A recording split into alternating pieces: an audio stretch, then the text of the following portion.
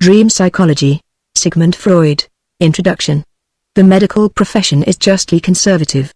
Human life should not be considered as the proper material for wild experiments. Conservatism, however, is too often a welcome excuse for lazy minds, loath to adapt themselves to fast-changing conditions. Remember the scornful reception which first was accorded to Freud's discoveries in the domain of the unconscious, when after years of patient observations, he finally decided to appear before medical bodies to tell them modestly of some facts which always recurred in his dream and his patients' dreams. He was first laughed at and then avoided as a crank. The words dream interpretation were and still are indeed fraught with unpleasant, unscientific associations. They remind one of all sorts of childish, superstitious notions, which make up the thread and woof of dream books, read by none but the ignorant and the primitive. The wealth of detail, the infinite care never to let anything pass unexplained, with which he presented to the public the result of his investigations, are impressing more and more serious-minded scientists, but the examination of his evidential data demands arduous work and presupposes an absolutely open mind. This is why we still encounter men, totally unfamiliar with Freud's writings, men who were not even interested enough in the subject to attempt an interpretation of their dreams or their patients' dreams, deriding Freud's theories and combating them with the help of statements which he never made. Some of them, like Professor Boris Sidis, reach at times conclusions which are strangely similar to Freud's, but in their ignorance of psychoanalytic literature, they fail to credit Freud for observations antedating theirs. Besides those who sneer at dream study, because they have never looked into the subject, there are those who do not dare to face the facts revealed by dream study. Dreams tell us many an unpleasant biological truth about ourselves, and only very free minds can thrive on such a diet. Self-deception is a plant which withers fast in the pellucid atmosphere of dream investigation. The weakling and the neurotic attached to his neurosis are not anxious to turn such a powerful searchlight upon the dark corners of their psychology. Freud's theories are anything but theoretical. He was moved by the fact that there always seemed to be a close connection between his patients' dreams and their mental abnormalities, to collect thousands of dreams and to compare them with the case histories in his possession. He did not start out with a preconceived bias, hoping to find evidence which might support his views. He looked at facts 1,000 times until they began to tell him something. His attitude toward dream study was, in other words, that of a statistician who does not know, and has no means of foreseeing, what conclusions will be forced on him by the information he is gathering, but who is fully prepared to accept those unavoidable conclusions. This was indeed a novel way in psychology.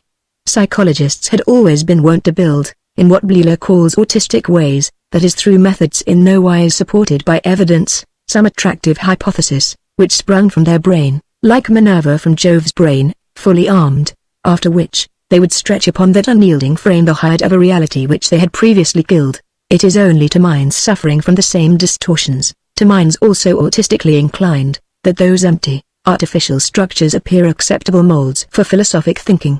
The pragmatic view that truth is what works had not been as yet expressed when Freud published his revolutionary views on the psychology of dreams. 5 facts of first magnitude were made obvious to the world by his interpretation of dreams. First of all, Freud pointed out a constant connection between some part of every dream and some detail of the dreamer's life during the previous waking state. This positively establishes a relation between sleeping states and waking states and disposes of the widely prevalent view that dreams are purely nonsensical phenomena coming from nowhere and leading nowhere. Secondly, Freud, after studying the dreamer's life and modes of thought, after noting down all his mannerisms and the apparently insignificant details of his conduct which reveal his secret thoughts, came to the conclusion that there was in every dream the attempted or successful gratification of some wish, conscious or unconscious. Thirdly, he proved that many of our dream visions are symbolical, which causes us to consider them as absurd and unintelligible. The universality of those symbols, however, makes them very transparent to the trained observer. Fourthly, Freud showed that sexual desires play an enormous part in our unconscious, a part which puritanical hypocrisy has always tried to minimize, if not to ignore entirely. Finally, Freud established a direct connection between dreams and insanity, between the symbolic visions of our sleep and the symbolic actions of the mentally deranged. There were, of course, many other observations which Freud made while dissecting the dreams of his patients, but not all of them present as much interest as the foregoing, nor were they as revolutionary or likely to wield as much influence on modern psychiatry. Other explorers have struck the path blazed by Freud in leading into man's unconscious. Jung of Zurich, Adler of Vienna and Kempf of Washington, D.C., have made to the study of the unconscious, contributions which have brought that study into fields which Freud himself never dreamt of invading. One fact which cannot be too emphatically stated, however, is that but for Freud's wish-fulfillment theory of dreams, neither Jung's energetic theory, nor Adler's theory of organ inferiority and compensation, nor Kempf's dynamic mechanism might have been formulated. Freud is the father of modern abnormal psychology, and he established the psychoanalytical point of view. No one who is not well grounded in Freudian law can hope to achieve any work of value in the field of psychoanalysis. On the other hand, let no one repeat the absurd assertion that Freudism is a sort of religion bounded with dogmas and requiring an act of faith. Freudism as such was merely a stage in the development of psychoanalysis, a stage out of which all but a few bigoted camp followers, totally lacking in originality, have evolved. Thousands of stones have been added to the structure erected by the Viennese physician, and the many more will be added in the course of time. But the new additions to that structure would collapse like a house of cards but for the original foundations, which are as indestructible as Harvey's statement as to the circulation of the blood, regardless of whatever additions or changes have been made to the original structure. The analytic point of view remains unchanged. That point of view is not only revolutionizing all the methods of diagnosis and treatment of mental derangements, but compelling the intelligent, up-to-date physician to revise entirely his attitude to almost every kind of disease. The insane are no longer absurd and pitiable people, to be herded in asylums till nature either cures them or relieves them, through death, of their misery. The insane who have not been made so by actual injury to their brain or nervous system, are the victims of unconscious forces which cause them to do abnormally things which they might be helped to do normally. Insight into one's psychology is replacing victoriously sedatives and rest cures. Physicians dealing with purely physical cases have begun to take into serious consideration the mental factors which have predisposed a patient to certain ailments. Freud's views have also made a revision of all ethical and social values unavoidable, and have thrown an unexpected flood of light upon literary and artistic accomplishment. But the Freudian point of view, or more broadly speaking, the psychoanalytic point of view, shall ever remain a puzzle to those who, from laziness or indifference, refuse to survey with the great Viennese the field over which he carefully groped his way. We shall never be convinced until we repeat under his guidance all his laboratory experiments. We must follow him through the thickets of the unconscious, through the land which had never been charted because academic philosophers, following the line of least effort, had decided a priori that it could not be charted.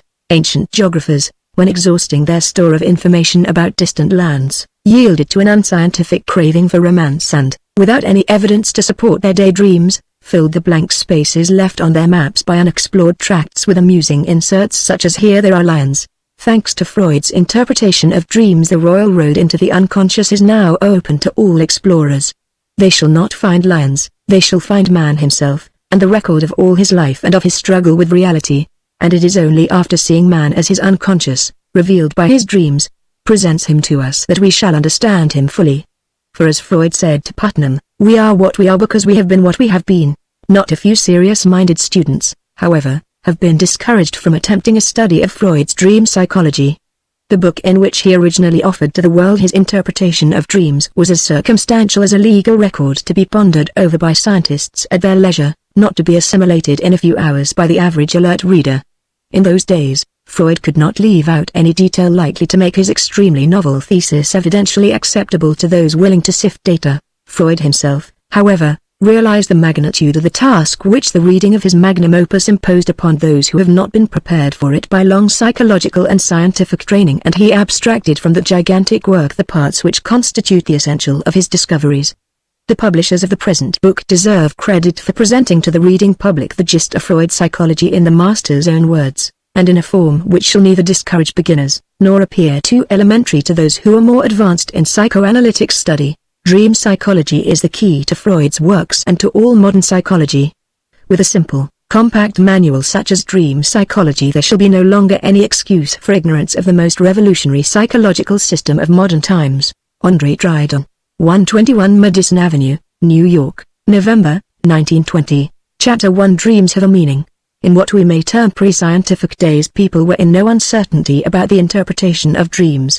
When they were recalled after awakening, they were regarded as either the friendly or hostile manifestation of some higher powers, demoniacal and divine.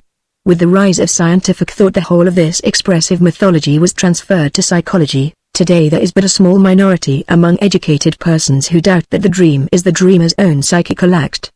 But since the downfall of the mythological hypothesis, an interpretation of the dream has been wanting.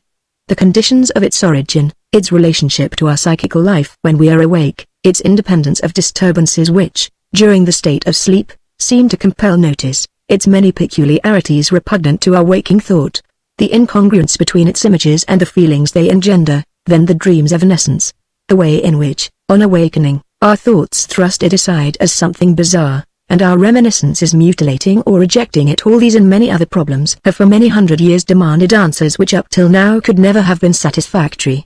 Before all there is the question as to the meaning of the dream, a question which is in itself double-sided.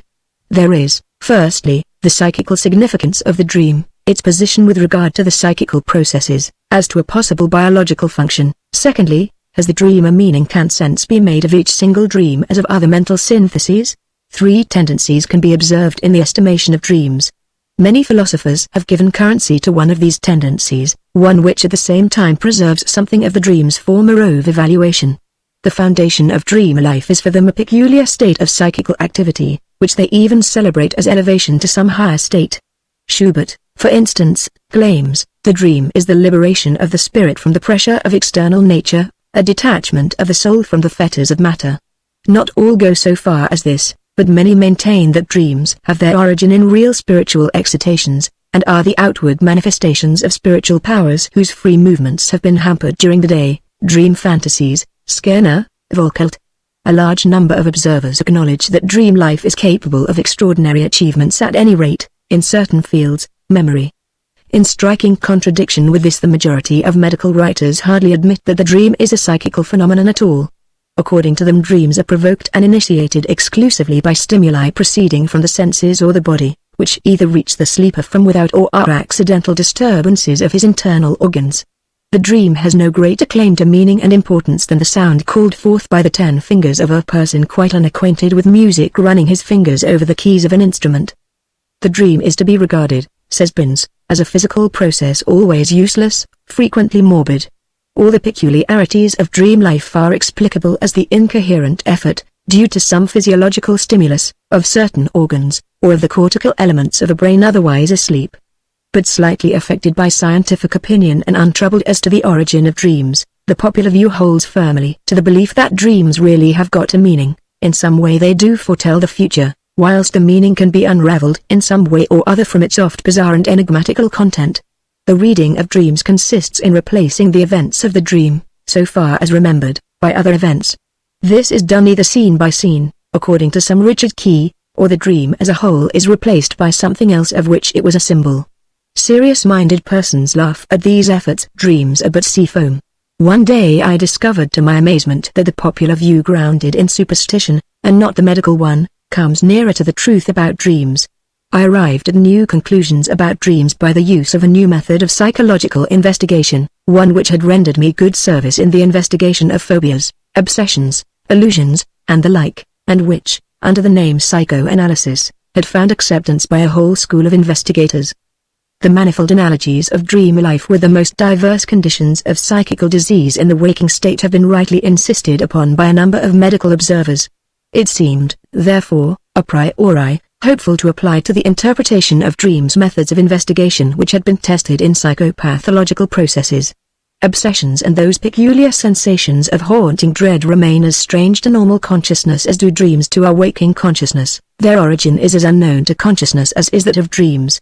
It was practical ends that impelled us, in these diseases, to fathom their origin and formation. Experience had shown us that a cure and a consequent mastery of the obsessing ideas did result when once those thoughts, the connecting links between the morbid ideas and the rest of the psychical content, were revealed which were heretofore veiled from consciousness. The procedure I employed for the interpretation of dreams thus arose from psychotherapy. This procedure is readily described, although its practice demands instruction and experience. Suppose the patient is suffering from intense morbid dread. He is requested to direct his attention to the idea in question, without, however, as he has so frequently done, meditating upon it.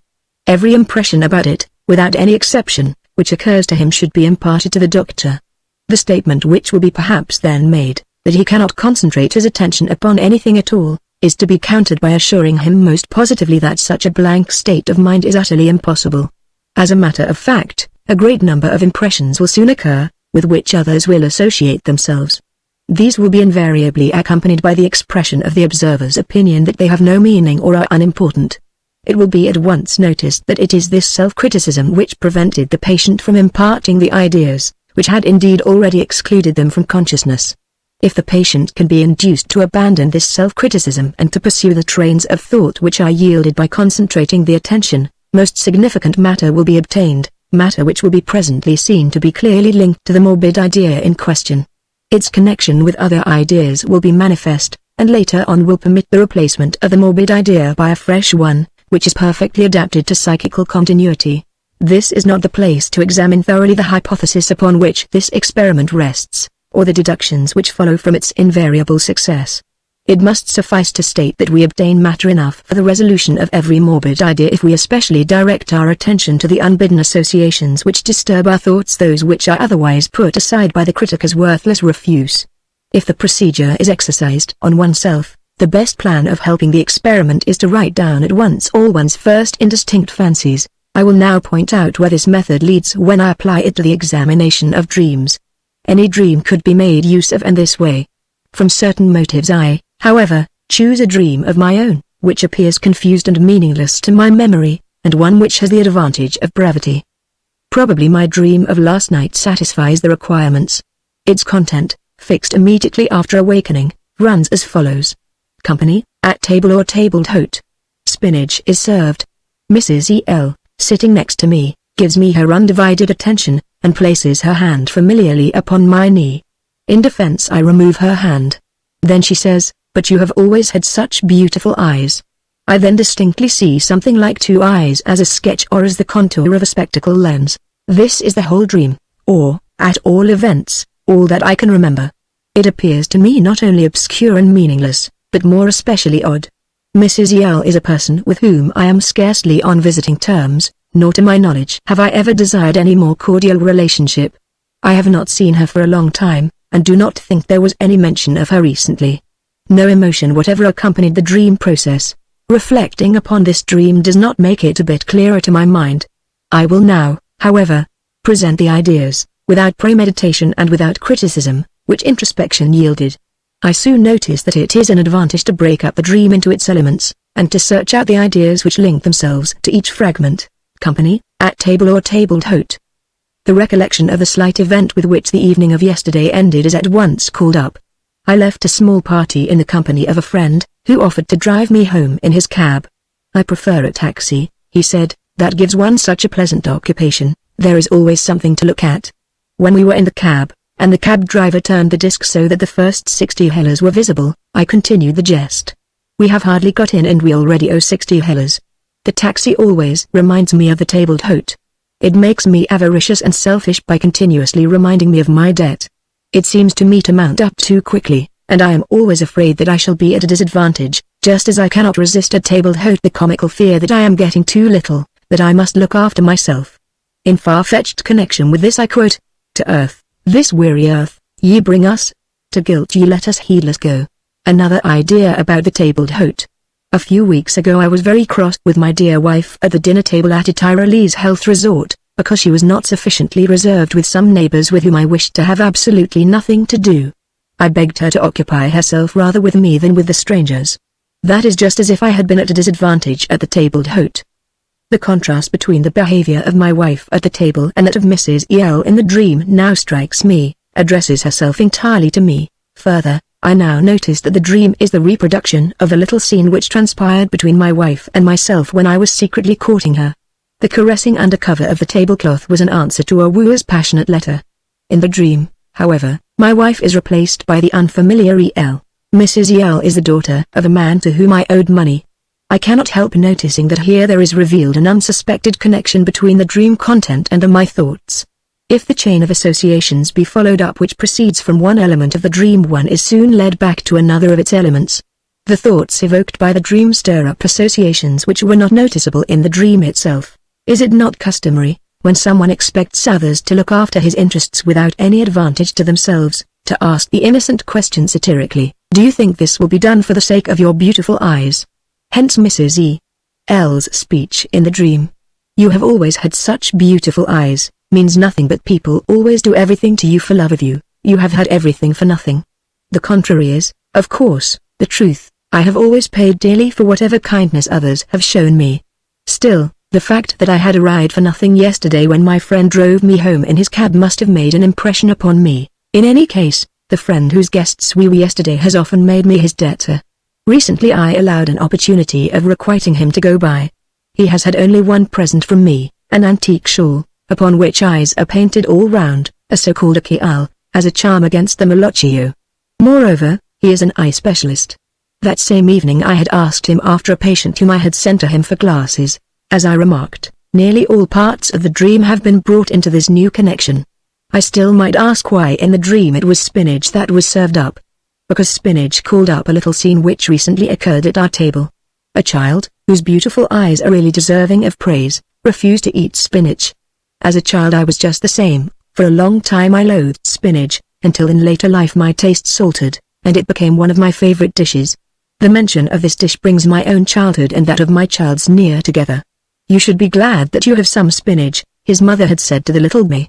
Some children would be very glad to get spinach. Thus I am reminded of the parents' duties toward their children. Goethe's words, to earth, this weary earth, ye bring us, to guilt ye let us heedless go take on another meaning in this connection. Here I will stop in order that I may recapitulate the results of the analysis of the dream. By following the associations which were linked to the single elements of the dream torn from their context, I have been led to a series of thoughts and reminiscences where I am bound to recognize interesting expressions of my psychical life. The matter yielded by an analysis of the dream stands in intimate relationship with the dream content, but this relationship is so special that I should never have been able to have inferred the new discoveries directly from the dream itself. The dream was passionless, disconnected, and unintelligible.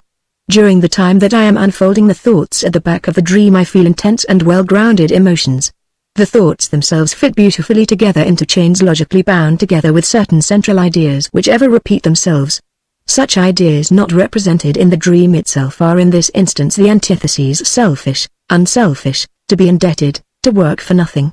I could draw closer the threads of the web which analysis has disclosed, and would then be able to show how they all run together into a single knot. I am debarred from making this work public by considerations of a private, not of a scientific, nature.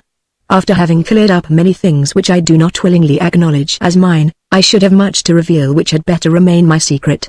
Why, then, do not I choose another dream whose analysis would be more suitable for publication, so that I could awaken a fairer conviction of the sense and cohesion of the results disclosed by analysis? The answer is, because every dream which I investigate leads to the same difficulties and places me under the same need of discretion, nor should I forego this difficulty any the more were I to analyze the dream of someone else. That could only be done when opportunity allowed all concealment to be dropped without injury to those who trusted me. The conclusion which is now forced upon me is that the dream is a sort of substitution for those emotional and intellectual trains of thought which I attained after complete analysis.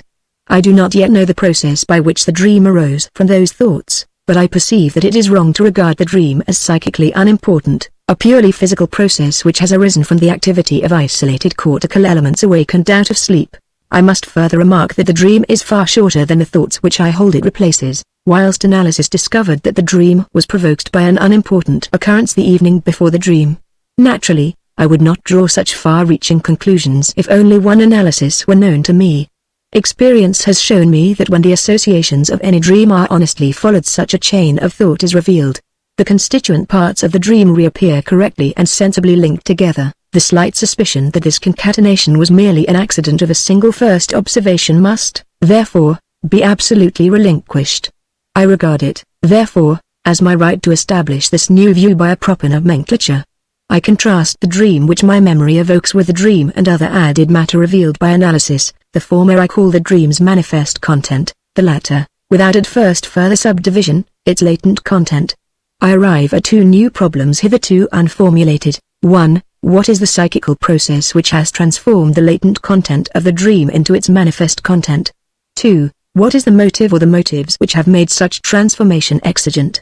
The process by which the change from latent to manifest content is executed I name the dream work. In contrast with this is the work of analysis, which produces the reverse transformation. The other problems of the dream, the inquiry as to its stimuli, as to the source of its materials, As to its possible purpose, the function of dreaming, the forgetting of dreams, these I will discuss in connection with the latent dream content. I shall take every care to avoid a confusion between the manifest and the latent content, for I ascribe all the contradictory as well as the incorrect accounts of dream life to the ignorance of this latent content, now first laid bare through analysis. The conversion of the latent dream thoughts into those manifest deserves our close study as the first known example of the transformation of psychical stuff from one mode of expression into another. From a mode of expression which, moreover, is readily intelligible into another which we can only penetrate by effort and with guidance, although this new mode must be equally reckoned as an effort of our own psychical activity. From the standpoint of the relationship of latent to manifest dream content, dreams can be divided into three classes. We can, in the first place, distinguish those dreams which have a meaning and are, at the same time, intelligible, which allow us to penetrate into our psychical life without further ado. Such dreams are numerous, they are usually short, and, as a general rule, do not seem very noticeable, because everything remarkable or exciting surprise is absent. Their occurrence is, moreover, a strong argument against the doctrine which derives the dream from the isolated activity of certain cortical elements. All signs of a lowered or subdivided psychical activity are wanting. Yet we never raise any objection to characterizing them as dreams, nor do we confound them with the products of our waking life. A second group is formed by those dreams which are indeed self-coherent and have a distinct meaning, but appear strange because we are unable to reconcile their meaning with our mental life.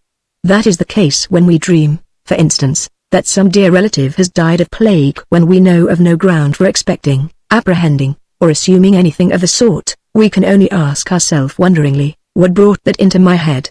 To the third group those dreams belong which are void of both meaning and intelligibility. They are incoherent, complicated, and meaningless.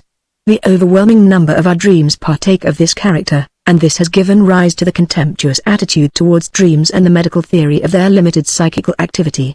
It is especially in the longer and more complicated dream plots that signs of incoherence are seldom missing. The contrast between manifest and latent dream content is clearly only of value for the dreams of the second and more especially for those of the third class. Here are problems which are only solved when the manifest dream is replaced by its latent content. It was an example of this kind, a complicated and unintelligible dream, that we subjected to analysis. Against our expectation we, however, struck upon reasons which prevented a complete cognizance of the latent dream thought. On the repetition of this same experience we were forced to the supposition that there is an intimate bond, with laws of its own, between the unintelligible and complicated nature of the dream and the difficulties attending communication of the thoughts connected with the dream. Before investigating the nature of this bond, it will be advantageous to turn our attention to the more readily intelligible dreams of the first class where, the manifest and latent content being identical, the dream work seems to be omitted. The investigation of these dreams is also advisable from another standpoint. The dreams of children are of this nature, they have a meaning, and are not bizarre. This, by the way, is a further objection to reducing dreams to a dissociation of cerebral activity in sleep, for why should such a lowering of psychical functions belong to the nature of sleep in adults, but not in children? We are, however, fully justified in expecting that the explanation of psychical processes in children, essentially simplified as they may be, should serve as an indispensable preparation towards the psychology of the adult. I shall therefore cite some examples of dreams which I have gathered from children. A girl of 19 months was made to go without food for a day because she had been sick in the morning, and, according to nurse, had made herself ill through eating strawberries. During the night, after her day of fasting, she was heard calling out her name during sleep, and adding, "Strawberry, eggs, pap." She is dreaming that she is eating, and selects out of her menu exactly what she supposes she will not get much of just now. The same kind of dream about a forbidden dish was that of a little boy of 22 months. The day before he was told to offer his uncle a present of a small basket of cherries, of which the child was, of course, only allowed one to taste. He woke up with the joyful news, Herman eaten up all the cherries. A girl of 3.5 years has made during the day a sea trip which was too short for her, and she cried when she had to get out of the boat. The next morning her story was that during the night she had been on the sea, thus continuing the interrupted trip. A boy of 5.5 years was not at all pleased with his party during a walk in the Dachstein region. Whenever a new peak came into sight he asked if that were the Dachstein, and, finally, refused to accompany the party to the waterfall. His behavior was ascribed to fatigue, but a better explanation was forthcoming when the next morning he told his dream. He had ascended the Dachstein. Obviously he expected the ascent of the Dachstein to be the object of the excursion, and was vexed by not getting a glimpse of the mountain. The dream gave him what the day had withheld. The dream of a girl of 6 was similar. Her father had cut short the walk before reaching the promised objective on account of the lateness of the hour. On the way back she noticed a signpost giving the name of another place for excursions. Her father promised to take her there also some other day. She greeted her father next day with the news that she had dreamt that her father had been with her to both places. What is common in all these dreams is obvious. They completely satisfy wishes excited during the day which remain unrealized. They are simply and undisguisedly realizations of wishes. The following child dream, not quite understandable at first sight, is nothing else than a wish realized. On account of poliomyelitis, a girl, not quite 4 years of age, was brought from the country into town, and remained overnight with a childless aunt in a big for her, naturally, huge bed. The next morning she stated that she had dreamt that the bed was much too small for her, so that she could find no place in it. To explain this dream as a wish is easy when we remember that to be big is a frequently expressed wish of all children. The bigness of the bed reminded Miss Little would be big only too forcibly of her smallness. This nasty situation became righted in her dream, and she grew so big that the bed now became too small for her. Even when children's dreams are complicated and polished, their comprehension as a realization of desire is fairly evident. A boy of 8 dreamt that he was being driven with Achilles in a war chariot, guided by Diomedes. The day before he was assiduously reading about great heroes. It is easy to show that he took these heroes as his models, and regretted that he was not living in those days. From this short collection a further characteristic of the dreams of children is manifest their connection with the life of the day. The desires which are realized in these dreams are left over from the day or, as a rule, the day previous, and the feeling has become intently emphasized and fixed during the day thoughts. Accidental and indifferent matters, or what must appear so to the child, find no acceptance in the contents of the dream. Innumerable instances of such dreams of the infantile type can be found among adults also, but, as mentioned, these are mostly exactly like the manifest content. Thus, a random selection of persons will generally respond to thirst at nighttime with a dream about drinking, thus striving to get rid of the sensation and to let sleep continue. Many persons frequently have these comforting dreams before waking, just when they are called. They then dream that they are already up, that they are washing, or already in school, at the office, etc., where they ought to be at a given time. The night before an intended journey one not infrequently dreams that one has already arrived at the destination. Before going to a play or to a party the dream not infrequently anticipates, in impatience, as it were, the expected pleasure. At other times the dream expresses the realization of the desire somewhat indirectly. Some connection, some sequel must be known, the first step towards recognizing the desire. Thus, when a husband related to me the dream of his young wife, that her monthly period had begun, I had to bethink myself that the young wife would have expected a pregnancy if the period had been absent. The dream is then a sign of pregnancy. Its meaning is that it shows the wish realized that pregnancy should not occur just yet. Under unusual and extreme circumstances, these dreams of the infantile type become very frequent. The leader of a polar expedition tells us, for instance, that during the wintering amid the ice the crew, with their monotonous diet and slight rations, dreamt regularly, like children, of fine meals, of mountains of tobacco, and of home. It is not uncommon that out of some long, complicated and intricate dream one specially lucid part stands out containing unmistakably the realization of a desire, but bound up with much unintelligible matter. On more frequently analyzing the seemingly more transparent dreams of adults, it is astonishing to discover that these are rarely as simple as the dreams of children, and that they cover another meaning beyond that of the realization of the wish. It would certainly be a simple and convenient solution of the riddle if the work of analysis made it at all possible for us to trace the meaningless and intricate dreams of adults back to the infantile type, to the realization of some intensely experienced desire of the day. But there is no warrant for such an expectation. Their dreams are generally full of the most indifferent and bizarre matter, and no trace of the realization of the wish is to be found in their content. Before leaving these infantile dreams, which are obviously unrealized desires, we must not fail to mention another chief characteristic of dreams, one that has been long noticed, and one which stands out most clearly in this class. I can replace any of these dreams by a phrase expressing a desire. If the sea trip had only lasted longer, if I were only washed and dressed, if I had only been allowed to keep the cherries instead of giving them to my uncle. But the dream gives something more than the choice, for here the desire is already realized, its realization is real and actual. The dream presentations consist chiefly, if not wholly, of scenes and mainly of visual sense images. Hence a kind of transformation is not entirely absent in this class of dreams, and this may be fairly designated as the dream work. An idea merely existing in the region of possibility is replaced by a vision of its accomplishment. Chapter 2: The Dream Mechanism. We are compelled to assume that such transformation of scene has also taken place in intricate dreams, though we do not know whether it has encountered any possible desire. The dream instanced at the commencement, which we analyzed somewhat thoroughly, did give us occasion in 2 places to suspect something of the kind. Analysis brought out that my wife was occupied with others at table, and that I did not like it. In the dream itself exactly the opposite occurs, for the person who replaces my wife gives me her undivided attention. But can one wish for anything pleasanter after a disagreeable incident than that the exact contrary should have occurred, just as the dream has it? The stinging thought in the analysis, that I have never had anything for nothing, is similarly connected with the woman's remark in the dream, "You have always had such beautiful eyes." Some portion of the opposition between the latent and manifest content of the dream must be therefore derived from the realization of a wish. Another manifestation of the dream work which all incoherent dreams have in common is still more noticeable.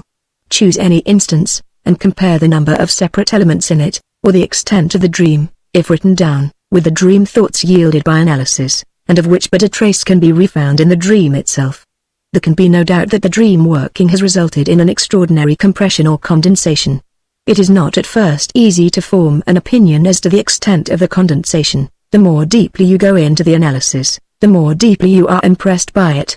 There will be found no factor in the dream whence the chains of associations do not lead in 2 or more directions, no scene which has not been pieced together out of 2 or more impressions and events. For instance, I once dreamt about a kind of swimming bath where the bathers suddenly separated in all directions. At one place on the edge a person stood bending towards one of the bathers as if to drag him out.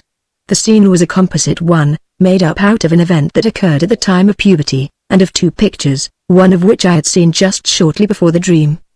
The 2 pictures were the surprise in the bath, from Schwinn's cycle of the Melusine, note the bathers suddenly separating, and the flood, by an Italian master. The little incident was that I once witnessed a lady, who had tarried in the swimming bath until the men's hour, being helped out of the water by the swimming master. The scene in the dream which was selected for analysis led to a whole group of reminiscences, each one of which had contributed to the dream content. First of all came the little episode from the time of my courting, of which I have already spoken. The pressure of a hand under the table gave rise in the dream to the under the table, which I had subsequently to find a place for in my recollection. There was, of course, at the time not a word about undivided attention. Analysis taught me that this factor is the realization of a desire through its contradictory and related to the behavior of my wife at the table d'hôte. An exactly similar and much more important episode of our courtship, one which separated us for an entire day, lies hidden behind this recent recollection. The intimacy, the hand resting upon the knee, refers to a quite different connection and to quite other persons. This element in the dream becomes again the starting point of 2 distinct series of reminiscences, and so on. The stuff of the dream thoughts which has been accumulated for the formation of the dream scene must be naturally fit for this application. There must be one or more common factors. The dream work proceeds like Francis Galton with his family photographs. The different elements are put one on top of the other. What is common to the composite picture stands out clearly. The opposing details cancel each other. This process of reproduction partly explains the wavering statements, of a peculiar vagueness, in so many elements of the dream. For the interpretation of dreams this rule holds good, when analysis discloses uncertainty, as to either raw read and, taking each section of the apparent alternatives as a separate outlet for a series of impressions. When there is nothing in common between the dream thoughts, the dream work takes the trouble to create a something, in order to make a common presentation feasible in the dream. The simplest way to approximate 2 dream thoughts, which have as yet nothing in common, consists in making such a change in the actual expression of one idea as will meet a slight responsive recasting in the form of the other idea. The process is analogous to that of rhyme, when consonance supplies the desired common factor. A good deal of the dream work consists in the creation of those frequently very witty, but often exaggerated, digressions. These vary from the common presentation in the dream content to dream thoughts which are as varied as are the causes in form and essence which give rise to them. In the analysis of our example of a dream, I find a like case of the transformation of a thought in order that it might agree with another essentially foreign one. In following out the analysis I struck upon the thought, I should like to have something for nothing. But this formula is not serviceable to the dream.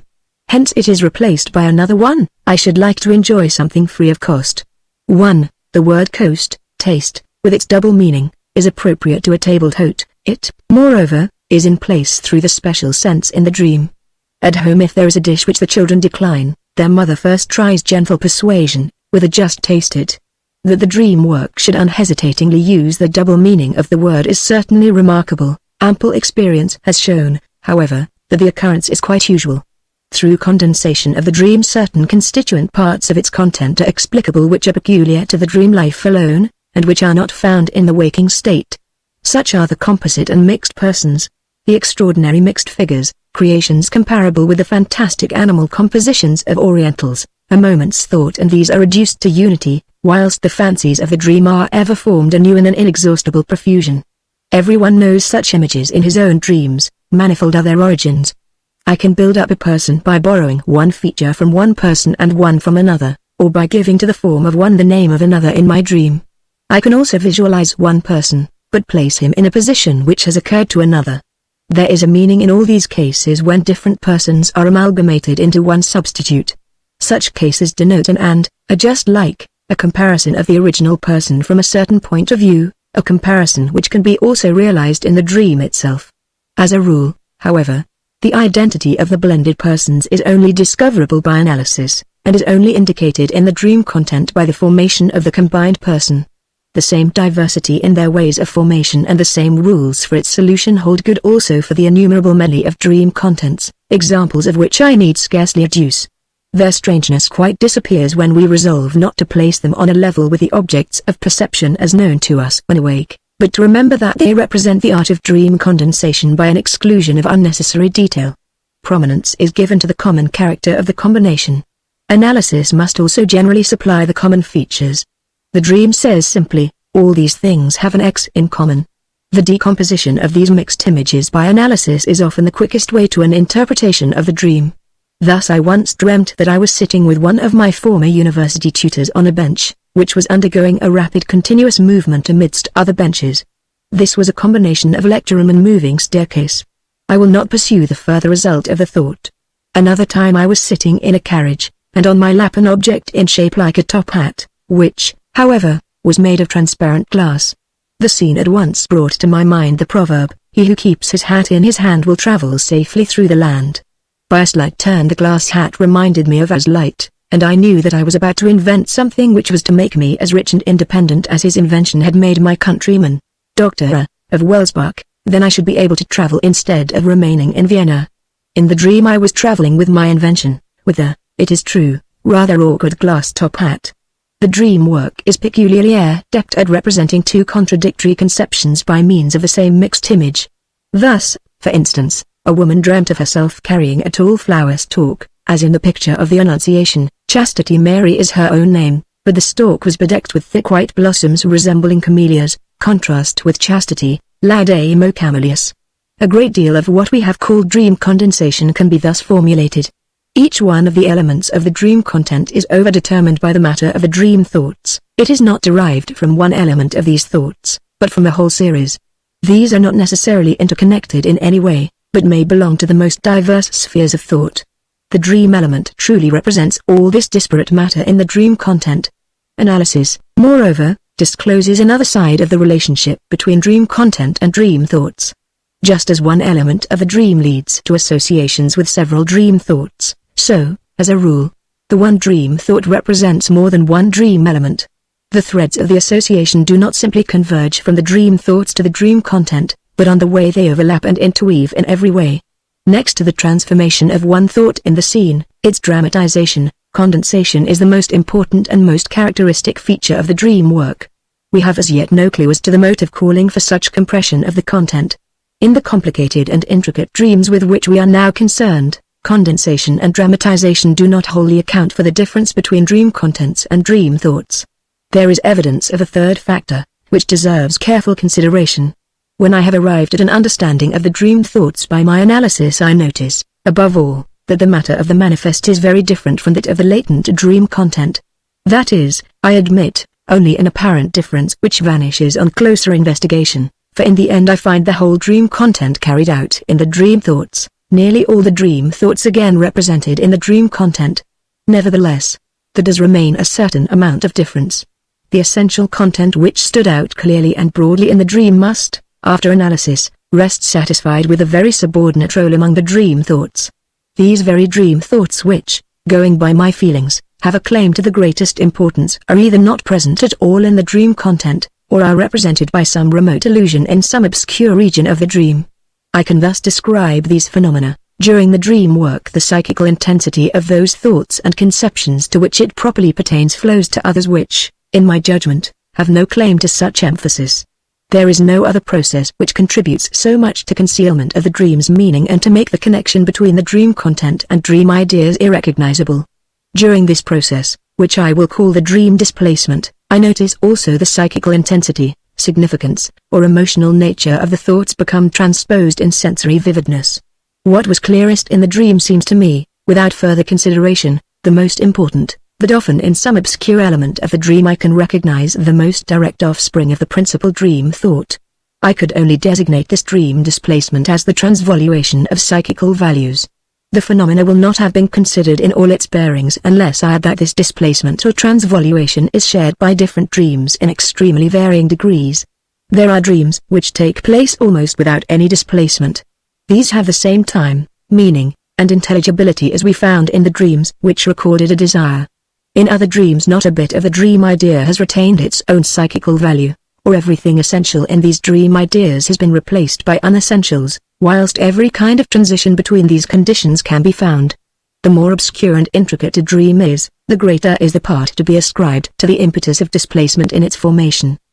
The example that we chose for analysis shows, at least, this much of displacement, that its content has a different center of interest from that of the dream ideas. In the forefront of the dream content the main scene appears as if a woman wished to make advances to me. In the dream idea the chief interest rests on the desire to enjoy disinterested love which shall cost nothing. This idea lies at the back of the talk about the beautiful eyes and the far-fetched allusion to spinach. If we abolish the dream displacement, we attain through analysis quite certain conclusions regarding two problems of the dream which are most disputed: as to what provokes a dream at all, and as to the connection of the dream with our waking life. There are dreams which at once expose their links with the events of the day, in others no trace of such a connection can be found. By the aid of analysis it can be shown that every dream, without any exception, is linked up with our impression of the day, or perhaps it would be more correct to say of the day previous to the dream. The impressions which have incited the dream may be so important that we are not surprised at our being occupied with them whilst awake. In this case we are right in saying that the dream carries on the chief interest of our waking life. More usually, however, when the dream contains anything relating to the impressions of the day, it is so trivial, unimportant, and so deserving of oblivion, that we can only recall it with an effort. The dream content appears, then, even when coherent and intelligible, to be concerned with those indifferent trifles of thought undeserving of our waking interest. The depreciation of dreams is largely due to the predominance of the indifferent and the worthless in their content. Analysis destroys the appearance upon which this derogatory judgment is based. When the dream content discloses nothing but some indifferent impression as instigating the dream, analysis ever indicates some significant event, which has been replaced by something indifferent with which it has entered into abundant associations. Where the dream is concerned with uninteresting and unimportant conceptions, analysis reveals the numerous associative paths which connect the trivial with the momentous in the psychical estimation of the individual. It is only the action of displacement if what is indifferent obtains recognition in the dream content instead of those impressions which are really the stimulus, or instead of the things of real interest. In answering the question as to what provokes the dream, as to the connection of the dream, in the daily troubles, we must say, in terms of the insight given us by replacing the manifest latent dream content, the dream does never trouble itself about things which are not deserving of our concern during the day, and trivialities which do not trouble us during the day have no power to pursue us whilst asleep. What provoked the dream in the example which we have analyzed? The really unimportant event, that a friend invited me to a free ride in his cab. The tabled hote scene in the dream contains an allusion to this indifferent motive, for in conversation I had brought the taxi parallel with the tabled hote. But I can indicate the important event which has as its substitute the trivial one. A few days before I had disbursed a large sum of money for a member of my family who is very dear to me. Small wonder, says the dream thought, if this person is grateful to me for this love is not cost-free. But love that shall cost nothing is one of the prime thoughts of the dream. The fact that shortly before this I had had several drives with the relative in question puts the one drive with my friend in a position to recall the connection with the other person. The indifferent impression which, by such ramifications, provokes the dream is subservient to another condition which is not true of the real source of the dream. Their impression must be a recent one, everything arising from the day of the dream. I cannot leave the question of dream displacement without the consideration of a remarkable process in the formation of dreams in which condensation and displacement work together towards one end. In condensation we have already considered the case where two conceptions in the dream having something in common, some point of contact, are replaced in the dream content by a mixed image, where the distinct germ corresponds to what is common, and the indistinct secondary modifications to what is distinctive. If displacement is added to condensation, there is no formation of a mixed image, but a common mean which bears the same relationship to the individual elements as does the resultant in the parallelogram of forces to its components. In one of my dreams, for instance, there is talk of an injection with propyl. On first analysis I discovered an indifferent but true incident where a mile played a part as the excitant of the dream. I cannot yet vindicate the exchange of a mile for propyl. To the round of ideas of the same dream, however, there belongs the recollection of my first visit to Munich, when the propylia struck me. The attendant circumstances of the analysis render it admissible that the influence of this second group of conceptions caused the displacement of a mile to propyl. Propyl is, so to say, the mean idea between a mile and propylia. It got into the dream as a kind of compromise by simultaneous condensation and displacement. The need of discovering some motive for this bewildering work of the dream is even more called for in the case of displacement than in condensation. Although the work of displacement must be held mainly responsible if the dream thoughts are not refound or recognized in the dream content, unless the motive of the changes be guessed, it is another and milder kind of transformation which will be considered with the dream thoughts which leads to the discovery of a new but readily understood act of the dream work. The first dream thoughts which are unraveled by analysis frequently strike one by their unusual wording. They do not appear to be expressed in the sober form which our thinking prefers, rather are they expressed symbolically by allegories and metaphors like the figurative language of the poets. It is not difficult to find the motives for this degree of constraint in the expression of dream ideas.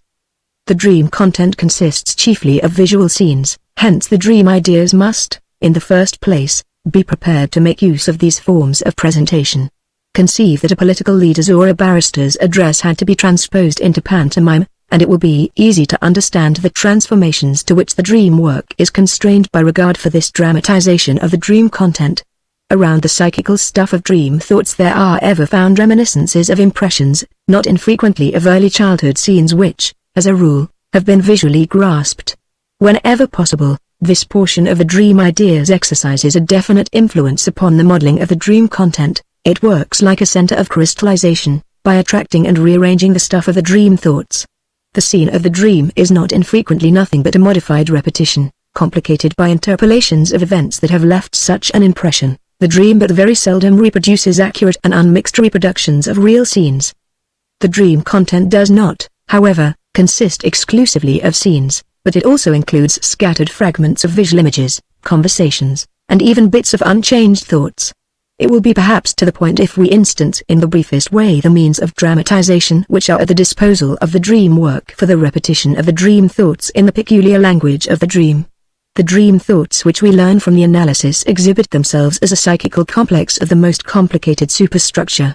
Their parts stand in the most diverse relationship to each other, they form backgrounds and foregrounds, stipulations, digressions, illustrations, demonstrations, and protestations. It may be said to be almost the rule that one train of thought is followed by its contradictory. No feature known to our reason whilst awake is absent. If a dream is to grow out of all this, the psychical matter is submitted to a pressure which condenses it extremely, to an inner shrinking and displacement, creating at the same time fresh surfaces, to a selective interweaving among the constituents best adapted for the construction of these scenes. Having regard to the origin of this stuff, the term regression can be fairly applied to this process. The logical chains which hitherto held the psychical stuff together become lost in this transformation to the dream content. The dream work takes on, as it were, only the essential content of the dream thoughts for elaboration. It is left to analysis to restore the connection which the dream work has destroyed. The dream's means of expression must therefore be regarded as meager in comparison with those of our imagination, though the dream does not renounce all claims to the restitution of logical relation to the dream thoughts. It rather succeeds with tolerable frequency in replacing these by formal characters of its own. By reason of the undoubted connection existing between all the parts of dream thoughts, the dream is able to embody this matter into a single scene. It upholds a logical connection as approximation in time and space, just as the painter, who groups all the poets for his picture of Parnassus who, though they have never been all together on a mountain peak, yet form ideally a community.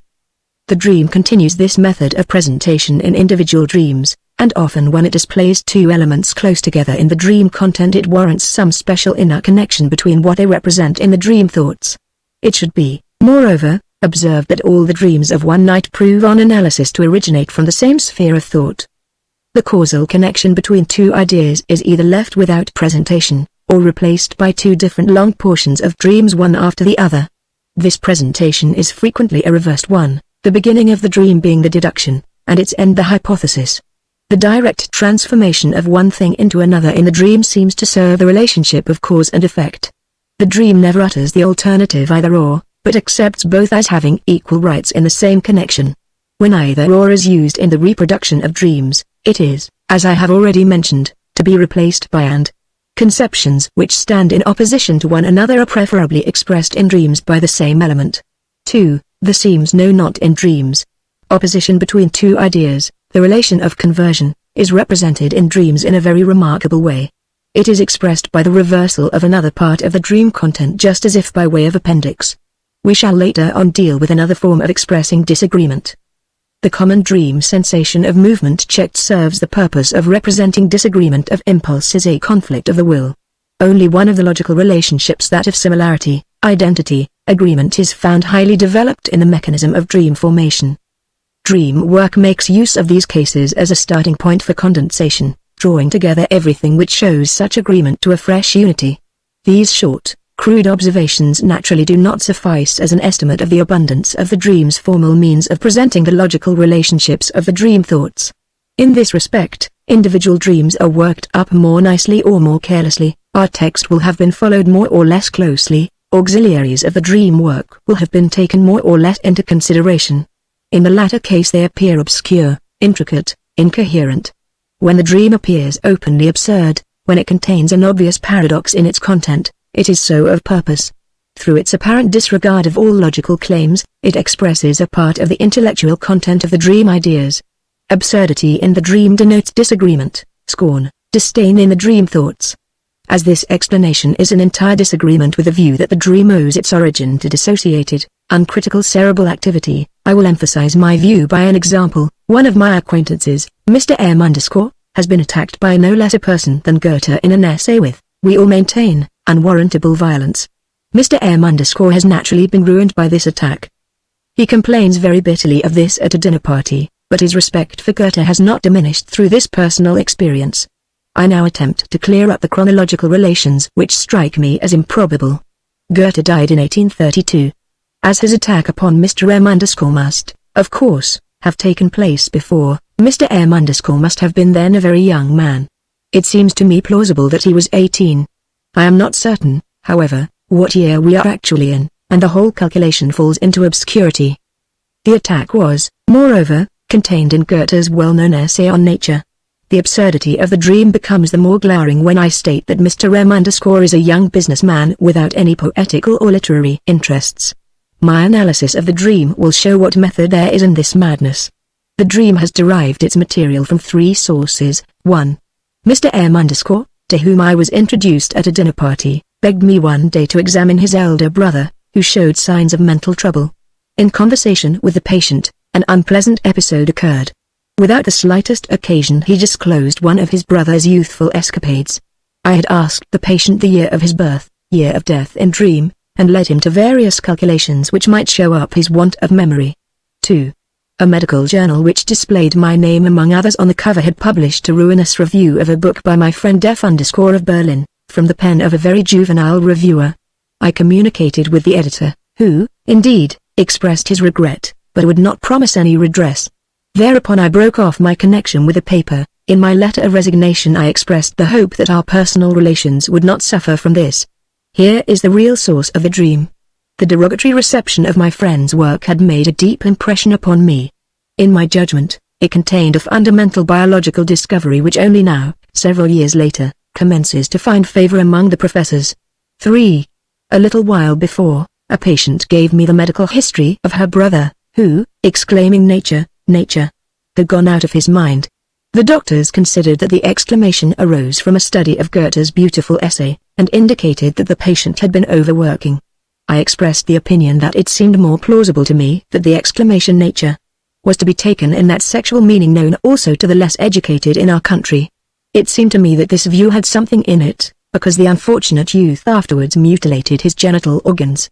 The patient was 18 years old when the attack occurred. The first person in the dream thoughts behind the ego was my friend who had been so scandalously treated. I now attempted to clear up the chronological relation. My friend's book deals with the chronological relations of life, and, amongst other things, correlates Goethe's duration of life with a number of days in many ways important to biology. The ego is, however, represented as a general paralytic. I am not certain what year we are actually in. The dream exhibits my friend as behaving like a general paralytic, and thus riots in absurdity. But the dream thoughts run ironically. Of course he is a madman, a fool, and you are the genius who understands all about it.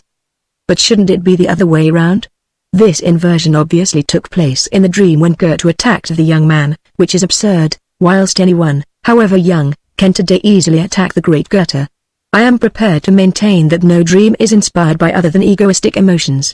The ego in the dream does not, indeed, represent only my friend, but stands for myself also. I identify myself with him because the fate of his discovery appears to me typical of the acceptance of my own. If I were to publish my own theory, which gives sexuality predominance in the etiology of psychoneurotic disorders, see the allusion to the 18-year-old patient nature, the same criticism would be leveled at me, and it would even now meet with the same contempt. When I follow out the dream thoughts closely, I ever find only scorn and contempt as correlated with the dream's absurdity. It is well known that the discovery of a cracked sheep's skull on the Lido in Venice gave Goethe the hint for the so-called vertebral theory of the skull. My friend plumes himself on having as a student raised a hubbub for the resignation of an aged professor who had done good work, including some in this very subject of comparative anatomy, but who, on account of decrepitude, had become quite incapable of teaching.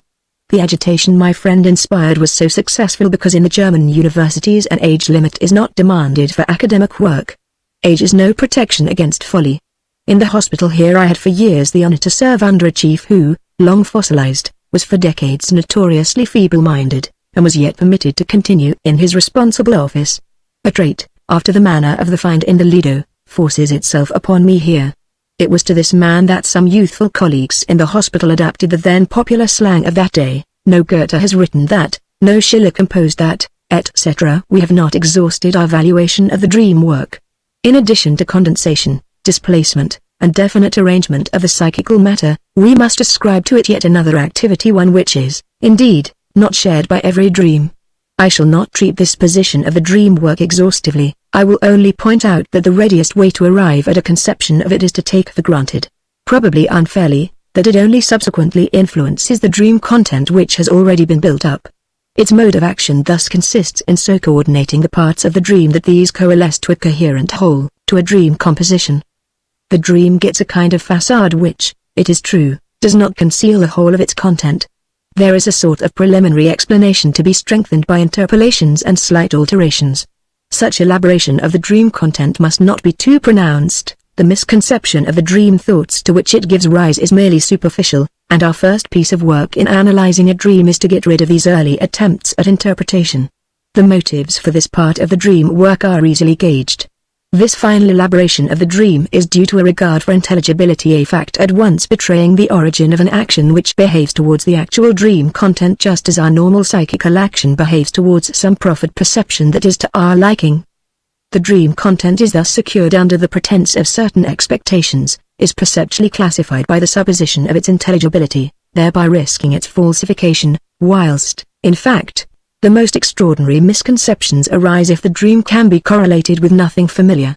Everyone is aware that we are unable to look at any series of unfamiliar signs, or to listen to a discussion of unknown words, without at once making perpetual changes through our regard for intelligibility, through our falling back upon what is familiar. We can call those dreams properly made up which are the result of an elaboration in every way analogous to the psychical action of our waking life. In other dreams there is no such action, not even an attempt is made to bring about order and meaning. We regard the dream as quite mad, because on awaking it is with this last named part of the dream work, the dream elaboration, that we identify ourselves. So far, however, as our analysis is concerned, the dream, which resembles a medley of disconnected fragments, is of as much value as the one with a smooth and beautifully polished surface. In the former case we are spared, to some extent, the trouble of breaking down the super-elaboration of the dream content. All the same, it would be an error to see in the dream facade nothing but the misunderstood and somewhat arbitrary elaboration of the dream carried out at the instance of our psychical life. Wishes and fantasies are not infrequently employed in the erection of this facade, which were already fashioned in the dream thoughts. They are akin to those of our waking life daydreams, as they are very properly called. These wishes and fantasies, which analysis discloses in our dreams at night, often present themselves as repetitions and refashionings of the scenes of infancy. Thus the dream facade may show us directly the true core of the dream, distorted through admixture with other matter. Beyond these four activities there is nothing else to be discovered in the dream work. If we keep closely to the definition that dream work denotes the transference of dream thoughts to dream content, we are compelled to say that the dream work is not creative, it develops no fancies of its own, it judges nothing, decides nothing. It does nothing but prepare the matter for condensation and displacement, and refashions it for dramatization, to which must be added the inconstant last-named mechanism that of explanatory elaboration. It is true that a good deal is found in the dream content which might be understood as the result of another and more intellectual performance, but analysis shows conclusively every time that these intellectual operations were already present in the dream thoughts, and have only been taken over by the dream content. A syllogism in the dream is nothing other than the repetition of a syllogism in the dream thoughts. It seems inoffensive if it has been transferred to the dream without alteration. It becomes absurd if in the dream work it has been transferred to other matter. A calculation in the dream content simply means that there was a calculation in the dream thoughts. Whilst this is always correct, the calculation in the dream can furnish the silliest results by the condensation of its factors and the displacement of the same operations to other things. Even speeches which are found in the dream content are not new compositions. They prove to be pieced together out of speeches which have been made or heard or read. The words are faithfully copied, but the occasion of their utterance is quite overlooked, and their meaning is most violently changed. It is, perhaps, not superfluous to support these assertions by examples. 1. A seemingly inoffensive, well-made dream of a patient. She was going to market with her cook, who carried the basket. The butcher said to her when she asked him for something, "That is all gone," and wished to give her something else, remarking, "That's very good." She declines, and goes to the greengrocer, who wants to sell her a peculiar vegetable which is bound up in bundles and of a black color. She says, "I don't know that, I won't take it." The remark "that is all gone" arose from the treatment. A few days before I said myself to the patient that the earliest reminiscences of childhood are all gone as such, but are replaced by transferences and dreams. Thus I am the butcher. The second remark, "I don't know that," arose in a very different connection. The day before she had herself called out in rebuke to the cook, who, moreover, also appears in the dream, "Behave yourself properly, I don't know that is, I don't know this kind of behavior, I won't have it." The more harmless portion of this speech was arrived at by a displacement of the dream content. In the dream thoughts only the other portion of the speech played a part, because the dream work changed an imaginary situation into utter irrecognizability and complete inoffensiveness, while in a certain sense I behave in an unseemly way to the lady. The situation resulting in this fantasy is, however, nothing but a new edition of one that actually took place. 2. A dream apparently meaningless relates to figures. She wants to pay something. Her daughter takes 3 florins 65 kreuzers out of her purse, but she says, "What are you doing? It only cost 21 kreuzers." The dreamer was a stranger who had placed her child at school in Vienna, and who was able to continue under my treatment so long as her daughter remained at Vienna. The day before the dream the directress of the school had recommended her to keep the child another year at school. In this case she would have been able to prolong her treatment by 1 year. The figures in the dream become important if it be remembered that time is money. 1 year equals 365 days, or, expressed in kreuzers, 365 kreuzers, which is 3 cruises. The 21 cruises correspond with the 3 weeks which remained from the day of the dream to the end of the school term, and thus to the end of the treatment. It was obviously financial considerations which had moved the lady to refuse the proposal of the directress, and which were answerable for the triviality of the amount in the dream. 3. A lady, young, but already 10 years married, heard that a friend of hers, Miss Elise L. of about the same age, has become engaged. This gave rise to the following dream. She was sitting with her husband in the theatre. The one side of the stalls was quite empty. Her husband tells her, Elise L. and her fiancé had intended coming, but could only get some cheap seats, 3 for 1,50 cruisers, and these they would not take. In her opinion, that would not have mattered very much. The origin of the figures from the matter of the dream thoughts and the changes the figures underwent are of interest. Whence came the 1,50 cruisers? From a trifling occurrence of the previous day. Her sister-in-law had received 150 florins as a present from her husband, and had quickly got rid of it by buying some ornament. Note that 150 florins is 100 times 1,50 cruisers. For the 3 concerned with the tickets, the only link is that Elise L. is exactly 3 months younger than the dreamer. The scene in the dream is the repetition of a little adventure for which she has often been teased by her husband. She was once in a great hurry to get tickets in time for a piece, and when she came to the theatre one side of the stalls was almost empty. It was therefore quite unnecessary for her to have been in such a hurry. Nor must we overlook the absurdity of the dream that 2 persons should take 3 tickets for the theatre. Now for the dream ideas. It was stupid to have married so early. I need not have been in so great a hurry. Elise L.'s example shows me that I should have been able to get a husband later. Indeed, 100 times better if I had but waited. I could have bought 3 such men with the money. Dowry. Chapter 3 Why the Dream Diguises the Desire. In the foregoing exposition we have now learned something of the dream work. We must regard it as a quite special psychical process, which, so far as we are aware, resembles nothing else. To the dream work has been transferred that bewilderment which its product, the dream, has aroused in us. In truth, the dream work is only the first recognition of a group of psychical processes to which must be referred the origin of hysterical symptoms, the ideas of morbid dread, obsession, and illusion. Condensation, and especially displacement, are never failing features in these other processes. The regard for appearance remains, on the other hand, peculiar to the dream work. If this explanation brings the dream into line with the formation of psychical disease, it becomes the more important to fathom the essential conditions of processes like dream building. It will be probably a surprise to hear that neither the state of sleep nor illness is among the indispensable conditions. A whole number of phenomena of the everyday life of healthy persons, forgetfulness, slips in speaking and in holding things, together with a certain class of mistakes, are due to a psychical mechanism analogous to that of the dream and the other members of this group. Displacement is the core of the problem, and the most striking of all the dream performances. A thorough investigation of the subject shows that the essential condition of displacement is purely psychological. It is in the nature of a motive. We get on the track by thrashing out experiences which one cannot avoid in the analysis of dreams. I had to break off the relations of my dream thoughts in the analysis of my dream on p. 8 because I found some experiences which I do not wish strangers to know, and which I could not relate without serious damage to important considerations. I added, it would be no use were I to select another instead of that particular dream. In every dream where the content is obscure or intricate, I should hit upon dream thoughts which call for secrecy. If, however, I continue the analysis for myself, without regard to those others, for whom, indeed, so personal an event as my dream cannot matter, I arrive finally at ideas which surprise me, which I have not known to be mine, which not only appear foreign to me, but which are unpleasant, and which I would like to oppose vehemently, whilst the chain of ideas running through the analysis intrudes upon me inexorably. I can only take these circumstances into account by admitting that these thoughts are actually part of my psychical life, possessing a certain psychical intensity or energy.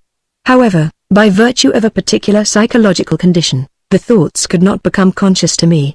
I call this particular condition repression. It is therefore impossible for me not to recognize some casual relationship between the obscurity of the dream content and this state of repression, this incapacity of consciousness. Whence I conclude that the cause of the obscurity is the desire to conceal these thoughts. Thus I arrive at the conception of the dream distortion as the deed of the dream work, and of displacement serving to disguise this object. I will test this in my own dream, and ask myself, what is the thought which, quite innocuous in its distorted form, provokes my liveliest opposition in its real form. I remember that the free drive reminded me of the last expensive drive with a member of my family. The interpretation of the dream being, I should for once like to experience affection for which I should not have to pay, and that shortly before the dream I had to make a heavy disbursement for this very person. In this connection, I cannot get away from the thought that I regret this disbursement. It is only when I acknowledge this feeling that there is any sense in my wishing in the dream for an affection that should entail no outlay. And yet I can state on my honor that I did not hesitate for a moment when it became necessary to expend that sum. The regret, the countercurrent, was unconscious to me. Why it was unconscious is quite another question which would lead us far away from the answer which, though within my knowledge, belongs elsewhere. If I subject the dream of another person instead of one of my own to analysis, the result is the same. The motives for convincing others is, however, changed. In the dream of a healthy person, the only way for me to enable him to accept this repressed idea is the coherence of the dream thoughts. He is at liberty to reject this explanation. But if we are dealing with a person suffering from any neurosis, say from hysteria, the recognition of these repressed ideas is compulsory by reason of their connection with the symptoms of his illness and of the improvement resulting from exchanging the symptoms for the repressed ideas. Take the patient from whom I got the last dream about the 3 tickets for 1 florin 50 cruises. Analysis shows that she does not think highly of her husband, that she regrets having married him, that she would be glad to change him for someone else. It is true that she maintains that she loves her husband, that her emotional life knows nothing about this depreciation. 100 times better, but all her symptoms lead to the same conclusion as this dream. When her repressed memories had reawakened a certain period when she was conscious that she did not love her husband, her symptoms disappeared, and therewith disappeared her resistance to the interpretation of the dream. This conception of repression once fixed, together with the distortion of the dream in relation to repressed psychical matter, we are in a position to give a general exposition of the principal results which the analysis of dreams supplies. We learnt that the most intelligible and meaningful dreams are unrealized desires. The desires they pictured as realized are known to consciousness, have been held over from the daytime, and are of absorbing interest. The analysis of obscure and intricate dreams discloses something very similar. The dream seen again pictures as realized some desire which regularly proceeds from the dream ideas, but the picture is unrecognizable, and is only cleared up in the analysis. The desire itself is either one repressed, foreign to consciousness, or it is closely bound up with repressed ideas. The formula for these dreams may be thus stated: they are concealed realizations of repressed desires. It is interesting to note that they are right who regard the dream as foretelling the future. Although the future which the dream shows us is not that which will occur, but that which we would like to occur. Folk psychology proceeds here according to its wont. It believes what it wishes to believe. Dreams can be divided into 3 classes according to their relation towards the realization of desire. Firstly come those which exhibit a non-repressed, non-concealed desire. These are dreams of the infantile type, becoming ever rarer among adults. Secondly, dreams which express in veiled form some repressed desire. These constitute by far the larger number of our dreams, and they require analysis for their understanding. Thirdly, these dreams where repression exists, but without or with but slight concealment. These dreams are invariably accompanied by a feeling of dread which brings the dream to an end. This feeling of dread here replaces dream displacement. I regarded the dream work as having prevented this in the dream of the second class. It is not very difficult to prove that what is now present as intense dread in the dream was once desire, and is now secondary to the repression.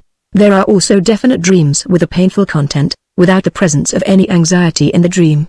These cannot be reckoned among dreams of dread. They have, however, always been used to prove the unimportance and the psychical futility of dreams. An analysis of such an example will show that it belongs to our second class of dreams, a perfectly concealed realization of repressed desires. Analysis will demonstrate at the same time how excellently adapted is the work of displacement to the concealment of desires. A girl dreamt that she saw lying dead before her the only surviving child of her sister amid the same surroundings as a few years before she saw the first child lying dead. She was not sensible of any pain, but naturally combated the view that the scene represented a desire of hers. Nor was that view necessary. Years ago it was at the funeral of the child that she had last seen and spoken to the man she loved. Were the second child to die, she would be sure to meet this man again in her sister's house. She is longing to meet him, but struggles against this feeling. The day of the dream she had taken a ticket for a lecture, which announced the presence of the man she always loved. The dream is simply a dream of impatience common to those which happen before a journey, theater, or simply anticipated pleasures. The longing is concealed by the shifting of the scene to the occasion when any joyous feeling were out of place, and yet where it did once exist. Note, further, that the emotional behavior in the dream is adapted, not to the displaced, but to the real but suppressed dream ideas. The scene anticipates the long-hoped-for meeting. There is here no call for painful emotions. There has hitherto been no occasion for philosophers to bestir themselves with the psychology of repression. We must be allowed to construct some clear conception as to the origin of dreams as the first steps in this unknown territory. The scheme which we have formulated not only from a study of dreams is, it is true, already somewhat complicated, but we cannot find any simpler one that will suffice. We hold that our psychical apparatus contains two procedures for the construction of thoughts. The second one has the advantage that its products find an open path to consciousness, whilst the activity of the first procedure is unknown to itself, and can only arrive at consciousness through the second one. At the borderland of these two procedures, where the first passes over into the second, a censorship is established which only passes what pleases it, keeping back everything else. That which is rejected by the censorship is, according to our definition, in a state of repression. Under certain conditions, one of which is the sleeping state, the balance of power between the two procedures is so changed that what is repressed can no longer be kept back. In the sleeping state this may possibly occur through the negligence of the censor. What has been hitherto repressed will now succeed in finding its way to consciousness. But as the censorship is never absent, but merely off guard, certain alterations must be conceded so as to placate it. It is a compromise which becomes conscious, in this case a compromise between what one procedure has in view and the demands of the other. Repression, laxity of the censor, compromise. This is the foundation for the origin of many another psychological process, just as it is for the dream. In such compromises we can observe the processes of condensation, of displacement, the acceptance of superficial associations, which we have found in the dream work. It is not for us to deny the demonic element which has played a part in constructing our explanation of dream work. The impression left is that the formation of obscure dreams proceeds as if a person had something to say which must be agreeable for another person upon whom he is dependent to hear. It is by the use of this image that we figure to ourselves the conception of the dream distortion and of the censorship, and venture to crystallize our impression in a rather crude, but at least definite, psychological theory. Whatever explanation the future may offer of these first and second procedures, we shall expect a confirmation of our correlate that the second procedure commands the entrance to consciousness, and can exclude the first from consciousness. Once the sleeping state overcome, the censorship resumes complete sway, and is now able to revoke that which was granted in a moment of weakness. That the forgetting of dreams explains this in part, at least, we are convinced by our experience, confirmed again and again. During the relation of a dream, or during analysis of one, it not infrequently happens that some fragment of the dream is suddenly forgotten. This fragment so forgotten invariably contains the best and readiest approach to an understanding of the dream. Probably that is why it sinks into oblivion, that is, into a renewed suppression. Viewing the dream content as the representation of a realized desire, and referring its vagueness to the changes made by the censor in the repressed matter, it is no longer difficult to grasp the function of dreams. In fundamental contrast with those saws which assume that sleep is disturbed by dreams, we hold the dream as the guardian of sleep. So far as children's dreams are concerned, our view should find ready acceptance. The sleeping state or the psychical change to sleep, whatsoever it be, is brought about by the child being sent to sleep or compelled thereto by fatigue, only assisted by the removal of all stimuli which might open other objects to the psychical apparatus. The means which serve to keep external stimuli distant are known. But what are the means we can employ to depress the internal psychical stimuli which frustrate sleep? Look at a mother getting her child to sleep.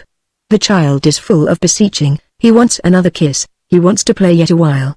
His requirements are in part met, in part drastically put off till the following day. Clearly these desires and needs, which agitate him, are hindrances to sleep. Everyone knows the charming story of the bad boy, Bald Winchellers, who awoke at night bellowing out, "I want the rhinoceros." A really good boy, instead of bellowing, would have dreamt that he was playing with the rhinoceros. Because the dream which realizes his desire is believed during sleep, it removes the desire and makes sleep possible. It cannot be denied that this belief accords with the dream image, because it is arrayed in the psychical appearance or probability. The child is without the capacity which it will acquire later to distinguish hallucinations or fantasies from reality. The adult has learned this differentiation. He has also learned the futility of desire, and by continuous practice manages to postpone his aspirations, until they can be granted in some roundabout method by a change in the external world. For this reason it is rare for him to have his wishes realized during sleep in a short psychical way. It is even possible that this never happens, and that everything which appears to us like a child's dream demands a much more elaborate explanation. Thus it is that for adults, for every sane person without exception, a differentiation of the psychical matter has been fashioned which the child knew not. A psychical procedure has been reached which, informed by the experience of life, exercises with jealous power a dominating and restraining influence upon psychical emotions, by its relation to consciousness, and by its spontaneous mobility. It is endowed with the greatest means of psychical power. A portion of the infantile emotions has been withheld from this procedure as useless to life, and all the thoughts which flow from these are found in the state of repression. Whilst the procedure in which we recognize our normal ego reposes upon the desire for sleep, it appears compelled by the psychophysiological conditions of sleep to abandon some of the energy with which it was wont during the day to keep down what was repressed. This neglect is really harmless. However much the emotions of the child's spirit may be stirred, they find the approach to consciousness rendered difficult, and that to movement blocked in consequence of the state of sleep. The danger of their disturbing sleep must, however, be avoided. Moreover, we must admit that even in deep sleep some amount of free attention is exerted as a protection against sense stimuli which might, perchance, make an awakening seem wiser than the continuance of sleep. Otherwise we could not explain the fact of our being always awakened by stimuli of certain quality. As the old physiologist Burdock pointed out, the mother is awakened by the whimpering of her child, the miller by the cessation of his mill, most people by gently calling out their names. This attention, thus on the alert, makes use of the internal stimuli arising from repressed desires, and fuses them into the dream, which as a compromise satisfies both procedures at the same time. The dream creates a form of psychical release for the wish which is either suppressed or formed by the aid of repression, inasmuch as it presents it as realized. The other procedure is also satisfied, since the continuance of the sleep is assured. Our ego here gladly behaves like a child. It makes the dream pictures believable, saying, as it were, quite right, but let me sleep. The contempt which, once awakened, we bear the dream, and which rests upon the absurdity and apparent illogicality of the dream, is probably nothing but the reasoning of our sleeping ego on the feelings about what was repressed. With great right it should rest upon the incompetency of this disturber of our sleep. In sleep we are now and then aware of this contempt. The dream content transcends the censorship rather too much. We think, it's only a dream, and sleep on. It is no objection to this view if there are borderlines for the dream where its function, to preserve sleep from interruption, can no longer be maintained as in the dreams of impending dread. It is here changed for another function to suspend the sleep at the proper time. It acts like a conscientious night watchman, who first does his duty by quelling disturbances so as not to waken the citizen, but equally does his duty quite properly when he awakens the street should the causes of the trouble seem to him serious and himself unable to cope with them alone. This function of dreams becomes especially well marked when there arises some incentive for the sense perception.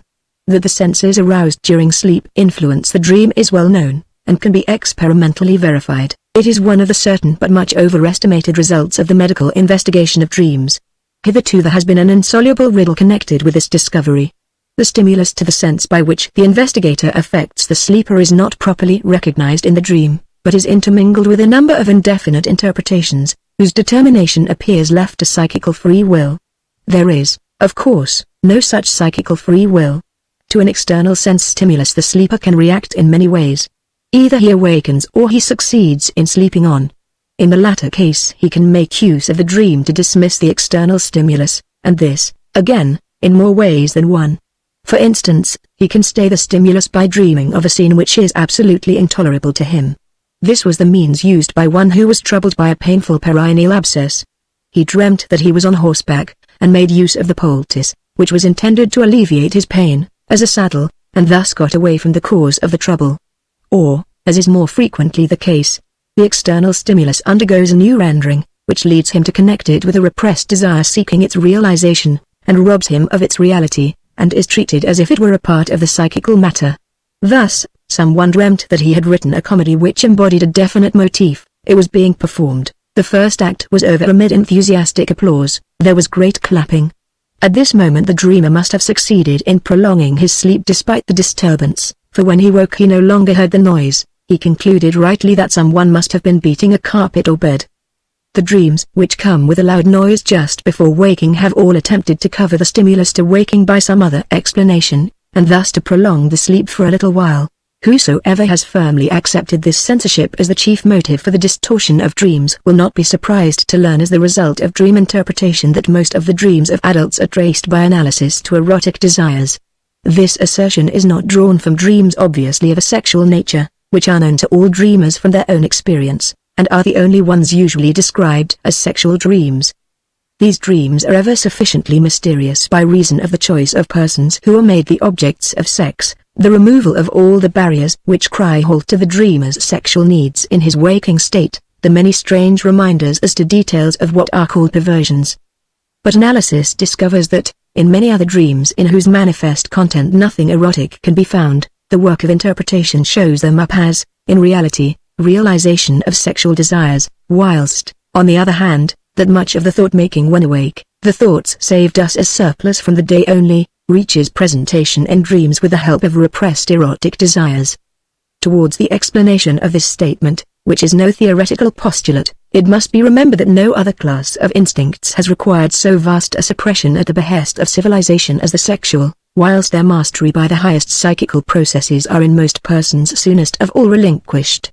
Since we have learnt to understand infantile sexuality, often so vague in its expression, so invariably overlooked and misunderstood, we are justified in saying that nearly every civilized person has retained at some point or other the infantile type of sex life. Thus we understand that repressed infantile sex desires furnish the most frequent and most powerful impulses for the formation of dreams.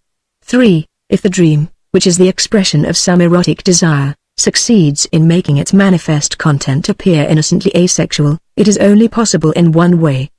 The matter of these sexual presentations cannot be exhibited as such, but must be replaced by illusions, suggestions, and similar indirect means, differing from other cases of indirect presentation. Those used in dreams must be deprived of direct understanding. The means of presentation which answer these requirements are commonly termed symbols. A special interest has been directed towards these, since it has been observed that the dreamers of the same language use the like symbols indeed, that in certain cases community of symbol is greater than community of speech. Since the dreamers do not themselves know the meaning of the symbols they use, it remains a puzzle whence arises their relationship with what they replace and denote. The fact itself is undoubted, and becomes of importance for the technique of the interpretation of dreams, since by the aid of a knowledge of this symbolism it is possible to understand the meaning of the elements of a dream, or parts of a dream, occasionally even the whole dream itself, without having to question the dreamer as to his own ideas. We thus come near to the popular idea of an interpretation of dreams, and, on the other hand, possess again the technique of the ancients, among whom the interpretation of dreams was identical with their explanation through symbolism. Though the study of dream symbolism is far removed from finality, we now possess a series of general statements and of particular observations which are quite certain. There are symbols which practically always have the same meaning. Emperor and empress, king and queen, always mean the parents, room, a woman for, and so on. The sexes are represented by a great variety of symbols, many of which would be at first quite incomprehensible had not the clues to the meaning been often obtained through other channels. There are symbols of universal circulation, found in all dreamers, of one range of speech and culture. There are others of the narrowest individual significance which an individual has built up out of his own material. In the first class those can be differentiated whose claim can be at once recognized by the replacement of sexual things in common speech, those, for instance, arising from agriculture, as reproduction, seed, from others whose sexual references appear to reach back to the earliest times and to the obscurest depths of our image building. The power of building symbols in both these special forms of symbols has not died out. Recently discovered things, like the airship, are at once brought into universal use as sex symbols. It would be quite an error to suppose that a profound knowledge of dream symbolism, the language of dreams, would make us independent of questioning the dreamer regarding his impressions about the dream, and would give us back the whole technique of ancient dream interpreters. Apart from individual symbols and the variations in the use of what is general, one never knows whether an element in the dream is to be understood symbolically or in its proper meaning. The whole content of a dream is certainly not to be interpreted symbolically. The knowledge of dream symbols will only help us in understanding portions of the dream content, and does not render the use of the technical rules previously given at all superfluous. But it must be of the greatest service in interpreting a dream just when the impressions of the dreamer are withheld or are insufficient. Dream symbolism proves also indispensable for understanding the so-called typical dreams and the dreams that repeat themselves. Dream symbolism leads us far beyond the dream. It does not belong only to dreams, but is likewise dominant in legend, myth, and saga, in wit and in folklore.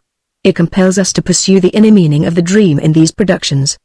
But we must acknowledge that symbolism is not a result of the dream work, but is a peculiarity probably of our unconscious thinking, which furnishes to the dream work the matter for condensation, displacement, and dramatization. Chapter 4: Dream Analysis. Perhaps we shall now begin to suspect that dream interpretation is capable of giving us hints about the structure of our psychic apparatus which we have thus far expected in vain from philosophy. We shall not, however, follow this track, but return to our original problem as soon as we have cleared up the subject of dream disfigurement. The question has arisen how dreams with disagreeable content can be analyzed as the fulfillment of wishes. We see now that this is possible in case dream disfigurement has taken place, in case the disagreeable content serves only as a disguise for what is wished.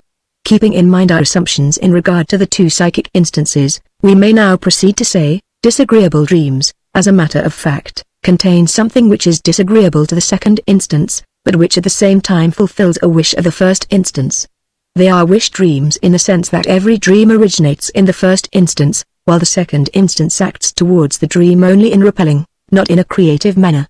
If we limit ourselves to a consideration of what the second instance contributes to the dream, we can never understand the dream.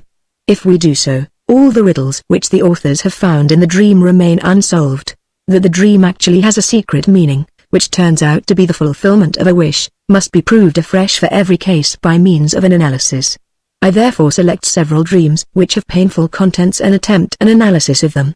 They are partly dreams of hysterical subjects, which require long preliminary statements, and now and then also an examination of the psychic processes which occur in hysteria. I cannot, however, avoid this added difficulty in the exposition. When I give a psychoneurotic patient analytical treatment, dreams are always, as I have said, the subject of our discussion. It must, therefore, give him all the psychological explanations through whose aid I myself have come to an understanding of his symptoms, and here I undergo an unsparing criticism, which is perhaps not less keen than that I must expect from my colleagues. Contradiction of the thesis that all dreams are the fulfillments of wishes is raised by my patients with perfect regularity. Here are several examples of the dream material which is offered me to refute this position. You always tell me that the dream is a wish fulfilled, begins a clever lady patient. Now I shall tell you a dream in which the content is quite the opposite, in which a wish of mine is not fulfilled. How do you reconcile that with your theory? The dream is as follows: I want to give a supper, but having nothing at hand except some smoked salmon, I think of going marketing, but I remember that it is Sunday afternoon, when all the shops are closed. I next try to telephone to some caterers, but the telephone is out of order. Thus I must resign my wish to give a supper. I answer, of course, that only the analysis can decide the meaning of this dream, although I admit that at first sight it seems sensible and coherent, and looks like the opposite of a wish fulfillment. But what occurrence has given rise to this dream? I ask.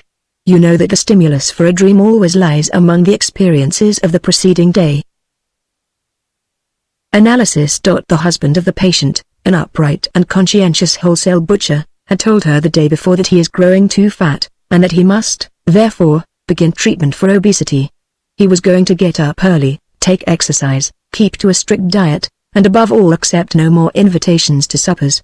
She proceeds laughingly to relate how her husband at an inn table had made the acquaintance of an artist, who insisted upon painting his portrait because he, the painter, have never found such an expressive head.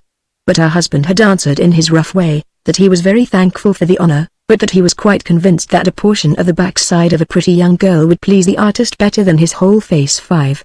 She said that she was at the time very much in love with her husband, and teased him a good deal.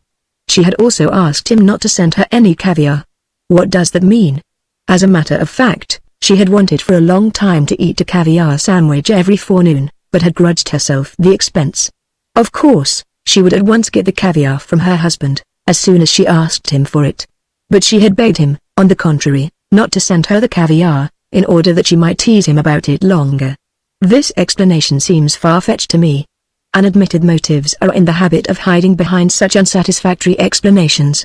We are reminded of subjects hypnotized by Bernheim, who carried out a post-hypnotic order, and who, upon being asked for their motives, instead of answering, "I do not know why I did that," had to invent a reason that was obviously inadequate. Something similar is probably the case with the caviar of my patient. I see that she is compelled to create an unfulfilled wish in life. Her dream also shows the reproduction of the wishes accomplished. But why does she need an unfulfilled wish? The ideas so far produced are insufficient for the interpretation of the dream. I beg for more. After a short pause, which corresponds to the overcoming of a resistance, she reports further that the day before she had made a visit to a friend, of whom she is really jealous, because her husband is always praising this woman so much. Fortunately, this friend is very lean and thin, and her husband likes well-rounded figures. Now of what did this lean friend speak? Naturally of her wish to become somewhat stouter. She also asked my patient, "When are you going to invite us again? You always have such a good table." Now the meaning of the dream is clear. I may say to the patient, "It is just as though you had thought at the time of the request, of course, I'll invite you, so you can eat yourself fat at my house and become still more pleasing to my husband. I would rather give no more suppers." The dream then tells you that you cannot give a supper, thereby fulfilling your wish not to contribute anything to the rounding out of your friend's figure. The resolution of your husband to refuse invitations to supper for the sake of getting thin teaches you that one grows fat on the things served in company. Now only some conversation is necessary to confirm the solution. The smoked salmon in the dream has not yet been traced. How did the salmon mentioned in the dream occur to you? "Smoked salmon is the favorite dish of this friend," she answered.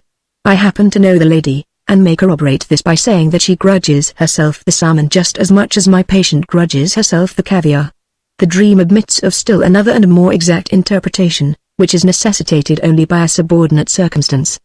The two interpretations do not contradict one another, but rather cover each other and furnish a neat example of the usual ambiguity of dreams as well as of all other psychopathological formations.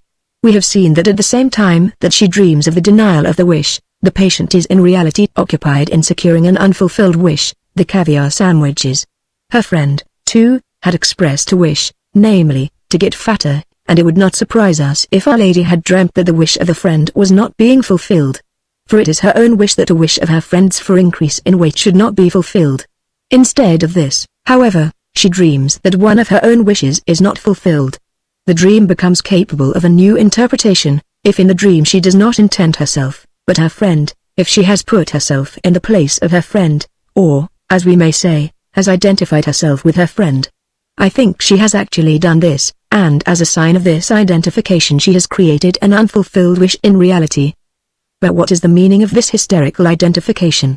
To clear this up a thorough exposition is necessary. Identification is a highly important factor in the mechanism of hysterical symptoms. By this means patients are enabled in their symptoms to represent not merely their own experiences, but the experiences of a great number of other persons, and can suffer, as it were, for a whole mass of people, and fill all the parts of a drama by means of their own personalities alone. It will here be objected that this is well-known hysterical imitation, the ability of hysteric subjects to copy all the symptoms which impress them when they occur in others, as though their pity were stimulated to the point of reproduction. But this only indicates the way in which the psychic process is discharged in hysterical imitation. The way in which a psychic act proceeds and the act itself are two different things. The latter is slightly more complicated than one is apartment to imagine the imitation of hysterical subjects to be. It corresponds to an unconscious concluded process, as an example will show. The physician who has a female patient with a particular kind of twitching, lodged in the company of other patients in the same room of the hospital, is not surprised when some morning he learns that this peculiar hysterical attack has found imitations. He simply says to himself, "The others have seen her and have done likewise, that is psychic infection." Yes, but psychic infection proceeds in somewhat the following manner. As a rule, patients know more about one another than the physician knows about each of them, and they are concerned about each other when the visit of the doctor is over. Some of them have an attack today, soon it is known among the rest that a letter from home, a return of lovesickness or the like, is the cause of it. Their sympathy is aroused, and the following syllogism, which does not reach consciousness, is completed in them. If it is possible to have this kind of an attack from such causes, I too may have this kind of an attack, for I have the same reasons. If this were a cycle capable of becoming conscious, it would perhaps express itself in fear of getting the same attack, but it takes place in another psychic sphere, and, therefore, ends in the realization of the dreaded symptom. Identification is therefore not a simple imitation, but a sympathy based upon the same etiological claim. It expresses an as though, and refers to some common quality which has remained in the unconscious. Identification is most often used in hysteria to express sexual community. An hysterical woman identifies herself most readily, although not exclusively, with persons with whom she has had sexual relations, or who have sexual intercourse with the same persons as herself. Language takes such a conception into consideration. Two lovers are one. In the hysterical fantasy, as well as in the dream, it is sufficient for the identification if one thinks of sexual relations, whether or not they become real.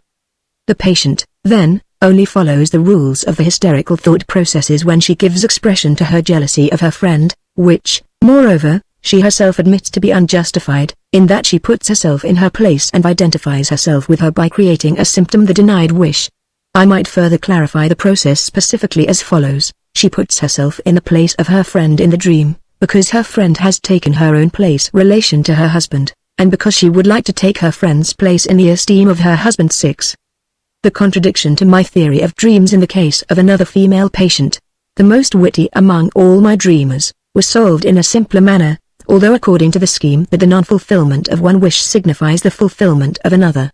I had one day explained to her that the dream is a wish of fulfillment. The next day she brought me a dream to the effect that she was traveling with her mother-in-law to their common summer resort. Now I knew that she had struggled violently against spending the summer in the neighborhood of her mother-in-law. I also knew that she had luckily avoided her mother-in-law by renting an estate in a far distant country resort. Now the dream reversed this wished-for solution. Was not this in the flattest contradiction to my theory of wish fulfillment in the dream? Certainly, it was only necessary to draw the inferences from this dream in order to get at its interpretation. According to this dream, I was in the wrong. It was thus her wish that I should be in the wrong, and this wish the dream showed her as fulfilled. But the wish that I should be in the wrong, which was fulfilled in the theme of the country home, referred to a more serious matter. At that time I had made up my mind, from the material furnished by her analysis, that something of significance for her illness must have occurred at a certain time in her life. She had denied it because it was not present in her memory. We soon came to see that I was in the right. Her wish that I should be in the wrong, which is transformed into the dream, thus corresponded to the justifiable wish that those things, which at the time had only been suspected, have never occurred at all. Without an analysis, and merely by means of an assumption, I took the liberty of interpreting a little occurrence in the case of a friend, who had been my colleague through the 8 classes of the gymnasium. He once heard a lecture of mine delivered to a small assemblage, on the novel subject of the dream as the fulfillment of a wish. He went home, dreamt that he had lost all his suits. He was a lawyer, and then complained to me about it. I took refuge in the evasion. One can't win all one's suits, but I thought to myself, if for 8 years I sat as primus on the first bench, while he moved around somewhere in the middle of the class, may he not naturally have had a wish from his boyhood days that I, too, might for once completely disgrace myself? In the same way, another dream of a more gloomy character was offered me by a female patient as a contradiction to my theory of the wish dream. The patient, a young girl, began as follows: "You remember that my sister has now only one boy, Charles. She lost the elder one, Otto, while I was still at her house. Otto was my favorite. It was I who really brought him up. I liked the other little fellow, too, but of course not nearly as much as the dead one. Now I dreamt last night that I saw Charles lying dead before me. He was lying in his little coffin, his hands folded, there were candles all about, and, in short, it was just like the time of little Otto's death, which shocked me so profoundly. Now tell me, what does this mean? You know me, am I really bad enough to wish my sister to lose the only child she has left? Or does the dream mean that I wish Charles to be dead rather than Otto, whom I like so much better?" I assured her that this interpretation was impossible. After some reflection I was able to give her the interpretation of the dream, which I subsequently made her confirm. Having become an orphan at an early age, the girl had been brought up in the house of a much older sister, and had met among the friends and visitors who came to the house, a man who made a lasting impression upon her heart. It looked for a time as though these barely expressed relations were to end in marriage, but this happy culmination was frustrated by the sister, whose motives have never found a complete explanation. After the break, the man who was loved by our patient avoided the house. She herself became independent some time after little Otto's death, to whom her affection had now turned. But she did not succeed in freeing herself from the inclination for her sister's friend in which she had become involved. Her pride commanded her to avoid him, But it was impossible for her to transfer her love to the other suitors who presented themselves in order. Whenever the man whom she loved, who was a member of the literary profession, announced a lecture anywhere, she was sure to be found in the audience. She also seized every other opportunity to see him from a distance unobserved by him. I remembered that on the day before she had told me that the professor was going to a certain concert, and that she was also going there, in order to enjoy the sight of him. This was on the day of the dream, and the concert was to take place on the day on which she told me the dream. I could now easily see the correct interpretation, and I asked her whether she could think of any event which had happened after the death of little Otto. She answered immediately, certainly. At that time the professor returned after a long absence, and I saw him once more beside the coffin of little Otto. It was exactly as I had expected. I interpreted the dream in the following manner: if now the other boy were to die, the same thing would be repeated. You would spend the day with your sister, the professor would surely come in order to offer condolence, and you would see him again under the same circumstances as at that time. The dream signifies nothing but this wish of yours to see him again, against which you are fighting inwardly. I know that you are carrying the ticket for today's concert in your bag. Your dream is a dream of impatience. It has anticipated the meeting which is to take place today by several hours. In order to disguise her wish, she had obviously selected a situation in which wishes of that sort are commonly suppressed, a situation which is so filled with sorrow that love is not thought of. And yet, it is very easily probable that even in the actual situation at the bier of the second, more dearly loved boy, which the dream copied faithfully, she had not been able to suppress her feelings of affection for the visitor whom she had missed for so long a time. A different explanation was found in the case of a similar dream of another female patient, who was distinguished in her earlier years by her quick wit and her cheerful demeanors, and who still showed these qualities at least in the notion, which occurred to her in the course of treatment. In connection with a longer dream, it seemed to this lady that she saw her 15-year-old daughter lying dead before her in a box. She was strongly inclined to convert this dream image into an objection to the theory of wish fulfillment, but herself suspected that the detail of the box must lead to a different conception of the dream. 7. In the course of the analysis it occurred to her that on the evening before, the conversation of the company had turned upon the English word box, and upon the numerous translations of it into German, such as box, theatre box, chest, box on the ear, and see. From other components of the same dream it is now possible to add that the lady had guessed the relationship between the English word box and the German bus, and had then been haunted by the memory that bus, as well as box, is used in vulgar speech to designate the female genital organ. It was therefore possible, making a certain allowance for her notions on the subject of topographical anatomy, to assume that the child in the box signified a child in the womb of the mother. At this stage of the explanation she no longer denied that the picture of the dream really corresponded to one of her wishes. Like so many other young women, she was by no means happy when she became pregnant, and admitted to me more than once the wish that her child might die before its birth. In a fit of anger following a violent scene with her husband, she had even struck her abdomen with her fists in order to hit the child within. The dead child was, therefore, really the fulfillment of a wish, but a wish which had been put aside for 15 years, and it is not surprising that the fulfillment of the wish was no longer recognized after so long an interval. For there had been many changes meanwhile.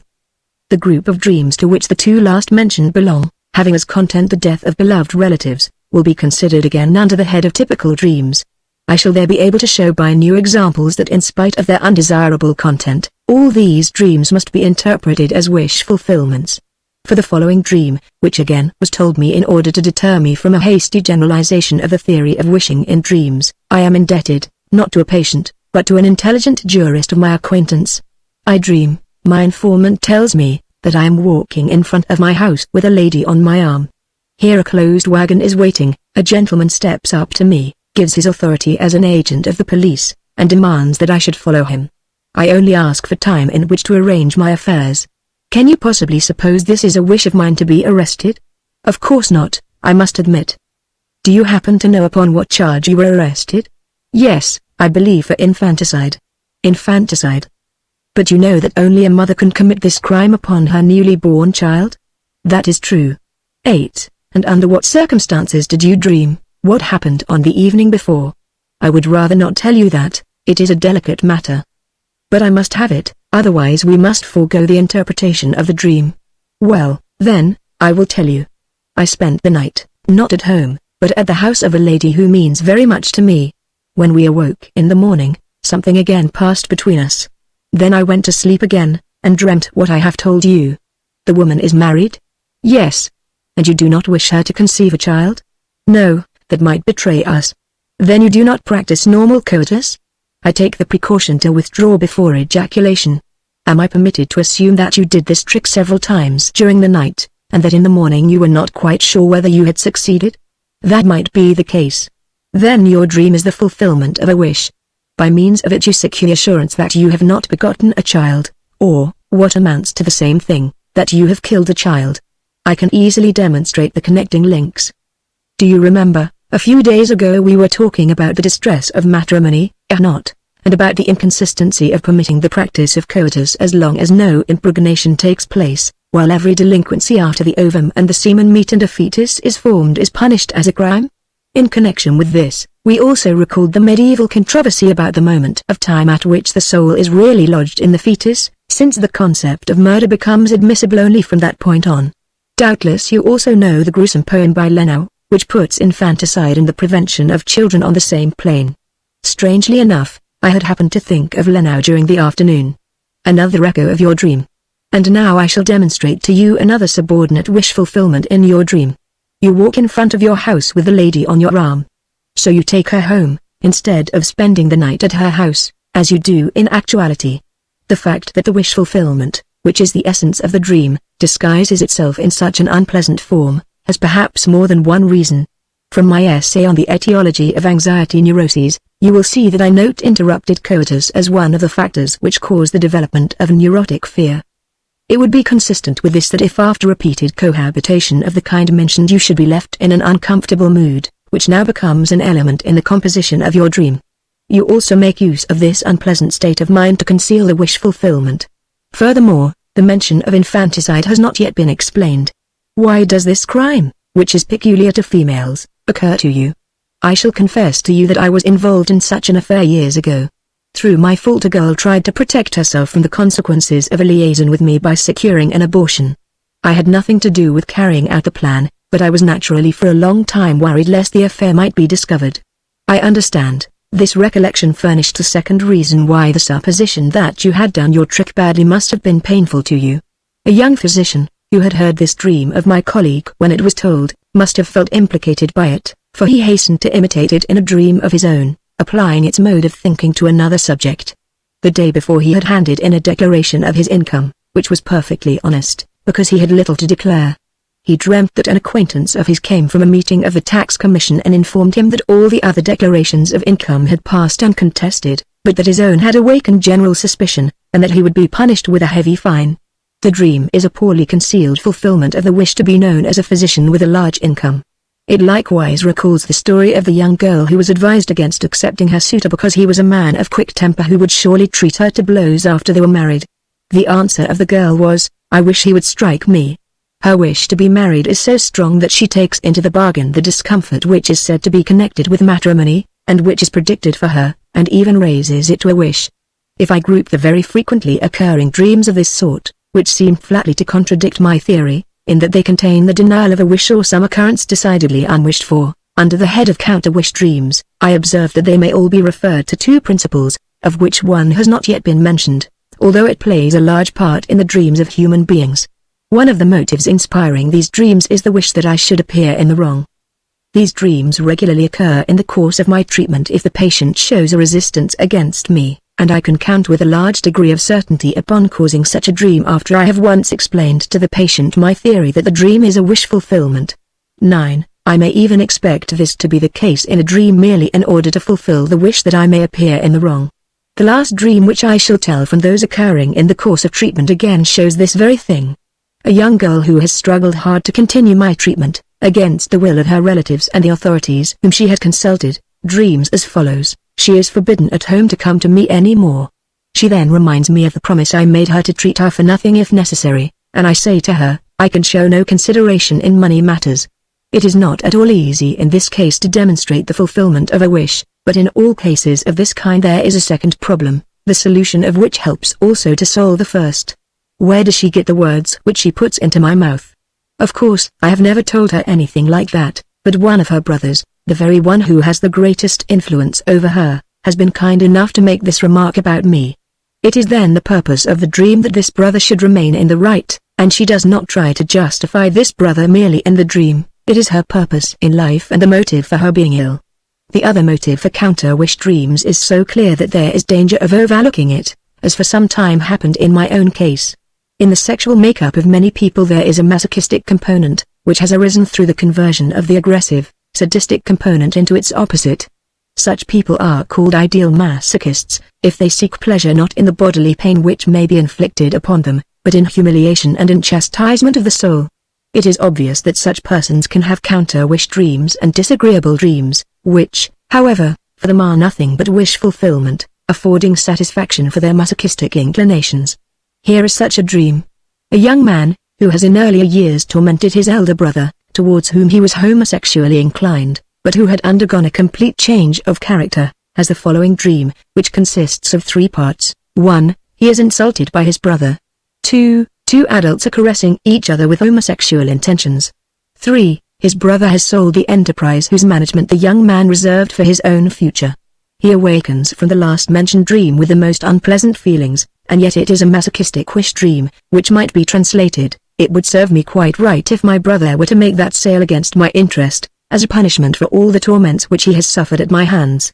I hope that the above discussion and examples will suffice until further objection can be raised to make it seem credible that even dreams with a painful content are to be analyzed as the fulfillments of wishes. Nor will it seem a matter of chance that in the course of interpretation one always happens upon subjects of which one does not like to speak or think.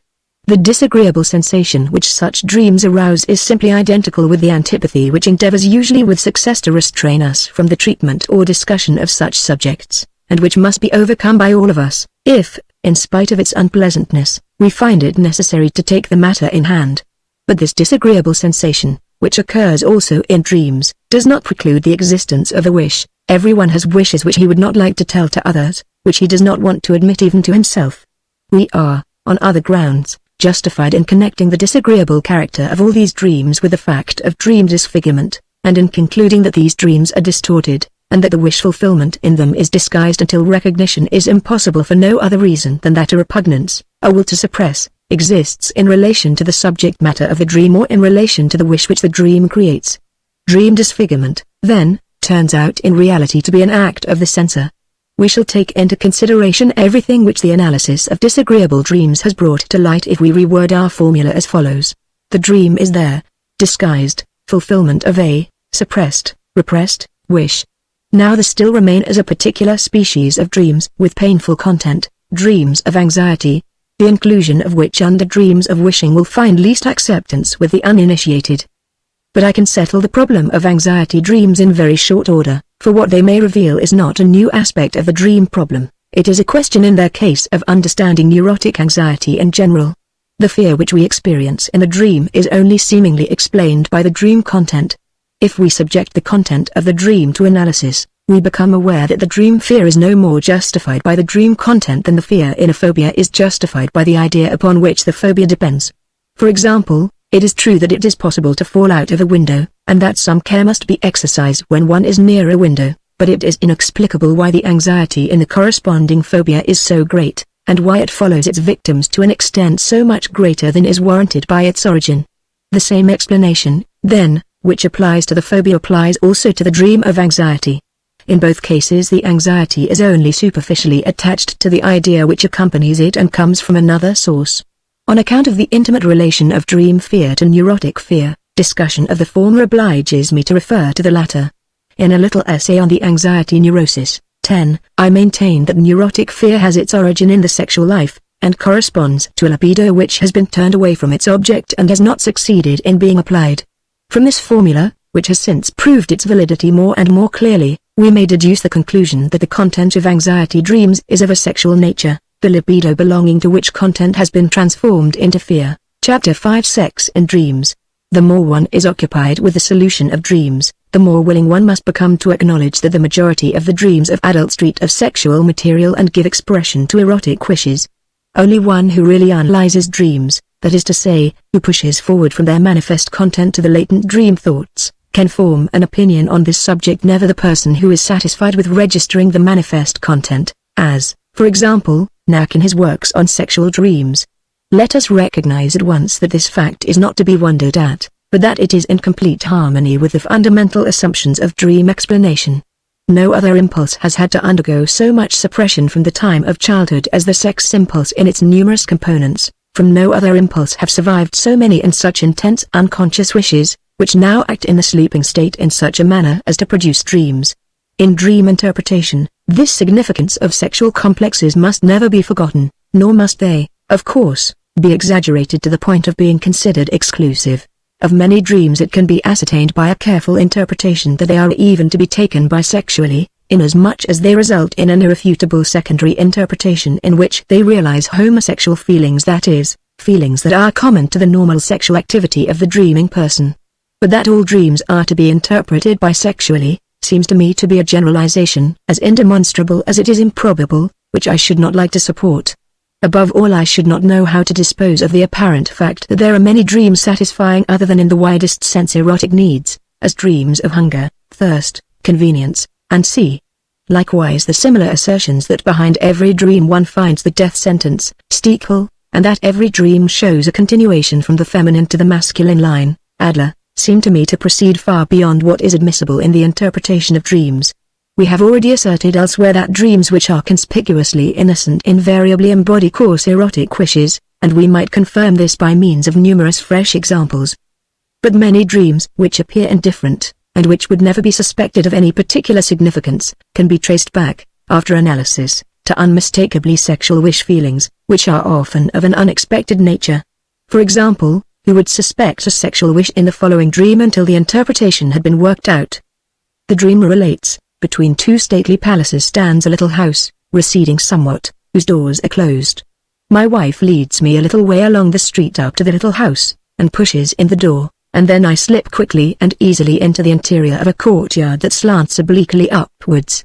Anyone who has had experience in the translating of dreams will, of course, immediately perceive that penetrating into narrow spaces, and opening locked doors, belong to the commonest sexual symbolism, and will easily find in this dream a representation of attempted coition from behind, between the two stately buttocks of the female body. The narrow slanting passage is of course the vagina. The assistance attributed to the wife of the dreamer requires the interpretation that in reality it is only consideration for the wife which is responsible for the detention from such an attempt. Moreover, inquiry shows that on the previous day a young girl had entered the household of the dreamer who had pleased him, and who had given him the impression that she would not be altogether opposed to an approach of this sort.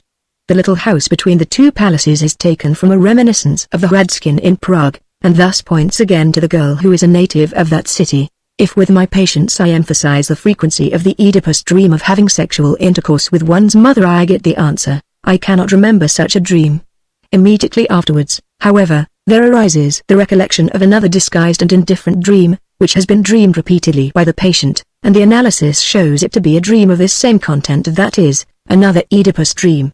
I can assure the reader that veiled dreams of sexual intercourse with the mother are a great deal more frequent than open ones to the same effect. There are dreams about landscapes and localities in which emphasis is always laid upon the assurance, I have been there before. In this case the locality is always the genital organ of the mother. It can indeed be asserted with such certainty of no other locality that one has been there before. A large number of dreams, often full of fear, which are concerned with passing through narrow spaces or with staying in the water, are based upon fancies about the embryonic life, about the sojourn in the mother's womb, and about the act of birth. The following is the dream of a young man who in his fancy has already while in embryo taken advantage of his opportunity to spy upon an act of coition between his parents. He is in a deep shaft, in which there is a window, as in the Semmering tunnel. At first he sees an empty landscape through this window, and then he composes a picture into it, which is immediately at hand and which fills out the empty space. The picture represents a field which is being thoroughly harrowed by an implement, and the delightful air, the accompanying idea of hard work, and the bluish-black clods of earth make a pleasant impression. He then goes on and sees a primary school opened, and he is surprised that so much attention is devoted in it to the sexual feelings of the child, which makes him think of me. Here is a pretty water dream of a female patient, which was turned to extraordinary account in the course of treatment. At her summer resort at the lake, she hurls herself into the dark water at a place where the pale moon is reflected in the water.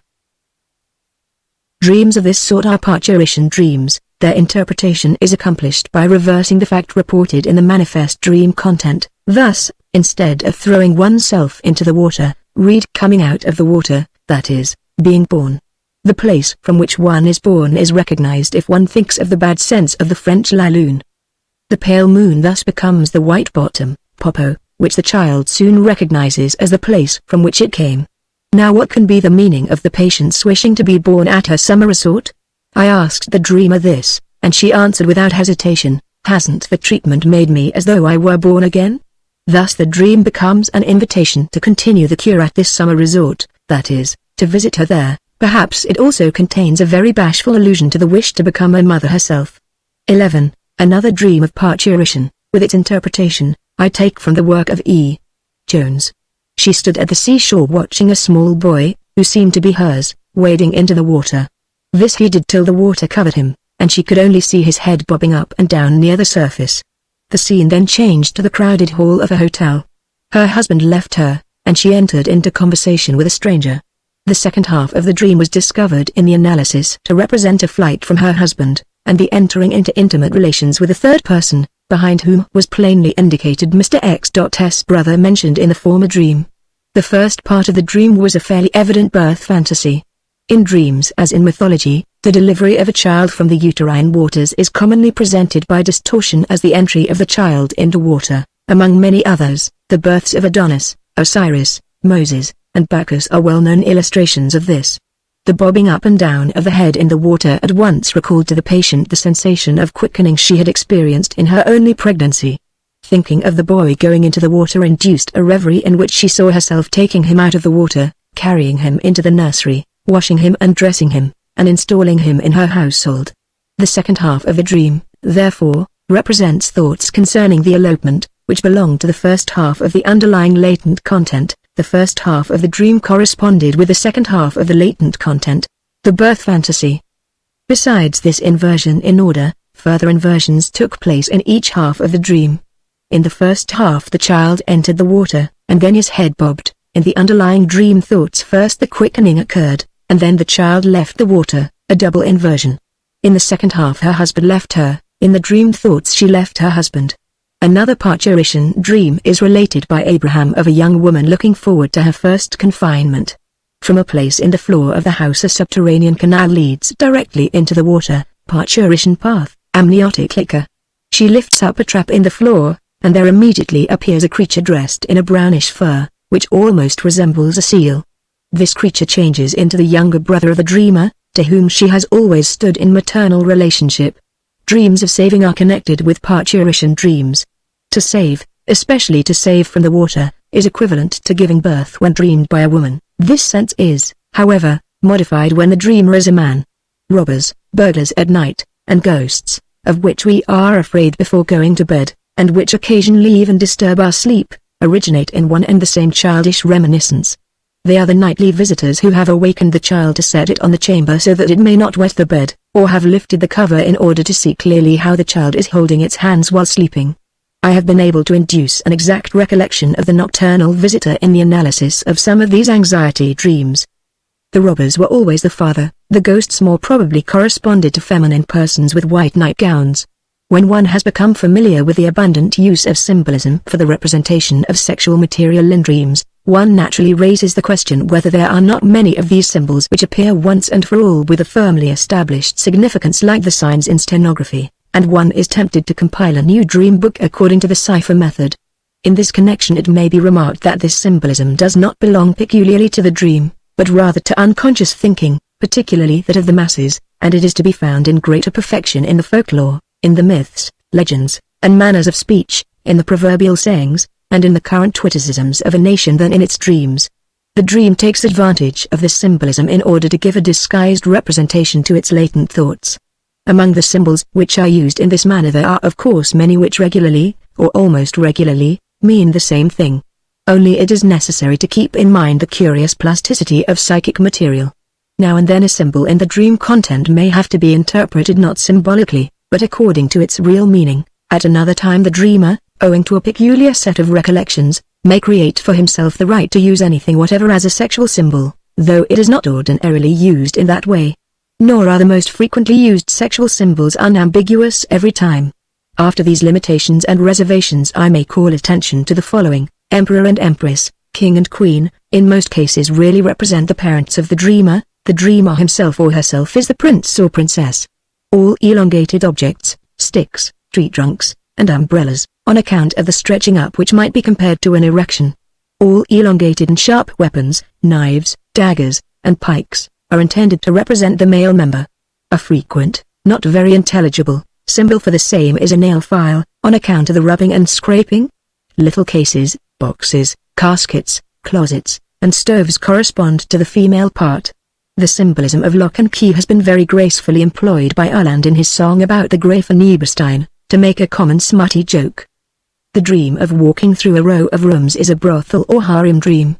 Staircases, ladders, and flights of stairs, or climbing on these, either upwards or downwards, are symbolic representations of the sexual act. Smooth walls over which one is climbing, facades of houses upon which one is letting oneself down, frequently under great anxiety, correspond to the erect human body, and probably repeat in the dream reminiscences of the upward climbing of little children on their parents or foster parents. Smooth walls are men. Often in a dream of anxiety one is holding on firmly to some projection from a house. Tables, set tables, and boards are women, perhaps on account of the opposition which does away with the bodily contours.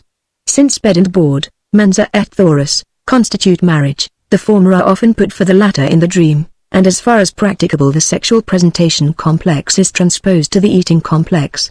Of articles of dress the woman's hat may frequently be definitely interpreted as the male genital. In dreams of men one often finds the cravat as a symbol for the penis. This indeed is not only because cravats hang down long, and are characteristic of the man, but also because one can select them at pleasure, a freedom which is prohibited by nature in the original of the symbol.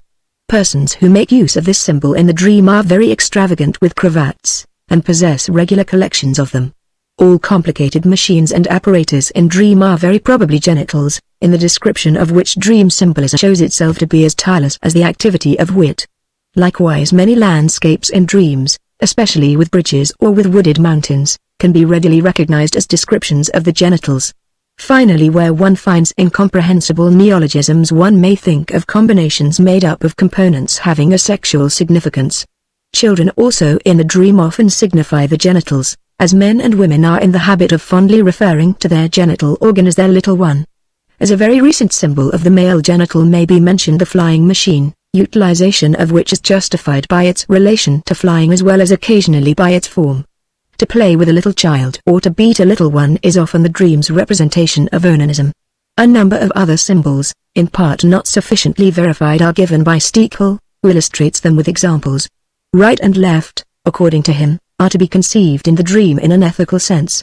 The right way always signifies the road to righteousness, the left the one to crime. Thus the left may signify homosexuality, incest, and perversion, while the right signifies marriage, relations with a prostitute, and c. The meaning is always determined by the individual moral viewpoint of the dreamer. Relatives in the dream generally play the role of genitals.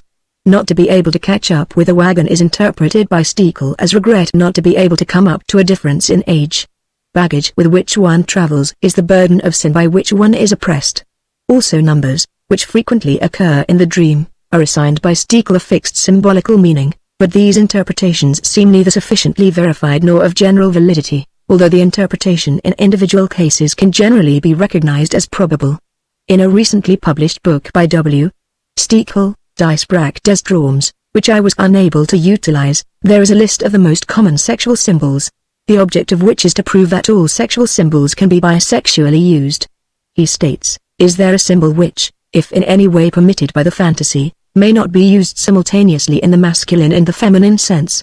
To be sure, the clause in parentheses takes away much of the absoluteness of this assertion, for this is not at all permitted by the fantasy.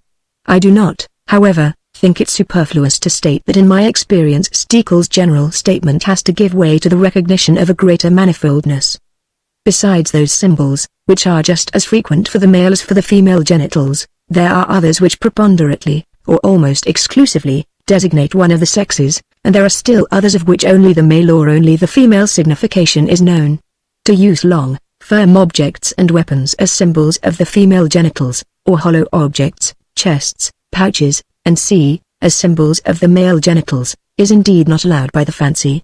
It is true that the tendency of the dream and the unconscious fancy to utilize the sexual symbol bisexually betrays an archaic trend, for in childhood a difference in the genitals is unknown, and the same genitals are attributed to both sexes. These very incomplete suggestions may suffice to stimulate others to make a more careful collection. I shall now add a few examples of the application of such symbolisms in dreams, which will serve to show how impossible it becomes to interpret a dream without taking into account the symbolism of dreams, and how imperatively it obtrudes itself in many cases. 1. The hat as a symbol of the man, of the male genital, a fragment from the dream of a young woman who suffered from agoraphobia on account of a fear of temptation. I am walking in the street in summer. I wear a straw hat of peculiar shape, the middle piece of which is bent upwards and the side pieces of which hang downwards. The description became here obstructed, and in such a fashion that one is lower than the other. I am cheerful and in a confidential mood, and as I pass a troop of young officers I think to myself, none of you can have any designs upon me. As she could produce no associations to the hat, I said to her, the hat is really a male genital, with its raised middle piece and the two downward hanging side pieces.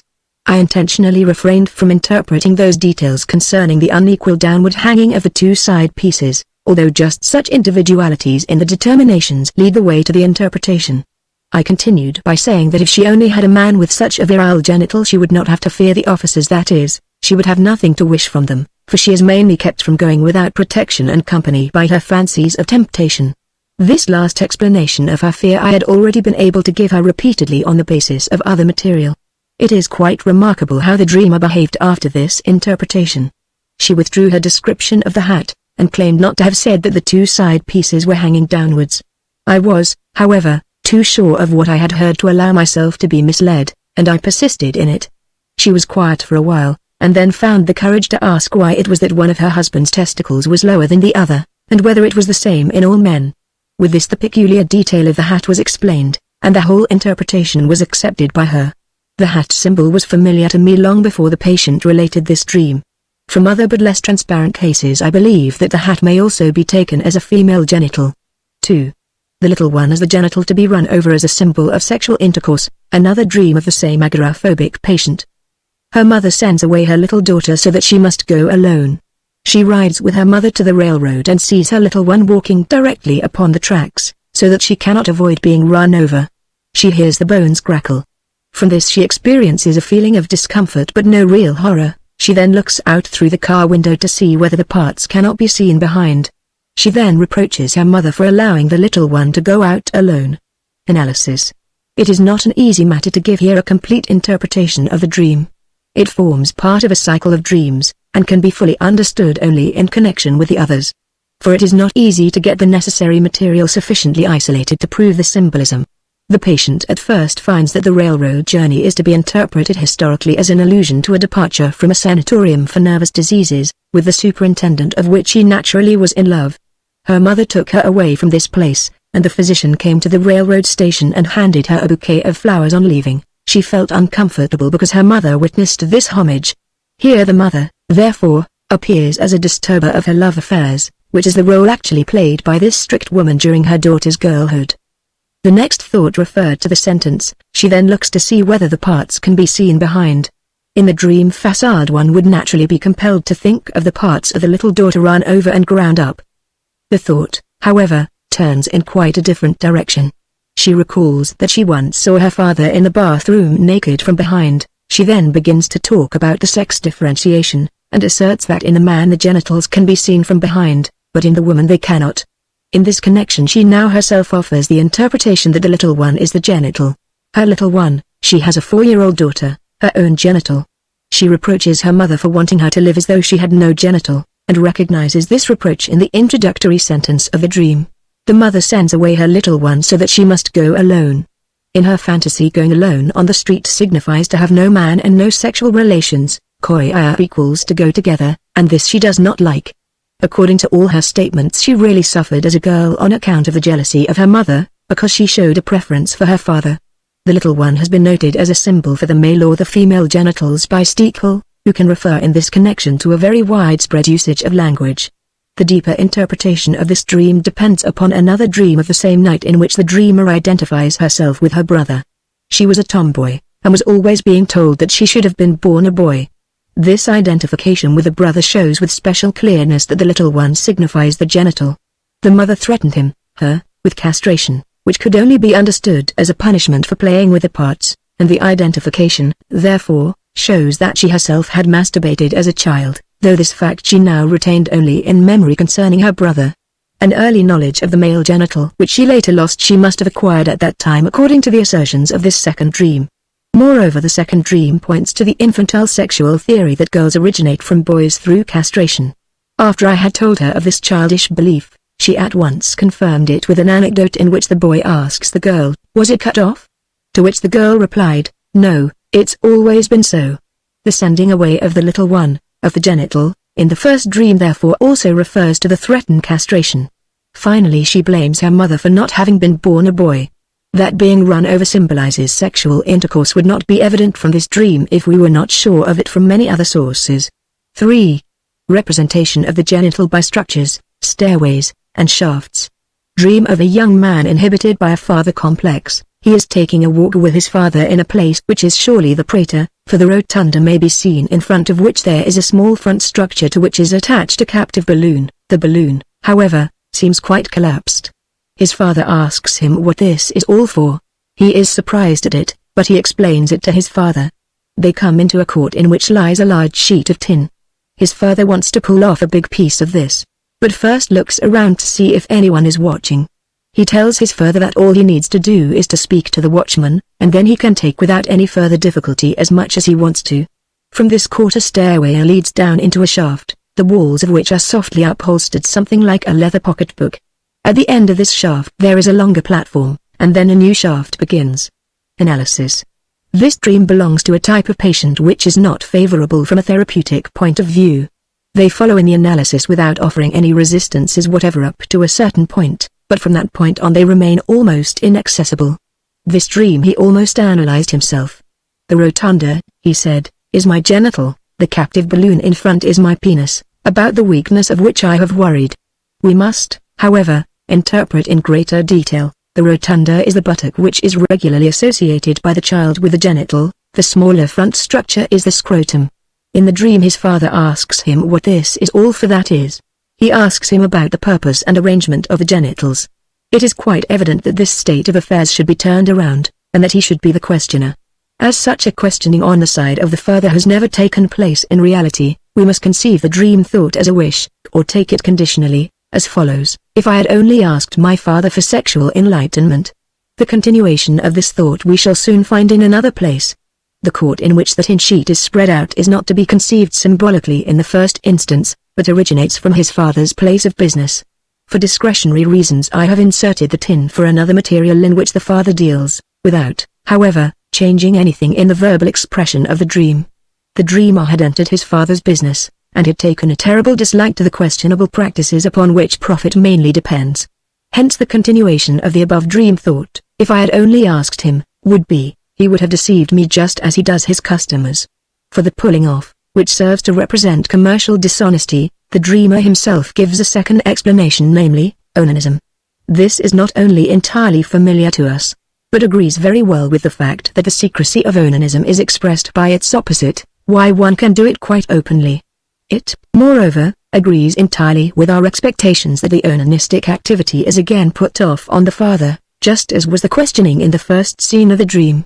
The shaft he at once interprets as the vagina by referring to the soft upholstering of the walls. That the act of coition in the vagina is described as a going down instead of in the usual way as a going up, I have also found true in other instances. 12. The details that at the end of the first shaft there is a longer platform and then a new shaft, he himself explains biographically. He had for some time consorted with women sexually, but had then given it up because of inhibitions and now hopes to be able to take it up again with the aid of the treatment. The dream, however, becomes indistinct toward the end, and to the experienced interpreter it becomes evident that in the second scene of the dream the influence of another subject has begun to assert itself. In this his father's business and his dishonest practices signify the first vagina represented as a shaft so that one might think of a reference to the mother. 4. The male genital symbolized by persons and the female by a landscape. Dream of a woman of the lower class, whose husband is a policeman, reported by B. Datner. Then someone broke into the house and anxiously called for a policeman.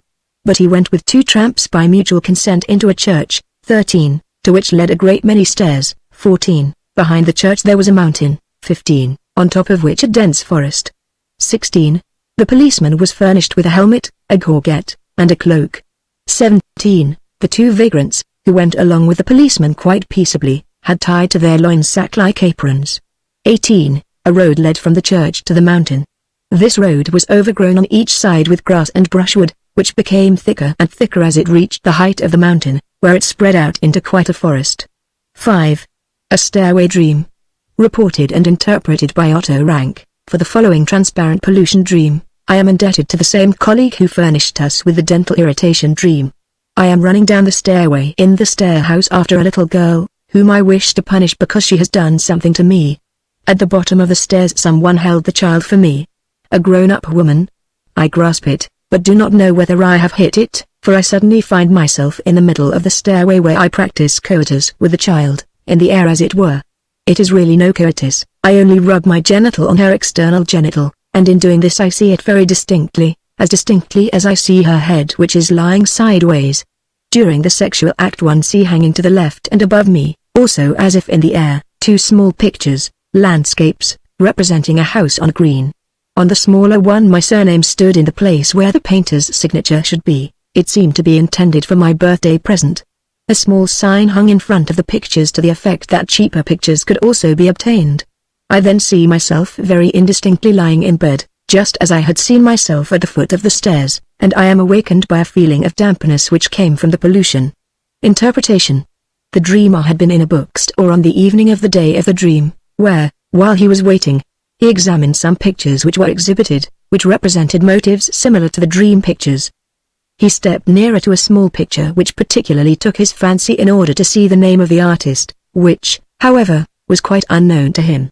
Later in the same evening, in company, he heard about a Bohemian servant girl who boasted that her illegitimate child was made on the stairs. The dreamer inquired about the details of this unusual occurrence, and learned that the servant girl went with her lover to the home of her parents, where there was no opportunity for sexual relations, and that the excited man performed the act on the stairs. In witty allusion to the mischievous expression used about wine adulterers, the dreamer remarked, "The child really grew on the cellar steps." These experiences of the day, which are quite prominent in the dream content, were readily reproduced by the dreamer. But he just as readily reproduced an old fragment of infantile recollection which was also utilized by the dream. The stairhouse was the house in which he had spent the greatest part of his childhood, and in which he had first become acquainted with sexual problems. In this house he used, among other things, to slide down the banister astride which caused him to become sexually excited.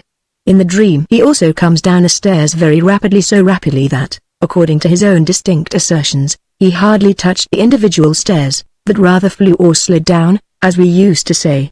Upon reference to this infantile experience, the beginning of the dream seems to represent the factor of sexual excitement.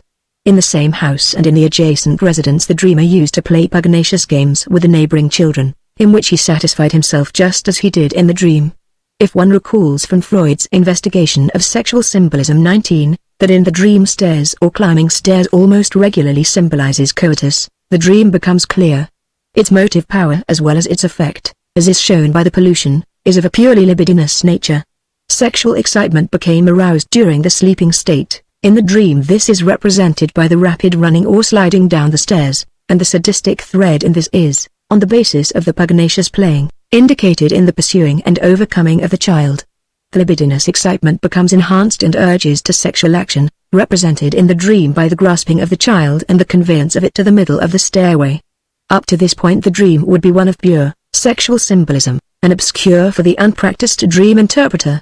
But this symbolic gratification, which would have ensured undisturbed sleep, was not sufficient for the powerful libidinous excitement. The excitement leads to an orgasm, and thus the whole stairway symbolism is unmasked as a substitute for coitus.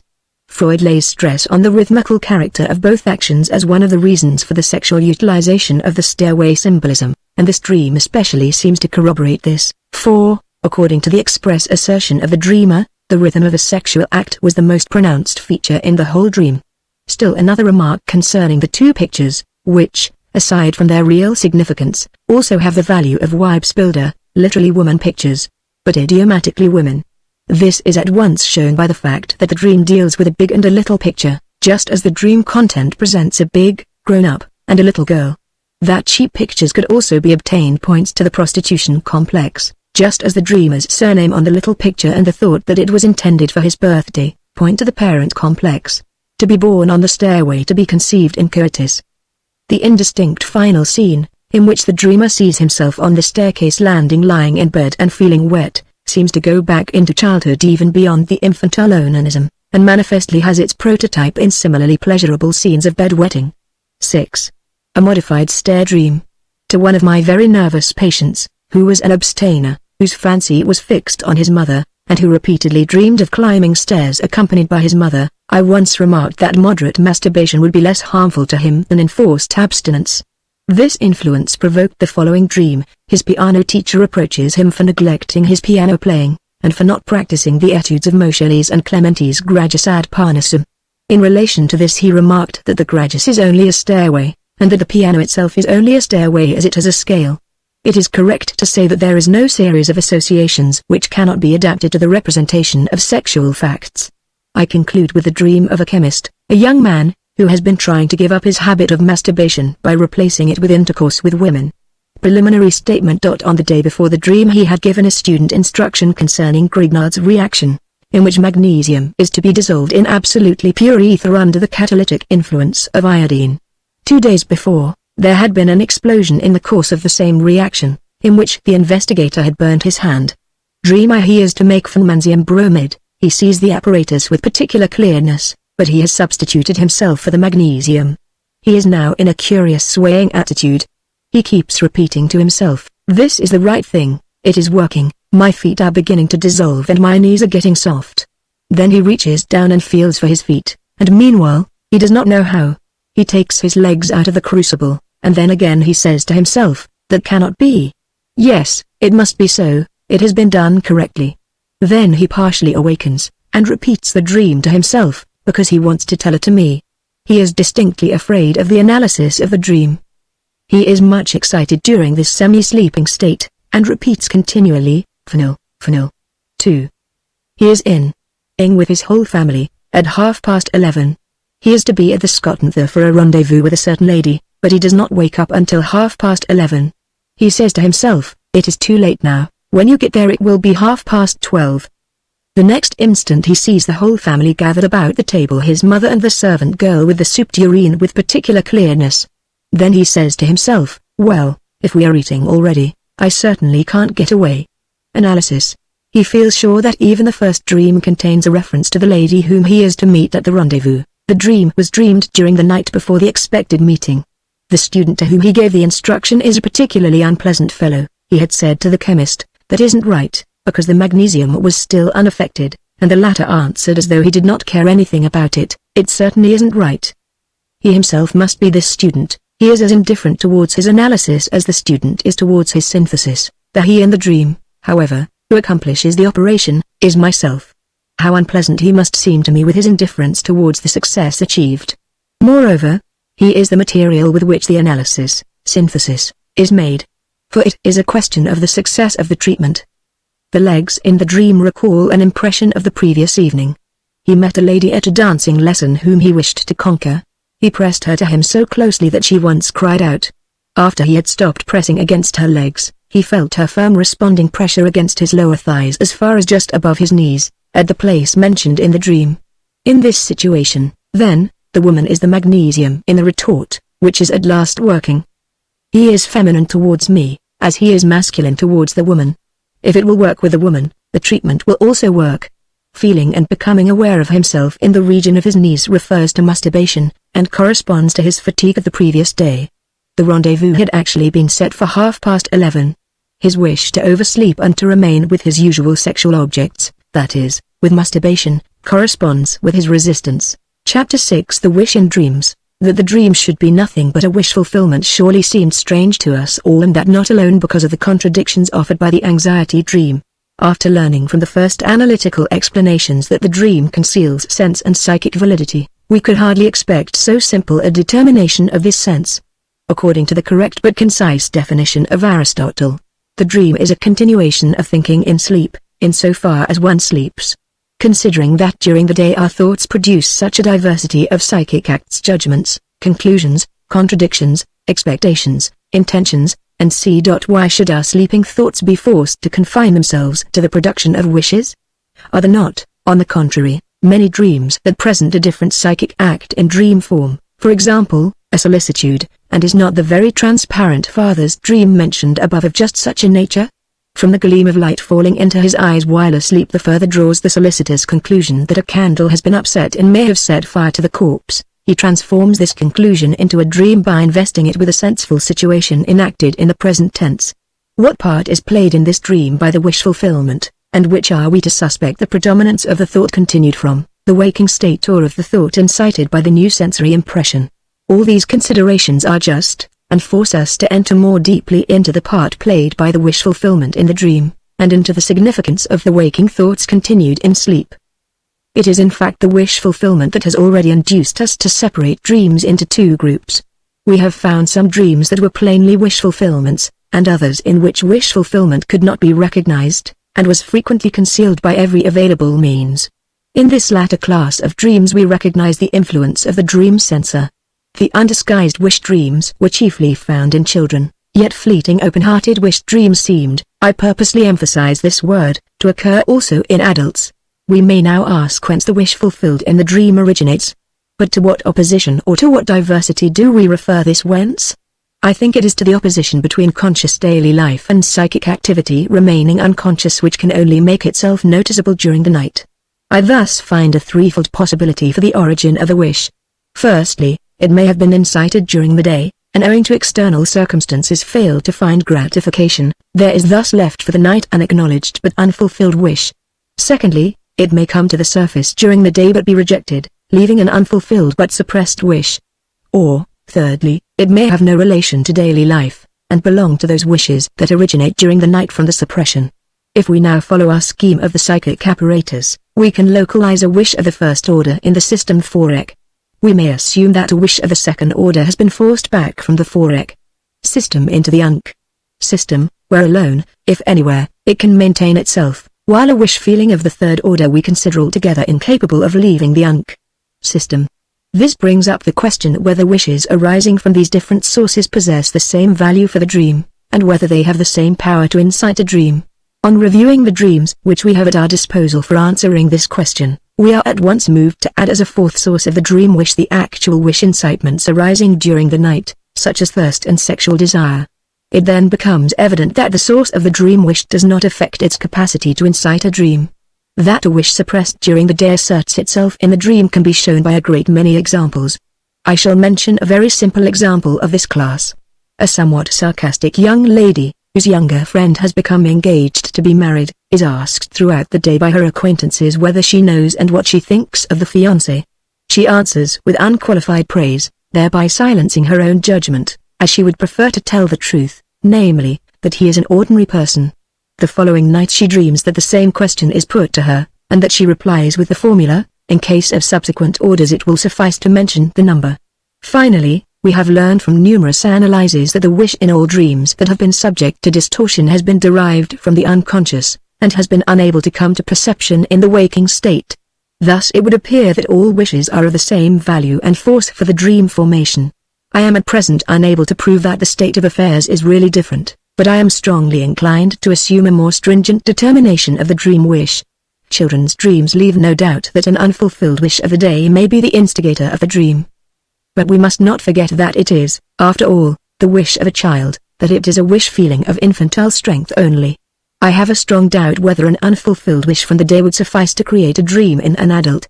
It would rather seem that as we learn to control our impulses by intellectual activity, we more and more reject as vain the formation or retention of such intense wishes as are natural to childhood.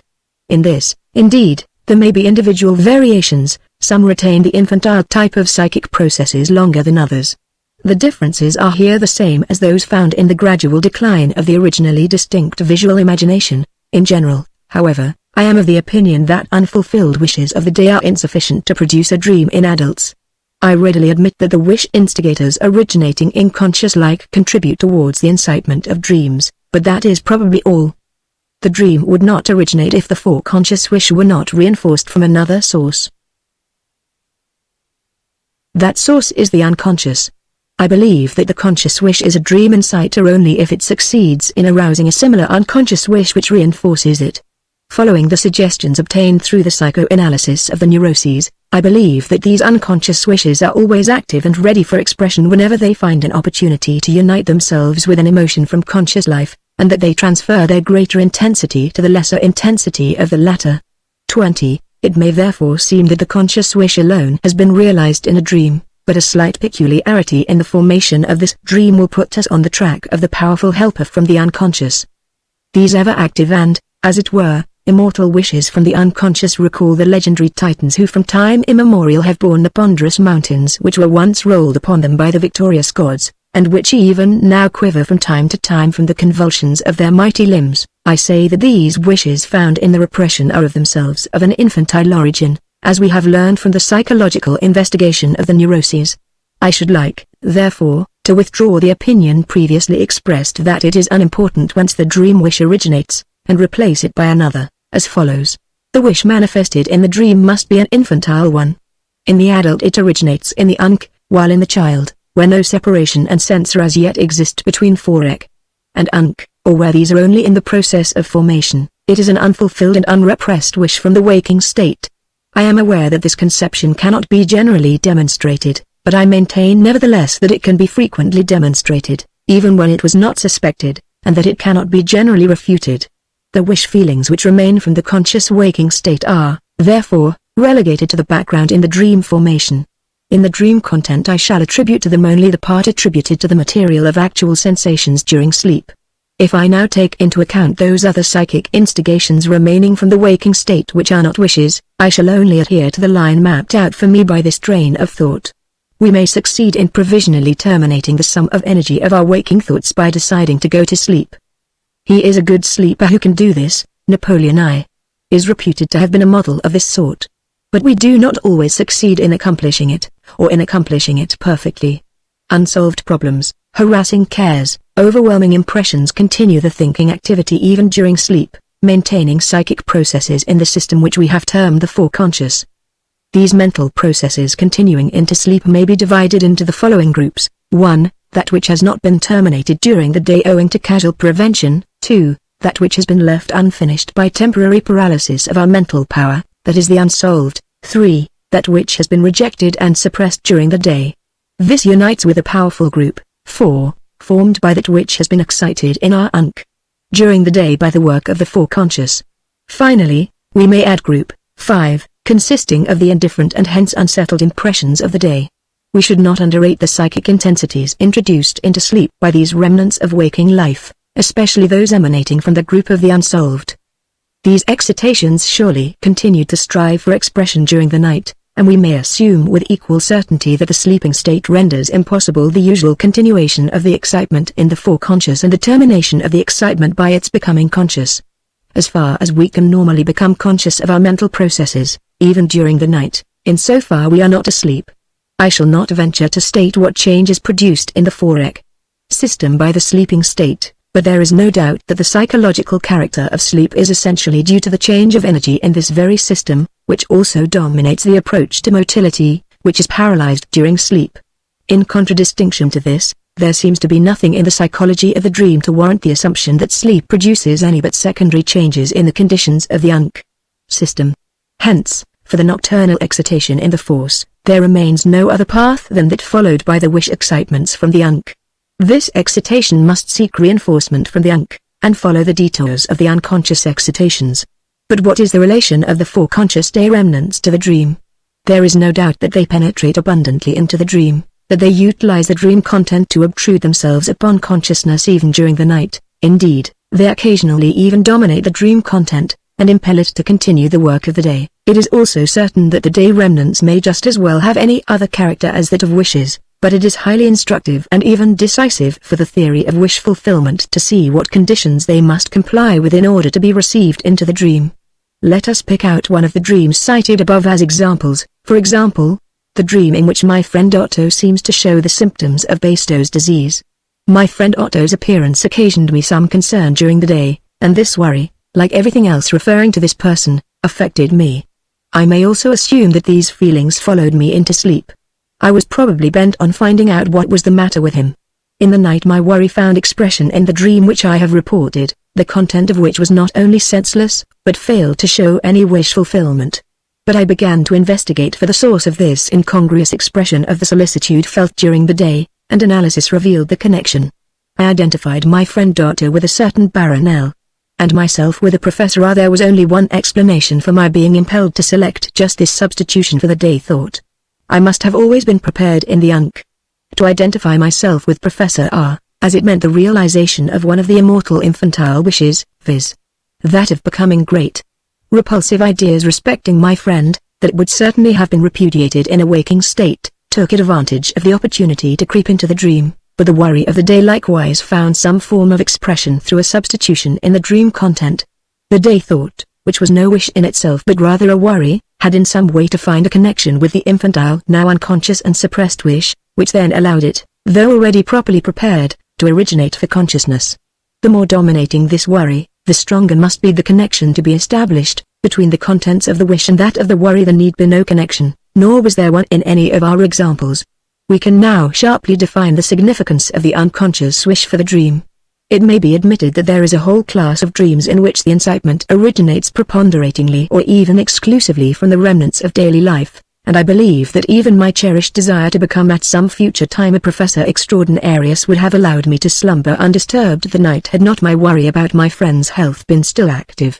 But this worry alone would not have produced a dream. The motive power needed by the dream had to be contributed by a wish, and it was the affair of the worriment to procure for itself such wish as a motive power of the dream. To speak figuratively, it is quite possible that a day thought plays the part of the contractor, entrepreneur, in the dream. But it is known that no matter what idea the contractor may have in mind, and how desirous he may be of putting it into operation, he can do nothing without capital. He must depend upon a capitalist to defray the necessary expenses, and this capitalist, who supplies the psychic expenditure for the dream, is invariably and indisputably a wish from the unconscious, no matter what the nature of the waking thought may be. In other cases the capitalist himself is the contractor for the dream. This, indeed, seems to be the more usual case. An unconscious wish is produced by the day's work, which in turn creates the dream. The dream processes, moreover, run parallel with all the other possibilities of the economic relationship used here as an illustration. Thus, the entrepreneur may contribute some capital himself, or several entrepreneurs may seek the aid of the same capitalist, or several capitalists may jointly supply the capital required by the entrepreneur. Thus there are dreams produced by more than one dream wish, and many similar variations which may readily be passed over and are of no further interest to us. What we have left unfinished in this discussion of the dream wish we shall be able to develop later. The tertium comparison is in the comparisons just employed, that is the sum placed at our free disposal in proper allotment admits or still finer application for the illustration of the dream structure. We can recognize in most dreams a center especially supplied with perceptible intensity. This is regularly the direct representation of the wish fulfillment, for, if we undo the displacements of the dream work by a process of retrogression, we find that the psychic intensity of the elements in the dream thoughts is replaced by the perceptible intensity of the elements in the dream content. The elements adjoining the wish fulfillment have frequently nothing to do with its sense, but prove to be descendants of painful thoughts which opposed the wish. But, owing to their frequently artificial connection with the central element, they have acquired sufficient intensity to enable them to come to expression. Thus, the force of expression of the wish fulfillment is diffused over a certain sphere of association, within which it raises to expression all elements, including those that are in themselves impotent. In dreams having several strong wishes we can readily separate from one another the spheres of the individual wish fulfillments. The gaps in the dream likewise can often be explained as boundary zones.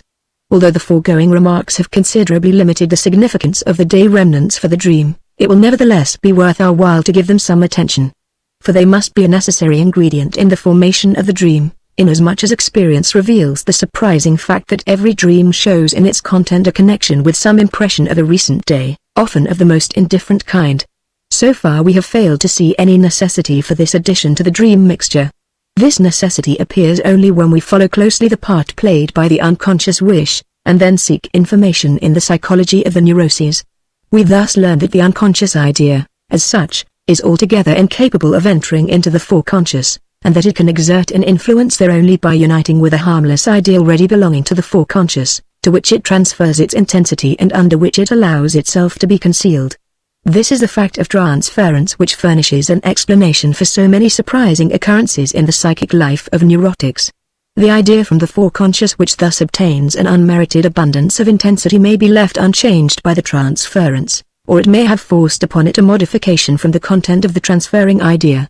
I trust the reader will pardon my fondness for comparisons from daily life, but I feel tempted to say that the relations existing for the repressed idea are similar to the situations existing in Austria for the American dentist, who is forbidden to practice unless he gets permission from a regular physician to use his name on the public signboard and thus cover the legal requirements. Moreover, just as it is naturally not the busiest physicians who form such alliances with dental practitioners, so in the psychic life only such foreconscious or conscious ideas are chosen to cover a repressed idea as have not themselves attracted much of the attention which is operative in the foreconscious. The unconscious entangles with its connections preferentially either those impressions and ideas of the foreconscious which have been left unnoticed as indifferent, or those that have soon been deprived of this attention through rejection. It is a familiar fact from the association studies confirmed by every experience, that ideas which have formed intimate connections in one direction assume an almost negative attitude to whole groups of new connections. I once tried from this principle to develop a theory for hysterical paralysis. If we assume that the same need for the transference of the repressed ideas which we have learned to know from the analysis of the neuroses makes its influence felt in the dream as well, we can at once explain two riddles of the dream, viz. That every dream analysis shows an interweaving of a recent impression, and that this recent element is frequently of the most indifferent character. We may add what we have already learned elsewhere, that these recent and indifferent elements come so frequently into the dream content as a substitute for the most deep-lying of the dream thoughts, for the further reason that they have least to fear from the resisting censor. But while this freedom from censorship explains only the preference for trivial elements, the constant presence of recent elements points to the fact that there is a need for transference. Both groups of impressions satisfy the demand of the repression for material still free from associations, the indifferent ones because they have offered no inducement for extensive associations, and the recent ones because they have had insufficient time to form such associations.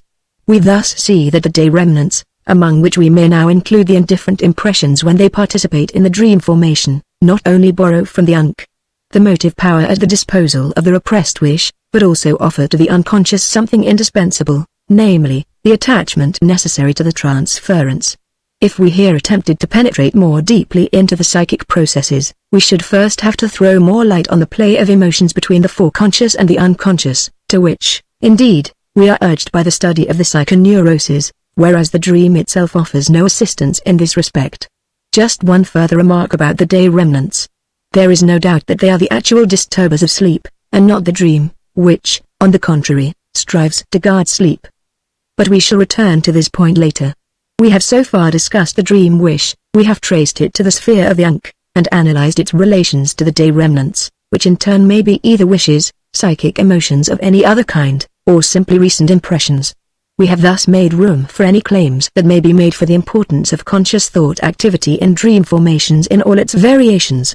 Relying upon our thought series, it would not be at all impossible for us to explain even those extreme cases in which the dream as a continua of the day work brings to a happy conclusion and unsolved problem possess an example, the analysis of which might reveal the infantile or repressed wish source furnishing such alliance and successful strengthening of the efforts of the foreconscious activity.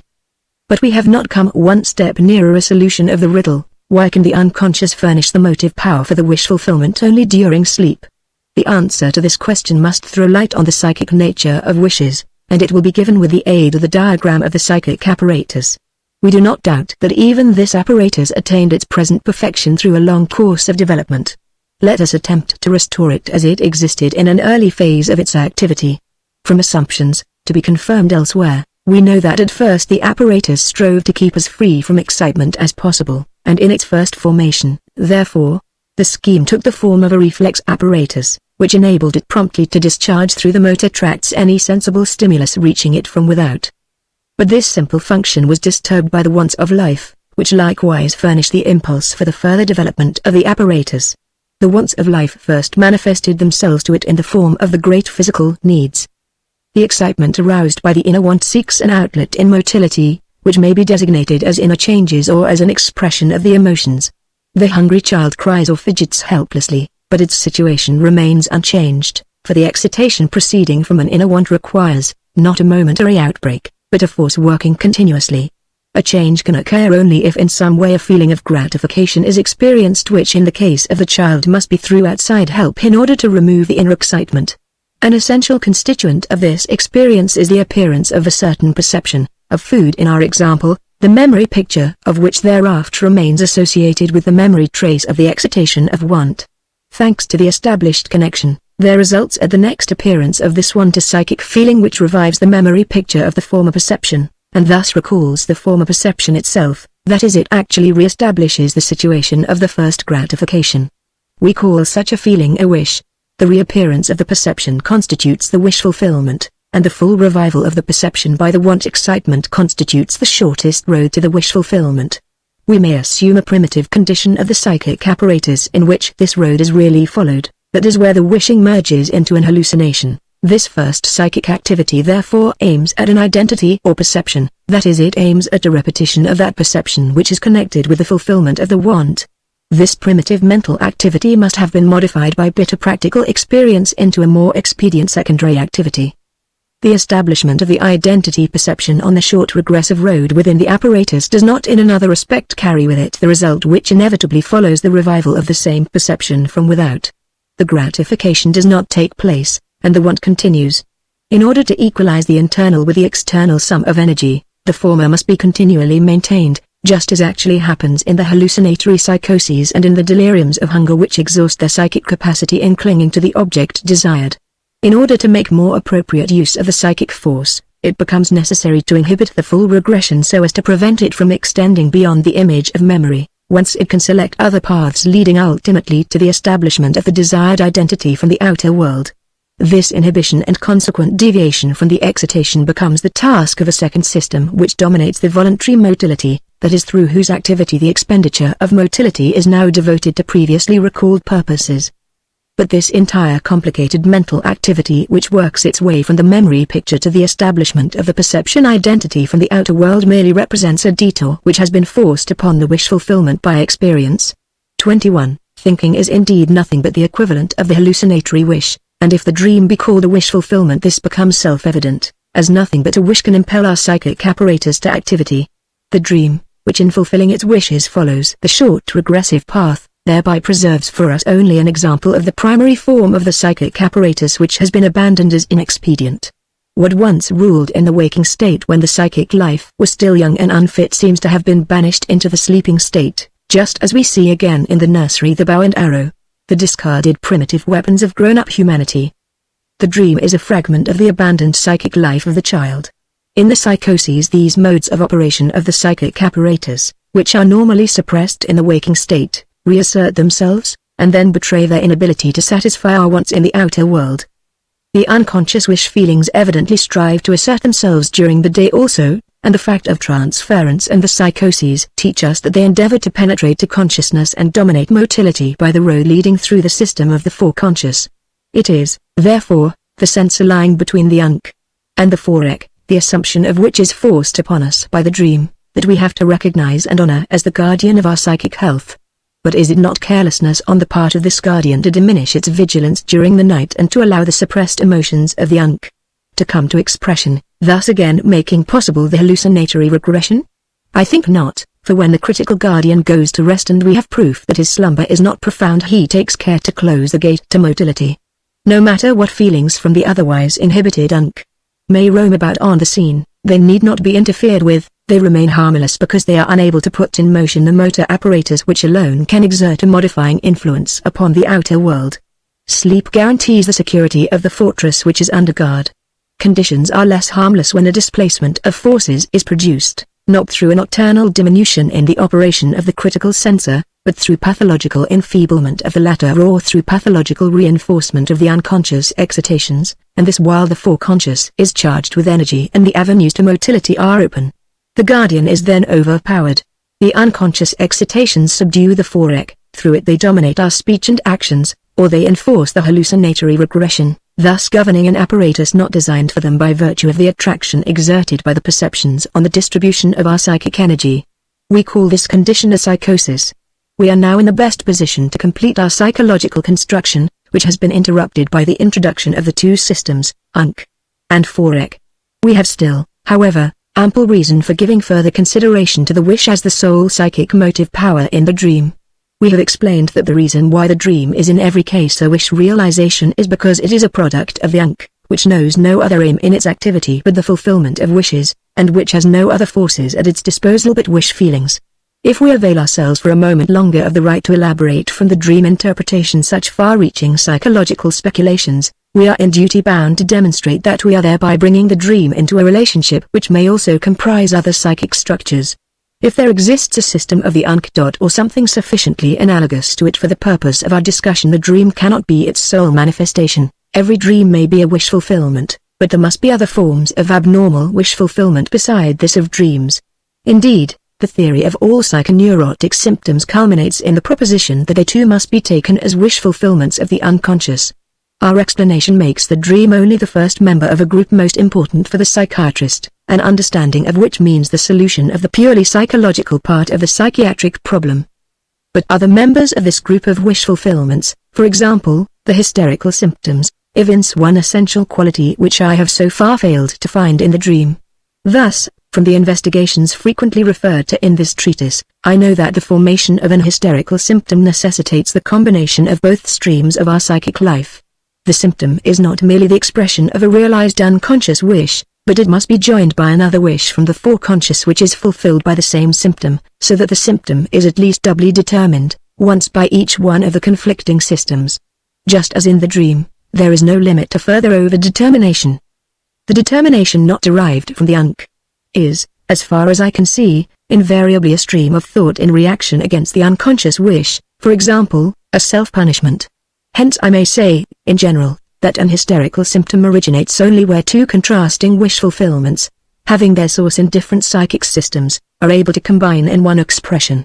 Compare my latest formulation of the origin of the hysterical symptoms in a treatise published by the Zeitschrift für Sexualwissenschaft, by Hirschfeld and others, 1908.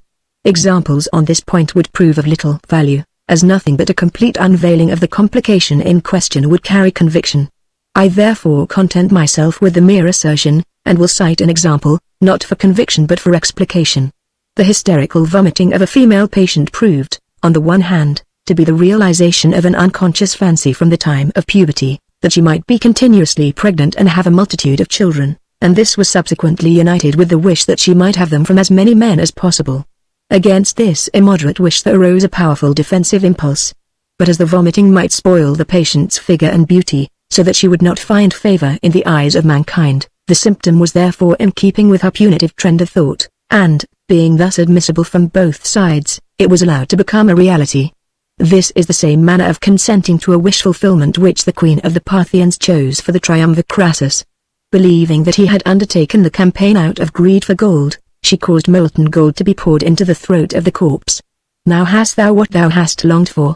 As yet we know of the dream only that it expresses a wish fulfillment of the unconscious, and apparently the dominating foreconscious permits this only after it has subjected the wish to some distortions. We are really in no position to demonstrate regularly a stream of thought antagonistic to the dream wish which is realized in the dream as in its counterpart. Only now and then have we found in the dream traces of reaction formations, as, for instance, the tenderness toward friend R. in the uncle dream. But the contribution from the foreconscious, which is missing here, may be found in another place. While the dominating system has withdrawn on the wish to sleep, the dream may bring to expression with manifold distortions a wish from the UNC, and realize this wish by producing the necessary changes of energy in the psychic apparatus, and may finally retain it through the entire duration of sleep. 22. This persistent wish to sleep on the part of the foreconscious in general facilitates the formation of the dream. Let us refer to the dream of the father who, by the gleam of light from the death chamber, was brought to the conclusion that the body has been set on fire. We have shown that one of the psychic forces decisive in causing the father to form this conclusion, instead of being awakened by the gleam of light, was the wish to prolong the life of the child seen in the dream by 1 moment. Other wishes proceeding from the repression probably escape us, because we are unable to analyze this dream. But as a second motive power of the dream we may mention the father's desire to sleep, for, like the life of a child, the sleep of the father is prolonged for a moment by the dream. The underlying motive is, let the dream go on, otherwise I must wake up. As in this dream so also in all other dreams, the wish to sleep lends its support to the unconscious wish. We reported dreams which were apparently dreams of convenience. But, properly speaking, all dreams may claim this designation. The efficacy of the wish to continue to sleep is the most easily recognized in the waking dreams, which so transform the objective sensory stimulus as to render it compatible with the continuance of sleep. They interweave this stimulus with the dream in order to rob it of any claims it might make as a warning to the outer world. But this wish to continue to sleep must also participate in the formation of all other dreams which may disturb the sleeping state from within only. Now, then, sleep on. Why, it's but a dream. This is in many cases the suggestion of the forec to consciousness when the dream goes too far, and this also describes in a general way the attitude of our dominating psychic activity toward dreaming, though the thought remains tacit. I must draw the conclusion that throughout our entire sleeping state we are just as certain that we are dreaming as we are certain that we are sleeping. We are compelled to disregard the objection urged against this conclusion that our consciousness is never directed to a knowledge of the former, and that it is directed to a knowledge of the latter only on special occasions when the sensor is unexpectedly surprised. Against this objection we may say that there are persons who are entirely conscious of their sleeping and dreaming, and who are apparently endowed with a conscious faculty of guiding their dream life. Such a dreamer, when dissatisfied with the course taken by the dream, breaks it off without awakening, and begins it anew in order to continue it with a different turn, like the popular author who, on request, gives a happier ending to his play. Or, at another time, if placed by the dream in a sexually exciting situation, he thinks in his sleep, I do not care to continue this dream and exhaust myself by a pollution, I prefer to defer it in favor of a real situation. Chapter 7 The Function of the Dream. Since we know that the foreconscious is suspended during the night by the wish to sleep, we can proceed to an intelligent investigation of the dream process. But let us first sum up the knowledge of this process already gained. We have shown that the waking activity leaves day remnants from which the sum of energy cannot be entirely removed, or the waking activity revives during the day one of the unconscious wishes, or both conditions occur simultaneously. We have already discovered the many variations that may take place. The unconscious wish has already made its way to the day remnants, either during the day or at any rate with the beginning of sleep, and has effected a transference to it. This produces a wish transferred to the recent material, or the suppressed recent wish comes to life again through a reinforcement from the unconscious. This wish now endeavors to make its way to consciousness on the normal path of the mental processes through the foreconscious, to which indeed it belongs through one of its constituent elements. It is confronted, however, by the sensor, which is still active, and to the influence of which it now succumbs. It now takes on the distortion for which the way has already been paved by its transference to the recent material. Thus far it is in the way of becoming something resembling an obsession, delusion, or the like, that is a thought reinforced by a transference and distorted in expression by the sensor. But its further progress is now checked through the dormant state of the foreconscious. This system has apparently protected itself against invasion by diminishing its excitements. The dream process, therefore, takes the regressive course, which has just been opened by the peculiarity of the sleeping state, and thereby follows the attraction exerted on it by the memory groups, which themselves exist in part only as visual energy not yet translated into terms of the later systems. On its way to regression the dream takes on the form of dramatization. The subject of compression will be discussed later. The dream process has now terminated the second part of its repeatedly impeded course. The first part expended itself progressively from the unconscious scenes or fantasies to the foreconscious, while the second part gravitates from the advent of the sensor back to the perceptions. But when the dream process becomes a content of perception it has, so to speak, eluded the obstacle set up in the forec by the sensor and by the sleeping state. It succeeds in drawing attention to itself and in being noticed by consciousness. For consciousness, which means to us a sensory organ for the reception of psychic qualities, may receive stimuli from two sources: first, from the periphery of the entire apparatus, viz.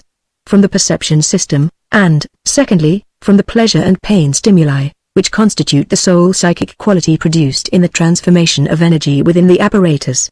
All other processes in the system, even those in the foreconscious, are devoid of any psychic quality, and are therefore not objects of consciousness inasmuch as they do not furnish pleasure or pain for perception.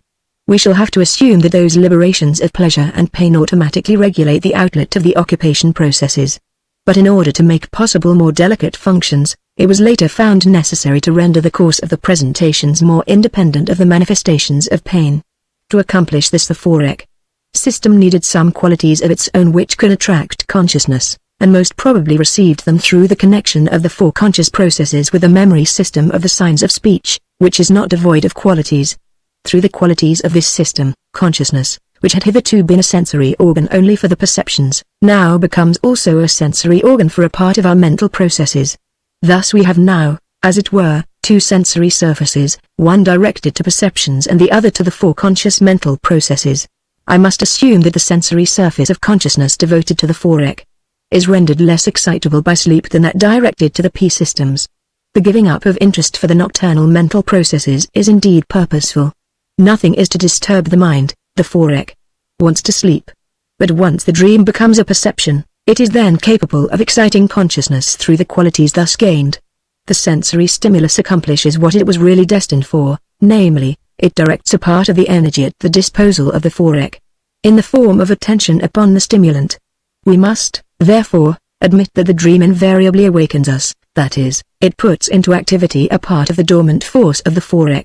This force imparts to the dream that influence which we have designated as secondary elaboration for the sake of connection and comprehensibility. This means that the dream is treated by it like any other content of perception. It is subjected to the same ideas of expectation, as far at least as the material admits. As far as the direction is concerned in this third part of the dream, it may be said that here again the movement is progressive. To avoid misunderstanding, it will not be amiss to say a few words about the temporal peculiarities of these dream processes.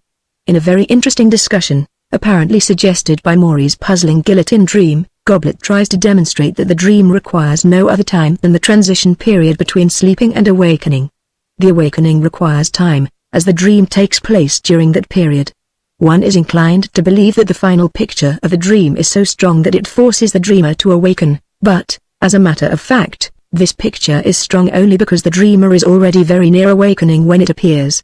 Unrevealed unreveal key comments. It has already been emphasized by Dugas that Goblet was forced to repudiate many facts in order to generalize his theory. There are, moreover, dreams from which we do not awaken, for example, some dreams in which we dream that we dream. From our knowledge of the dream work, we can by no means admit that it extends only over the period of awakening. On the contrary, we must consider it probable that the first part of the dream work begins during the day when we are still under the domination of the foreconscious. The second phase of the dream work, viz. the modification through the sensor, the attraction by the unconscious scenes, and the penetration to perception must continue throughout the night. And we are probably always right when we assert that we feel as though we had been dreaming the whole night, although we cannot say what. I do not, however, think it necessary to assume that, up to the time of becoming conscious, the dream processes really follow the temporal sequence which we have described, viz. that there is first the transferred dream wish, then the distortion of the sensor, and consequently the change of direction to regression, and so on.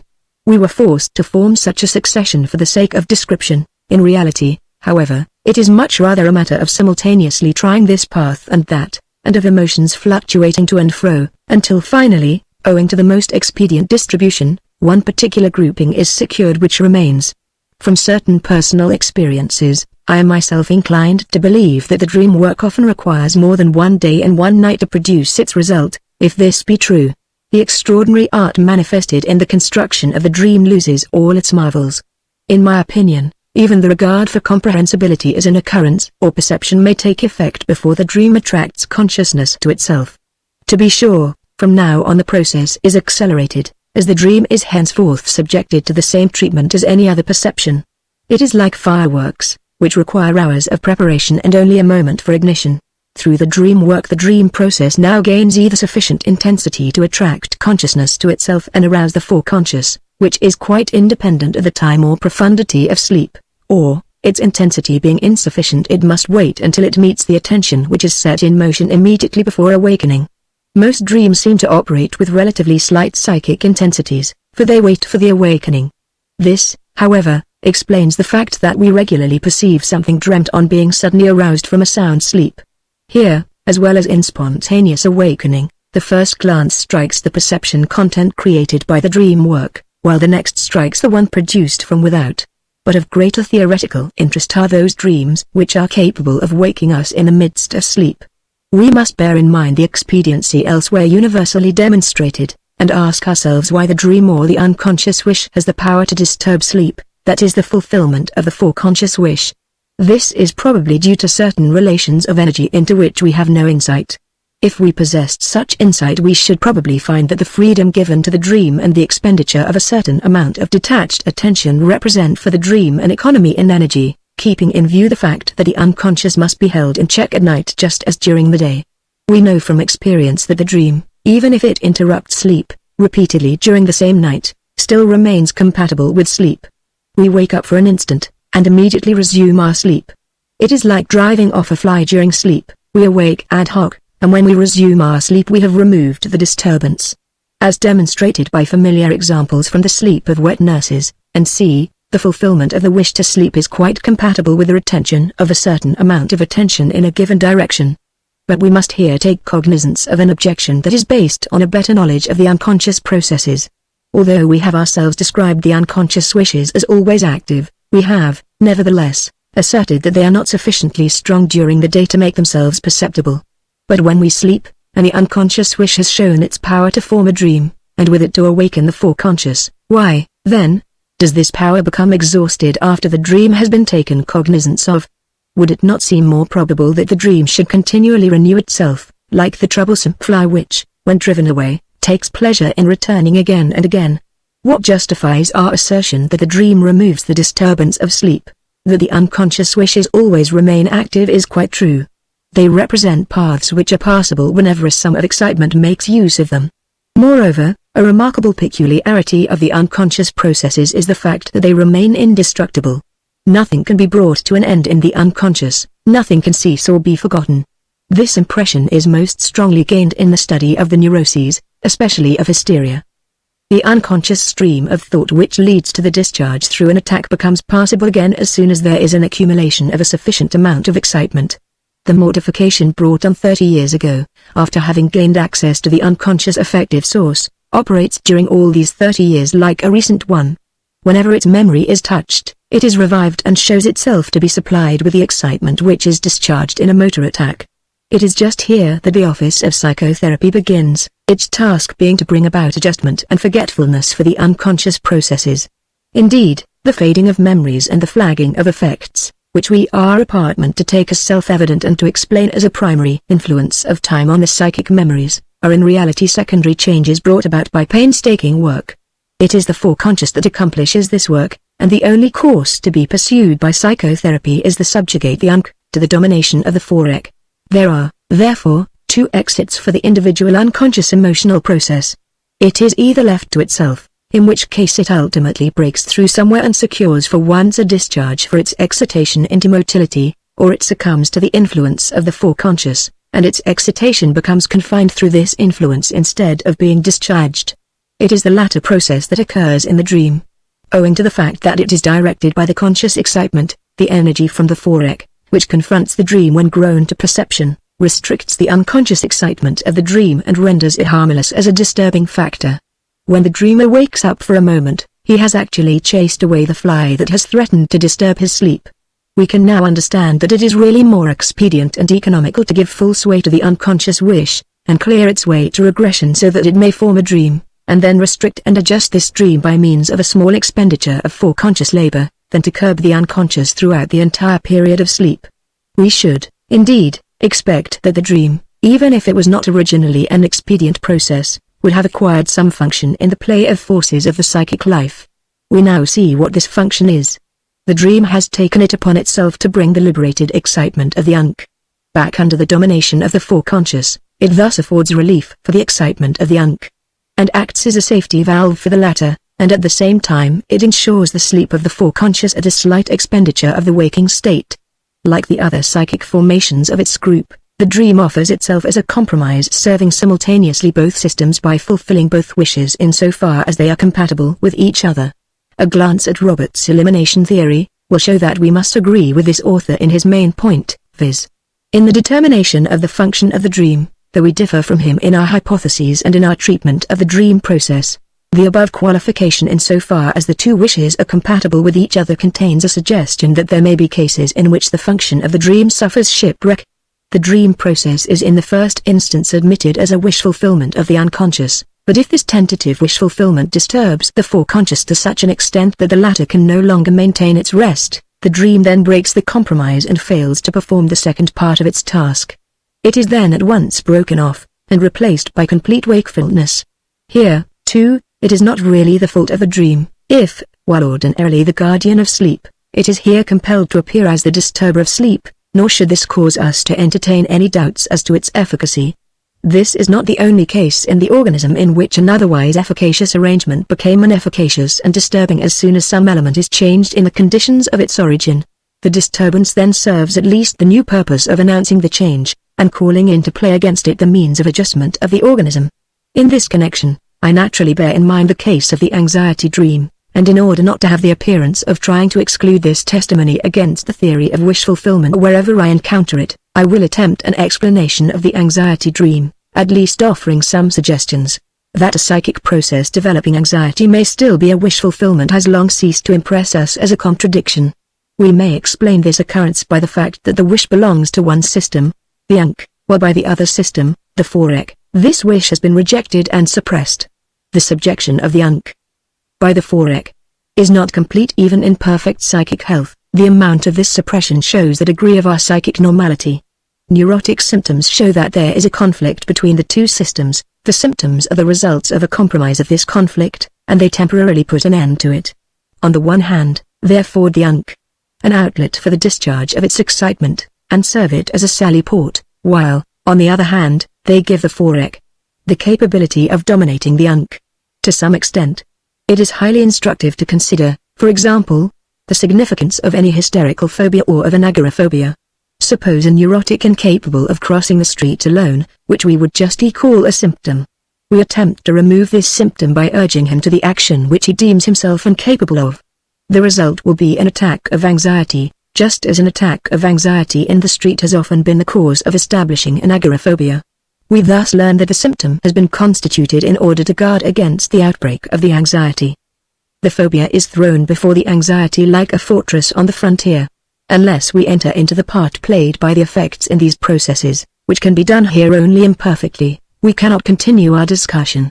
Let us therefore advance the proposition that the reason why the suppression of the unconscious becomes absolutely necessary is because, if the discharge of presentation should be left to itself, it would develop an effect in the UNC, which originally bore the character of pleasure, but which, since the appearance of the repression, bears the character of pain. The aim, as well as the result, of the suppression is to stop the development of this pain. The suppression extends over the unconscious ideation, because the liberation of pain might emanate from the ideation. The foundation is here laid for a very definite assumption concerning the nature of the affective development. It is regarded as a motor or secondary activity, the key to the innervation of which is located in the presentations of the UNC. Through the domination of the forec, these presentations become, as it were, throttled and inhibited at the exit of the emotion-developing impulses. The danger, which is due to the fact that the forec ceases to occupy the energy, therefore consists in the fact that the unconscious excitations liberate such an effect as in consequence of the repression that has previously taken place can only be perceived as pain or anxiety. This danger is released through the full sway of the dream process. The determinations for its realization consist in the fact that repressions have taken place, and that the suppressed emotional wishes shall become sufficiently strong. They thus stand entirely without the psychological realm of the dream structure. Were it not for the fact that our subject is connected through just one factor, namely, the freeing of the UNC during sleep, with the subject of the development of anxiety, I could dispense with discussion of the anxiety dream, and thus avoid all obscurities connected with it. As I have often repeated, the theory of the anxiety belongs to the psychology of the neuroses. I would say that the anxiety in the dream is an anxiety problem and not a dream problem. We have nothing further to do with it after having once demonstrated its point of contact with the subject of the dream process. There is only one thing left for me to do. As I have asserted that the neurotic anxiety originates from sexual sources, I can subject anxiety dreams to analysis in order to demonstrate the sexual material in their dream thoughts. For good reasons I refrain from citing here any of the numerous examples placed at my disposal by neurotic patients, but prefer to give anxiety dreams from young persons. Personally, I have had no real anxiety dream for decades, but I recall one from my 7th or 8th year which I subjected to interpretation about 30 years later. The dream was very vivid, and showed me my beloved mother, with peculiarly calm sleeping countenance, carried into the room and laid on the bed by 2 or 3 persons with birds' beaks. I awoke crying and screaming, and disturbed my parents. The very tall figures draped in a peculiar manner with beaks, I had taken from the illustrations of Philipson's Bible. I believe they represented deities with heads of sparrowhawks from an Egyptian tomb relief. The analysis also introduced the reminiscence of a naughty janitor's boy, who used to play with us children on the meadow in front of the house. I would add that his name was Philip. I feel that I first heard from this boy the vulgar word signifying sexual intercourse, which is replaced among the educated by the Latin coitus, but to which the dream distinctly alludes by the selection of the birds' heads. I must have suspected the sexual significance of the word from the facial expression of my worldly wise teacher. My mother's features in the dream were copied from the countenance of my grandfather, whom I had seen a few days before his death snoring in the state of coma. The interpretation of the secondary elaboration in the dream must therefore have been that my mother was dying. The tomb relief, too, agrees with this. In this anxiety I awoke, and could not calm myself until I had awakened my parents. I remember that I suddenly became calm on coming face to face with my mother, as if I needed the assurance that my mother was not dead. But this secondary interpretation of the dream had been effected only under the influence of the developed anxiety. I was not frightened because I dreamed that my mother was dying, but I interpreted the dream in this manner in the foreconscious elaboration because I was already under the domination of the anxiety. The latter, however, could be traced by means of the repression to an obscure obviously sexual desire, which had found its satisfying expression in the visual content of the dream. A man 27 years old who had been severely ill for a year had had many terrifying dreams between the ages of 11 and 13. He thought that a man with an axe was running after him. He wished to run, but felt paralyzed and could not move from the spot. This may be taken as a good example of a very common, and apparently sexually indifferent, anxiety dream. In the analysis the dreamer first thought of a story told him by his uncle, which chronologically was later than the dream, viz. That he was attacked at night by a suspicious-looking individual. This occurrence led him to believe that he himself might have already heard of a similar episode at the time of the dream. In connection with the axe he recalled that during that period of his life he once hurt his hand with an axe while chopping wood. This immediately led to his relations with his younger brother, whom he used to maltreat and knock down. In particular, he recalled an occasion when he struck his brother on the head with his boot until he bled, whereupon his mother remarked, "I fear he will kill him someday." While he was seemingly thinking of the subject of violence, a reminiscence from his 9th year suddenly occurred to him. His parents came home late and went to bed while he was feigning sleep. He soon heard panting and other noises that appeared strange to him, and he could also make out the position of his parents in bed. His further associations showed that he had established an analogy between this relation between his parents and his own relation toward his younger brother. He subsumed what occurred between his parents under the conception violence and wrestling, and thus reached a sadistic conception of the coitus act, as often happens among children. The fact that he often noticed blood on his mother's bed corroborated his conception. That the sexual intercourse of adults appears strange to children who observe it, and arouses fear in them, I dare say is a fact of daily experience. I have explained this fear by the fact that sexual excitement is not mastered by their understanding, and is probably also unacceptable to them because their parents are involved in it. For the same son this excitement is converted into fear. At a still earlier period of life sexual emotion directed toward the parent of opposite sex does not meet with repression but finds free expression, as we have seen before. For the night terrors with hallucinations, pavor nocturnus, frequently found in children, I would unhesitatingly give the same explanation. Here, too, we are certainly dealing with the incomprehensible and rejected sexual feelings, which, if noted, would probably show a temporal periodicity, for an enhancement of the sexual libido may just as well be produced accidentally through emotional impressions as through the spontaneous and gradual processes of development. I lack the necessary material to sustain these explanations from observation. On the other hand, the pediatrists seem to lack the point of view which alone makes comprehensible the whole series of phenomena, on the somatic as well as on the psychic side. To illustrate by a comical example how one wearing the blinders of medical mythology may miss the understanding of such cases, I will relate a case which I found in a thesis on Pavor Nocturnus by de Backer, 1881. A 13-year-old boy of delicate health began to become anxious and dreamy, His sleep became restless, and about once a week it was interrupted by an acute attack of anxiety with hallucinations. The memory of these dreams was invariably very distinct. Thus, he related that the devil shouted at him, "Now we have you, now we have you," and this was followed by an odor of sulfur. The fire burned his skin. This dream aroused him, terror-stricken.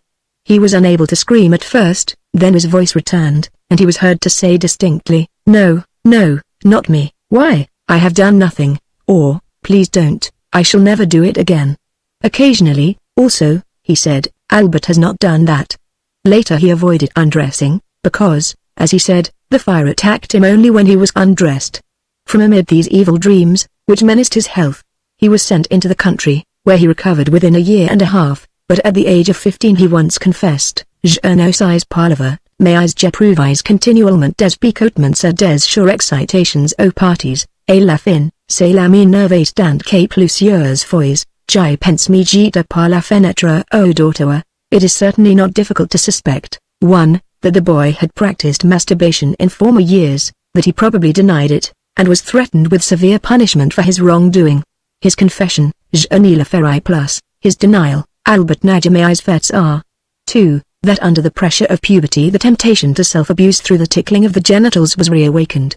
3. That now, however, a struggle of repression arose in him, suppressing the libido and changing it into fear, which subsequently took the form of the punishments with which he was then threatened. Let us, however, quote the conclusions drawn by our author.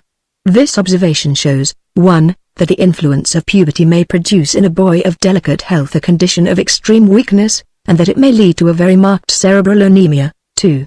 This cerebral anemia produces a transformation of character, demonomaniacal hallucinations, and very violent nocturnal, perhaps also diurnal, states of anxiety. 3. Demonomania and the self-reproaches of the day can be traced to the influences of religious education which the subject underwent as a child. 4. All manifestations disappeared as a result of a lengthy sojourn in the country, bodily exercise, and the return of physical strength after the termination of the period of puberty. 5. A predisposing influence for the origin of the cerebral condition of the boy may be attributed to heredity and to the father's chronic syphilitic state.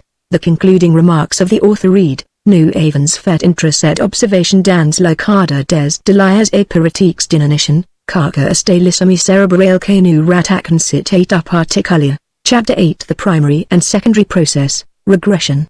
In venturing to attempt to penetrate more deeply into the psychology of the dream processes, I have undertaken a difficult task, to which, indeed, my power of description is hardly equal. To reproduce in description by a succession of words the simultaneousness of so complex a chain of events, and in doing so to appear unbiased throughout the exposition, goes fairly beyond my powers. I have now to atone for the fact that I have been unable in my description of the dream psychology to follow the historic development of my views. The viewpoints for my conception of the dream were reached through earlier investigations in the psychology of the neuroses, to which I am not supposed to refer here, but to which I am repeatedly forced to refer, whereas I should prefer to proceed in the opposite direction, and, starting from the dream, to establish a connection with the psychology of the neuroses. I am well aware of all the inconveniences arising for the reader from this difficulty, but I know of no way to avoid them. As I am dissatisfied with this state of affairs, I am glad to dwell upon another viewpoint which seems to raise the value of my efforts. As has been shown in the introduction to the first chapter, I found myself confronted with a theme which had been marked by the sharpest contradictions on the part of the authorities. After our elaboration of the dream problems we found room for most of these contradictions. We have been forced, however, to take decided exception to two of the views pronounced, viz.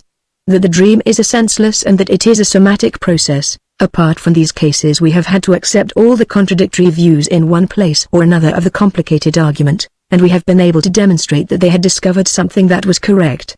That the dream continues the impulses and interests of the waking state has been quite generally confirmed through the discovery of the latent thoughts of the dream. These thoughts concern themselves only with things that seem important and of momentous interest to us. The dream never occupies itself with trifles. But we have also concurred with the contrary view, viz. That the dream gathers up the indifferent remnants from the day, and that not until it has in some measure withdrawn itself from the waking activity can an important event of the day be taken up by the dream. We found this holding true for the dream content, which gives the dream thought its changed expression by means of disfigurement. We have said that from the nature of the association mechanism, the dream process more easily takes possession of recent or indifferent material which has not yet been seized by the waking mental activity, and by reason of the censor it transfers the psychic intensity from the important but also disagreeable to the indifferent material. The hypomnesia of the dream and the resort to infantile material have become main supports in our theory. In our theory of the dream we have attributed to the wish originating from the infantile the part of an indispensable motor for the formation of the dream. We naturally could not think of doubting the experimentally demonstrated significance of the objective sensory stimuli during sleep, but we have brought this material into the same relation to the dream wish as the thought remnants from the waking activity. There was no need of disputing the fact that the dream interprets the objective sensory stimuli after the manner of an illusion. But we have supplied the motive for this interpretation which has been left undecided by the authorities. The interpretation follows in such a manner that the perceived object is rendered harmless as a sleep disturber and becomes available for the wish fulfillment. Though we do not admit as special sources of the dream the subjective state of excitement of the sensory organs during sleep, which seems to have been demonstrated by Trumbull Ladd, we are nevertheless able to explain this excitement through the regressive revival of active memories behind the dream. A modest part in our conception has also been assigned to the inner organic sensations which are wont to be taken as the cardinal point in the explanation of the dream. These the sensation of falling, flying, or inhibition stand as an ever-ready material to be used by the dream work to express the dream thought as often as need arises. That the dream process is a rapid and momentary one seems to be true for the perception through consciousness of the already prepared dream content. The preceding parts of the dream process probably take a slow, fluctuating course. We have solved the riddle of the superabundant dream content compressed within the briefest moment by explaining that this is due to the appropriation of almost fully formed structures from the psychic life. That the dream is disfigured and distorted by memory we found to be correct, but not troublesome, as this is only the last manifest operation in the work of disfigurement which has been active from the beginning of the dream work. In the bitter and seemingly irreconcilable controversy as to whether the psychic life sleeps at night or can make the same use of all its capabilities as during the day, we have been able to agree with both sides, though not fully with either. We have found proof that the dream thoughts represent a most complicated intellectual activity, employing almost every means furnished by the psychic apparatus. Still it cannot be denied that these dream thoughts have originated during the day, and it is indispensable to assume that there is a sleeping state of the psychic life. Thus, even the theory of partial sleep has come into play, but the characteristics of the sleeping state have been found not in the dilapidation of the psychic connections but in the cessation of the psychic system dominating the day, arising from its desire to sleep. The withdrawal from the outer world retains its significance also for our conception, though not the only factor. It nevertheless helps the regression to make possible the representation of the dream. That we should reject the voluntary guidance of the presentation course is uncontestable, but the psychic life does not thereby become aimless, for we have seen that after the abandonment of the desired end presentation undesired ones gain the mastery. The loose associative connection in the dream we have not only recognized, but we have placed under its control a far greater territory than could have been supposed. We have, however, found it merely the feigned substitute for another correct and senseful one. To be sure we, too, have called the dream absurd, but we have been able to learn from examples how wise the dream really is when it simulates absurdity. We do not deny any of the functions that have been attributed to the dream. That the dream relieves the mind like a valve, and that, according to Robert's assertion, all kinds of harmful material are rendered harmless through representation in the dream, not only exactly coincides with our theory of the twofold wish fulfillment in the dream, but, in his own wording, becomes even more comprehensible for us than for Robert himself. The free indulgence of the psychic in the play of its faculties finds expression with us in the non-interference with the dream on the part of the foreconscious activity. The return to the embryonal state of psychic life in the dream and the observation of Havelock Ellis, an archaic world of vast emotions and imperfect thoughts, appear to us as happy anticipations of our deductions to the effect that primitive modes of work suppressed during the day participate in the formation of the dream, and with us, as with Delitzsch, the suppressed material becomes the mainspring of the dreaming. We have fully recognized the role which Skinner ascribes to the dream fantasy, and even his interpretation. But we have been obliged, so to speak, to conduct them to another department in the problem. It is not the dream that produces the fantasy but the unconscious fantasy that takes the greatest part in the formation of the dream thoughts. We are indebted to Skinner for his clue to the source of the dream thoughts, but almost everything that he ascribes to the dream work is attributable to the activity of the unconscious, which is at work during the day, and which supplies incitements not only for dreams but for neurotic symptoms as well. we have had to separate the dream work from this activity as being something entirely different and far more restricted. Finally, we have by no means abandoned the relation of the dream to mental disturbances, but, on the contrary, we have given it a more solid foundation on new ground. Thus held together by the new material of our theory as by a superior unity, we find the most varied and most contradictory conclusions of the authorities fitting into our structure. Some of them are differently disposed, only a few of them are entirely rejected. But our own structure is still unfinished. For, disregarding the many obscurities which we have necessarily encountered in our advance into the darkness of psychology, we are now apparently embarrassed by a new contradiction. On the one hand, we have allowed the dream thoughts to proceed from perfectly normal mental operations, while, on the other hand, we have found among the dream thoughts a number of entirely abnormal mental processes which extend likewise to the dream contents. These, consequently, we have repeated in the interpretation of the dream. All that we have termed the dream work seems so remote from the psychic processes recognized by us as correct, that the severest judgments of the authors as to the low psychic activity of dreaming seem to us well-founded. Perhaps only through still further advance can enlightenment and improvement be brought about. I shall pick out one of the constellations leading to the formation of dreams. We have learned that the dream replaces a number of thoughts derived from daily life which are perfectly formed logically. We cannot therefore doubt that these thoughts originate from our normal mental life. All the qualities which we esteem in our mental operations, and which distinguish these as complicated activities of a high order, we find repeated in the dream thoughts. There is, however, no need of assuming that this mental work is performed during sleep, as this would materially impair the conception of the psychic state of sleep we have hitherto adhered to. These thoughts may just as well have originated from the day, and, unnoticed by our consciousness from their inception, they may have continued to develop until they stood complete at the onset of sleep. If we are to conclude anything from this state of affairs, it will at most prove that the most complex mental operations are possible without the cooperation of consciousness, which we have already learned independently from every psychoanalysis of persons suffering from hysteria or obsessions. These dream thoughts are in themselves surely not incapable of consciousness, if they have not become conscious to us during the day. This may have various reasons. The state of becoming conscious depends on the exercise of a certain psychic function, viz.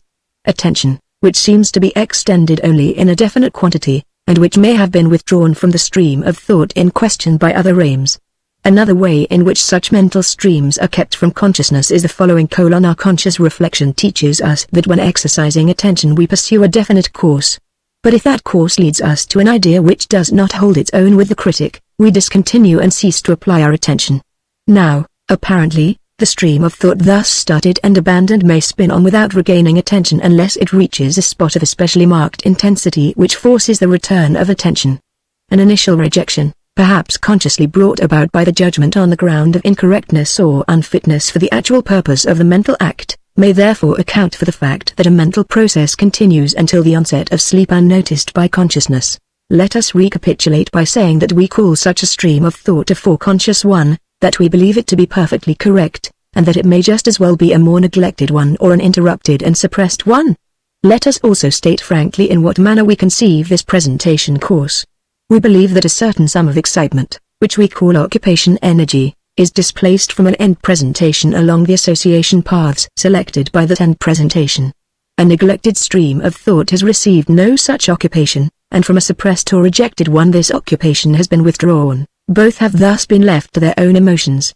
The end stream of thought stocked with energy is under certain conditions able to draw to itself the attention of consciousness, through which means it then receives a surplus of energy. We shall be obliged somewhat later to elucidate our assumption concerning the nature and activity of consciousness. A train of thought thus incited in the forec may either disappear spontaneously or continue. The former issue we conceive as follows: it diffuses its energy through all the association paths emanating from it, and throws the entire chain of ideas into a state of excitement which, after lasting for a while, subsides through the transformation of the excitement requiring an outlet into dormant energy. 23. If this first issue is brought about, the process has no further significance for the dream formation. But other end presentations are lurking in our foreconscious that originate from the sources of our unconscious and from the ever-active wishes. These may take possession of the excitations in a circle of thought thus left to itself, establish a connection between it and the unconscious wish, and transfer to it the energy inherent in the unconscious wish. Henceforth the neglected or suppressed train of thought is in a position to maintain itself, although this reinforcement does not help it to gain access to consciousness. We may say that the hitherto foreconscious train of thought has been drawn into the unconscious. Other constellations for the dream formation would result if the foreconscious train of thought had from the beginning been connected with the unconscious wish, and for that reason met with rejection by the dominating end occupation, or if an unconscious wish were made active for other possibly somatic reasons and of its own accord sought transference to the psychic remnants not occupied by the forec. All three cases finally combine in one issue, so that there is established in the foreconscious a stream of thought which, having been abandoned by the foreconscious occupation, receives occupation from the unconscious wish. The stream of thought is henceforth subjected to a series of transformations which we no longer recognize as normal psychic processes and which give us a surprising result, viz. a psychopathological formation. Let us emphasize and group the same. 1. The intensities of the individual ideas become capable of discharge in their entirety, and, proceeding from one conception to the other, they thus form single presentations endowed with marked intensity. Through the repeated recurrence of this process the intensity of an entire train of ideas may ultimately be gathered in a single presentation element. This is the principle of compression or condensation. It is condensation that is mainly responsible for the strange impression of the dream, for we know of nothing analogous to it in the normal psychic life accessible to consciousness. We find here, also, presentations which possess great psychic significance as junctions or as end results of whole chains of thought. But this validity does not manifest itself in any character conspicuous enough for internal perception, hence, what has been presented in it does not become in any way more intensive. In the process of condensation the entire psychic connection becomes transformed into the intensity of the presentation content. It is the same as in a book where we space or print in heavy type any word upon which particular stress is laid for the understanding of the text. In speech the same word would be pronounced loudly and deliberately and with emphasis. The first comparison leads us at once to an example taken from the chapter on the dream work, trimethylamine in the dream of Irma's ejection. Historians of art call our attention to the fact that the most ancient historical sculptures follow a similar principle in expressing the rank of the persons represented by the size of the statue. The king is made 2 or 3 times as large as his retinue or the vanquished enemy. A piece of art, however, from the Roman period makes use of more subtle means to accomplish the same purpose. The figure of the emperor is placed in the center in a firmly erect posture, special care is bestowed on the proper modeling of his figure, his enemies are seen cowering at his feet, but he is no longer represented a giant among dwarfs. However, the bowing of the subordinate to his superior in our own days is only an echo of that ancient principle of representation. The direction taken by the condensations of the dream is prescribed on the one hand by the true foreconscious relations of the dream thoughts, and the other hand by the attraction of the visual reminiscences in the unconscious. The success of the condensation work produces those intensities which are required for penetration into the perception systems. 2. Through this free transferability of the intensities, moreover, and in the service of condensation, intermediary presentations compromises, as it were, are formed, cf. the numerous examples. This, likewise, is something unheard of in the normal presentation course, where it is above all a question of selection and retention of the proper presentation element. On the other hand, composite and compromise formations occur with extraordinary frequency when we are trying to find the linguistic expression for foreconscious thoughts. These are considered slips of the tongue. 3. The presentations which transfer their intensities to one another are very loosely connected, and are joined together by such forms of association as are spurned in our serious thought and are utilized in the production of the effect of wit only. Among these we particularly find associations of the sound and consonance types. 4. Contradictory thoughts do not strive to eliminate one another, but remain side by side. They often unite to produce condensation as if no contradiction existed, or they form compromises for which we should never forgive our thoughts, but which we frequently approve of in our actions. These are some of the most conspicuous abnormal processes to which the thoughts which have previously been rationally formed are subjected in the course of the dream work. As the main feature of these processes we recognize the high importance attached to the fact of rendering the occupation energy mobile and capable of discharge. The content and the actual significance of the psychic elements, to which these energies adhere, become a matter of secondary importance. One might possibly think that the condensation and compromise formation is effected only in the service of regression, when occasion arises for changing thoughts into pictures. But the analysis and still more distinctly the synthesis of dreams which lack regression toward pictures, For example, the dream Autodidaska conversation with court counselor N. present the same processes of displacement and condensation as the others. Hence we cannot refuse to acknowledge that the two kinds of essentially different psychic processes participate in the formation of the dream. One forms perfectly correct dream thoughts which are equivalent to normal thoughts, while the other treats these ideas in a highly surprising and incorrect manner. The latter process we have already set apart as the dream work proper. What have we now to advance concerning this latter psychic process? We should be unable to answer this question here if we had not penetrated considerably into the psychology of the neuroses and especially of hysteria. From this we learn that the same incorrect psychic processes as well as others that have not been enumerated control the formation of hysterical symptoms. In hysteria, too, we at once find a series of perfectly correct thoughts equivalent to our conscious thoughts, of whose existence, however, in this form we can learn nothing and which we can only subsequently reconstruct. If they have forced their way anywhere to our perception, we discover from the analysis of the symptom formed that these normal thoughts have been subjected to abnormal treatment and have been transformed into the symptom by means of condensation and compromise formation, through superficial associations, under cover of contradictions, and eventually over the road of regression. In view of the complete identity found between the peculiarities of the dream work and of the psychic activity forming the psychoneurotic symptoms, we shall feel justified in transferring to the dream the conclusions urged upon us by hysteria. From the theory of hysteria we borrow the proposition that such an abnormal psychic elaboration of a normal train of thought takes place only when the latter has been used for the transference of an unconscious wish which dates from the infantile life and is in a state of repression. In accordance with this proposition we have construed the theory of the dream on the assumption that the actuating dream wish invariably originates in the unconscious, which, as we ourselves have admitted, cannot be universally demonstrated though it cannot be refuted. But in order to explain the real meaning of the term repression, which we have employed so freely, we shall be obliged to make some further addition to our psychological construction. We have above elaborated the fiction of the primitive psychic apparatus, whose work is regulated by the efforts to avoid accumulation of excitement and as far as possible to maintain itself free from excitement. For this reason it was constructed after the plan of a reflex apparatus. The motility, originally the path for the inner bodily change, formed a discharging path standing at its disposal. We subsequently discussed the psychic results of a feeling of gratification, and we might at the same time have introduced the second assumption, viz. that accumulation of excitement following certain modalities that do not concern us is perceived as pain and sets the apparatus in motion in order to reproduce a feeling of gratification in which the diminution of the excitement is perceived as pleasure. Such a current in the apparatus which emanates from pain and strives for pleasure we call a wish. We have said that nothing but a wish is capable of setting the apparatus in motion, and that the discharge of excitement in the apparatus is regulated automatically by the perception of pleasure and pain. The first wish must have been an hallucinatory occupation of the memory for gratification. But this hallucination, unless it were maintained to the point of exhaustion, proved incapable of bringing about a cessation of the desire and consequently of securing the pleasure connected with gratification.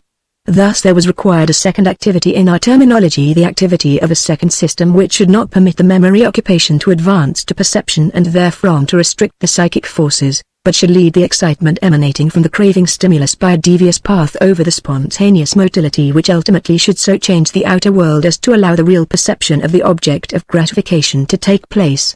Thus far we have elaborated the plan of the psychic apparatus. These two systems are the germ of the UNC and Forec, which we include in the fully developed apparatus. In order to be in a position successfully to change the outer world through the motility, there is required the accumulation of a large sum of experiences in the memory systems as well as a manifold fixation of the relations which are evoked in this memory material by different end presentations. We now proceed further with our assumption. The manifold activity of the second system, tentatively sending forth and retracting energy, must on the one hand have full command over all memory material, but on the other hand it would be a superfluous expenditure for it to send to the individual mental paths large quantities of energy which would thus flow off to no purpose, diminishing the quantity available for the transformation of the outer world. In the interests of expediency I therefore postulate that the second system succeeds in maintaining the greater part of the occupation energy in a dormant state and in using but a small portion for the purposes of displacement. The mechanism of these processes is entirely unknown to me. Anyone who wishes to follow up these ideas must try to find the physical analogies and prepare the way for a demonstration of the process of motion in the stimulation of the neuron. I merely hold to the idea that the activity of the first system is directed to the free outflow of the quantities of excitement, and that the second system brings about an inhibition of this outflow through the energies emanating from it, that is, it produces a transformation into dormant energy, probably by raising the level. I therefore assume that under the control of the second system as compared with the first, the course of the excitement is bound to entirely different mechanical conditions. After the second system has finished its tentative mental work, it removes the inhibition and congestion of the excitements and allows these excitements to flow off to the motility. An interesting train of thought now presents itself if we consider the relations of this inhibition of discharge by the second system to the regulation through the principle of pain. Let us now seek the counterpart of the primary feeling of gratification, namely, the objective feeling of fear. A perceptive stimulus acts on the primitive apparatus, becoming the source of a painful emotion. This will then be followed by irregular motor manifestations until one of these withdraws the apparatus from perception and at the same time from pain, but on the reappearance of the perception this manifestation will immediately repeat itself, perhaps as a movement of flight, until the perception has again disappeared. But there will here remain no tendency again to occupy the perception of the source of pain in the form of an hallucination or in any other form. On the contrary, there will be a tendency in the primary apparatus to abandon the painful memory picture as soon as it is in any way awakened, as the overflow of its excitement would surely produce, more precisely, begin to produce, pain. The deviation from memory, which is but a repetition of the former flight from perception, is facilitated also by the fact that, unlike perception, memory does not possess sufficient quality to excite consciousness and thereby to attract to itself new energy. This easy and regularly occurring deviation of the psychic process from the former painful memory presents to us the model and the first example of psychic repression. As is generally known, much of this deviation from the painful, much of the behavior of the ostrich, can be readily demonstrated even in the normal psychic life of adults. By virtue of the principle of pain, the first system is therefore altogether incapable of introducing anything unpleasant into the mental associations. The system cannot do anything but wish. If this remained so, the mental activity of the second system, which should have at its disposal all the memories stored up by experiences, would be hindered. But two ways are now opened. The work of the second system either frees itself completely from the principle of pain and continues its course, paying no heed to the painful reminiscence, or it contrives to occupy the painful memory in such a manner as to preclude the liberation of pain. We may reject the first possibility, as the principle of pain also manifests itself as a regulator for the emotional discharge of the second system. We are, therefore, directed to the second possibility, namely, that this system occupies a reminiscence in such a manner as to inhibit its discharge and hence, also, to inhibit the discharge comparable to a motor innervation for the development of pain. Thus from two starting points we are led to the hypothesis that occupation through the second system is at the same time an inhibition for the emotional discharge, viz. from a consideration of the principle of pain and from the principle of the smallest expenditure of innervation. Let us, however, keep to the fact this is the key to the theory of repression, that the second system is capable of occupying an idea only when it is in position to check the development of pain emanating from it. Whatever withdraws itself from this inhibition also remains inaccessible for the second system and would soon be abandoned by virtue of the principle of pain. The inhibition of pain, however, need not be complete, it must be permitted to begin, as it indicates to the second system the nature of the memory and possibly its defective adaptation for the purpose sought by the mind. The psychic process which is admitted by the first system only I shall now call the primary process, and the one resulting from the inhibition of the second system I shall call the secondary process. I show by another point for what purpose the second system is obliged to correct the primary process. The primary process strives for a discharge of the excitement in order to establish a perception identity with the sum of excitement thus gathered. The secondary process has abandoned this intention and undertaken instead the task of bringing about a thought identity. All thinking is only a circuitous path from the memory of gratification taken as an end presentation to the identical occupation of the same memory, which is again to be attained on the track of the motor experiences. The state of thinking must take an interest in the connecting paths between the presentations without allowing itself to be misled by their intensities. But it is obvious that condensations and intermediate or compromise formations occurring in the presentations impede the attainment of this end identity. By substituting one idea for the other they deviate from the path which otherwise would have been continued from the original idea. Such processes are therefore carefully avoided in the secondary thinking. Nor is it difficult to understand that the principle of pain also impedes the progress of the mental stream in its pursuit of the thought identity, though, indeed, it offers to the mental stream the most important points of departure. Hence the tendency of the thinking process must be to free itself more and more from exclusive adjustment by the principle of pain, and through the working of the mind to restrict the affective development to that minimum which is necessary as a signal. This refinement of the activity must have been attained through a recent over-occupation of energy brought about by consciousness. But we are aware that this refinement is seldom completely successful even in the most normal psychic life, and that our thoughts ever remain accessible to falsification through the interference of the principle of pain. This, however, is not the breach in the functional efficiency of our psychic apparatus through which the thoughts forming the material of the secondary mental work are unable to make their way into the primary psychic process, with which formula we may now describe the work leading to the dream and to the hysterical symptoms. This case of insufficiency results from the union of the two factors from the history of our evolution, one of which belongs solely to the psychic apparatus and has exerted a determining influence on the relation of the two systems, while the other operates fluctuatingly and introduces motive forces of organic origin into the psychic life. Both originate in the infantile life and result from the transformation which our psychic and somatic organism has undergone since the infantile period.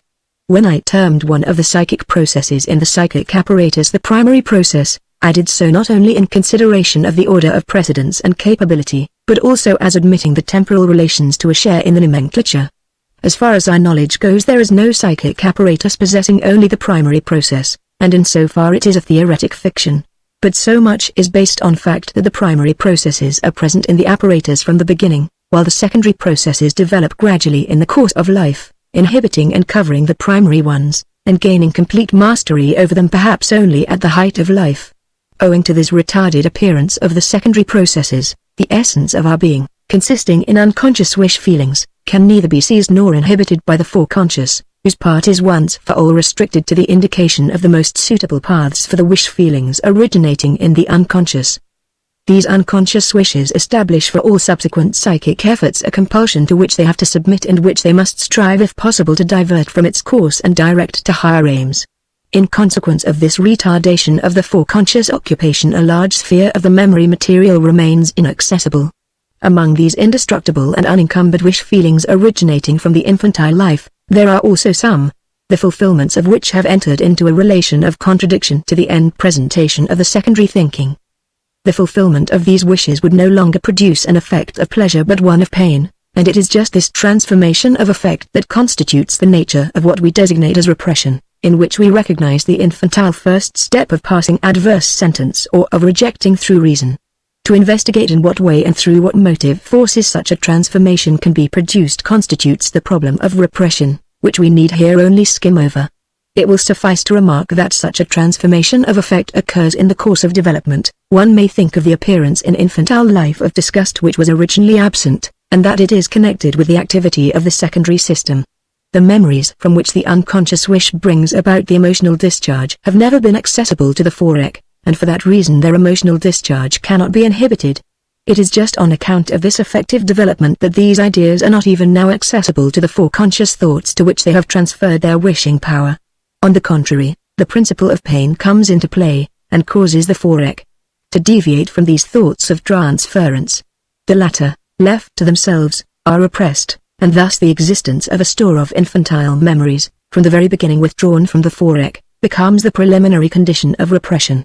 In the most favorable case, the development of pain terminates as soon as the energy has been withdrawn from the thoughts of transference in the forec, and this effect characterizes the intervention of the principle of pain as expedient.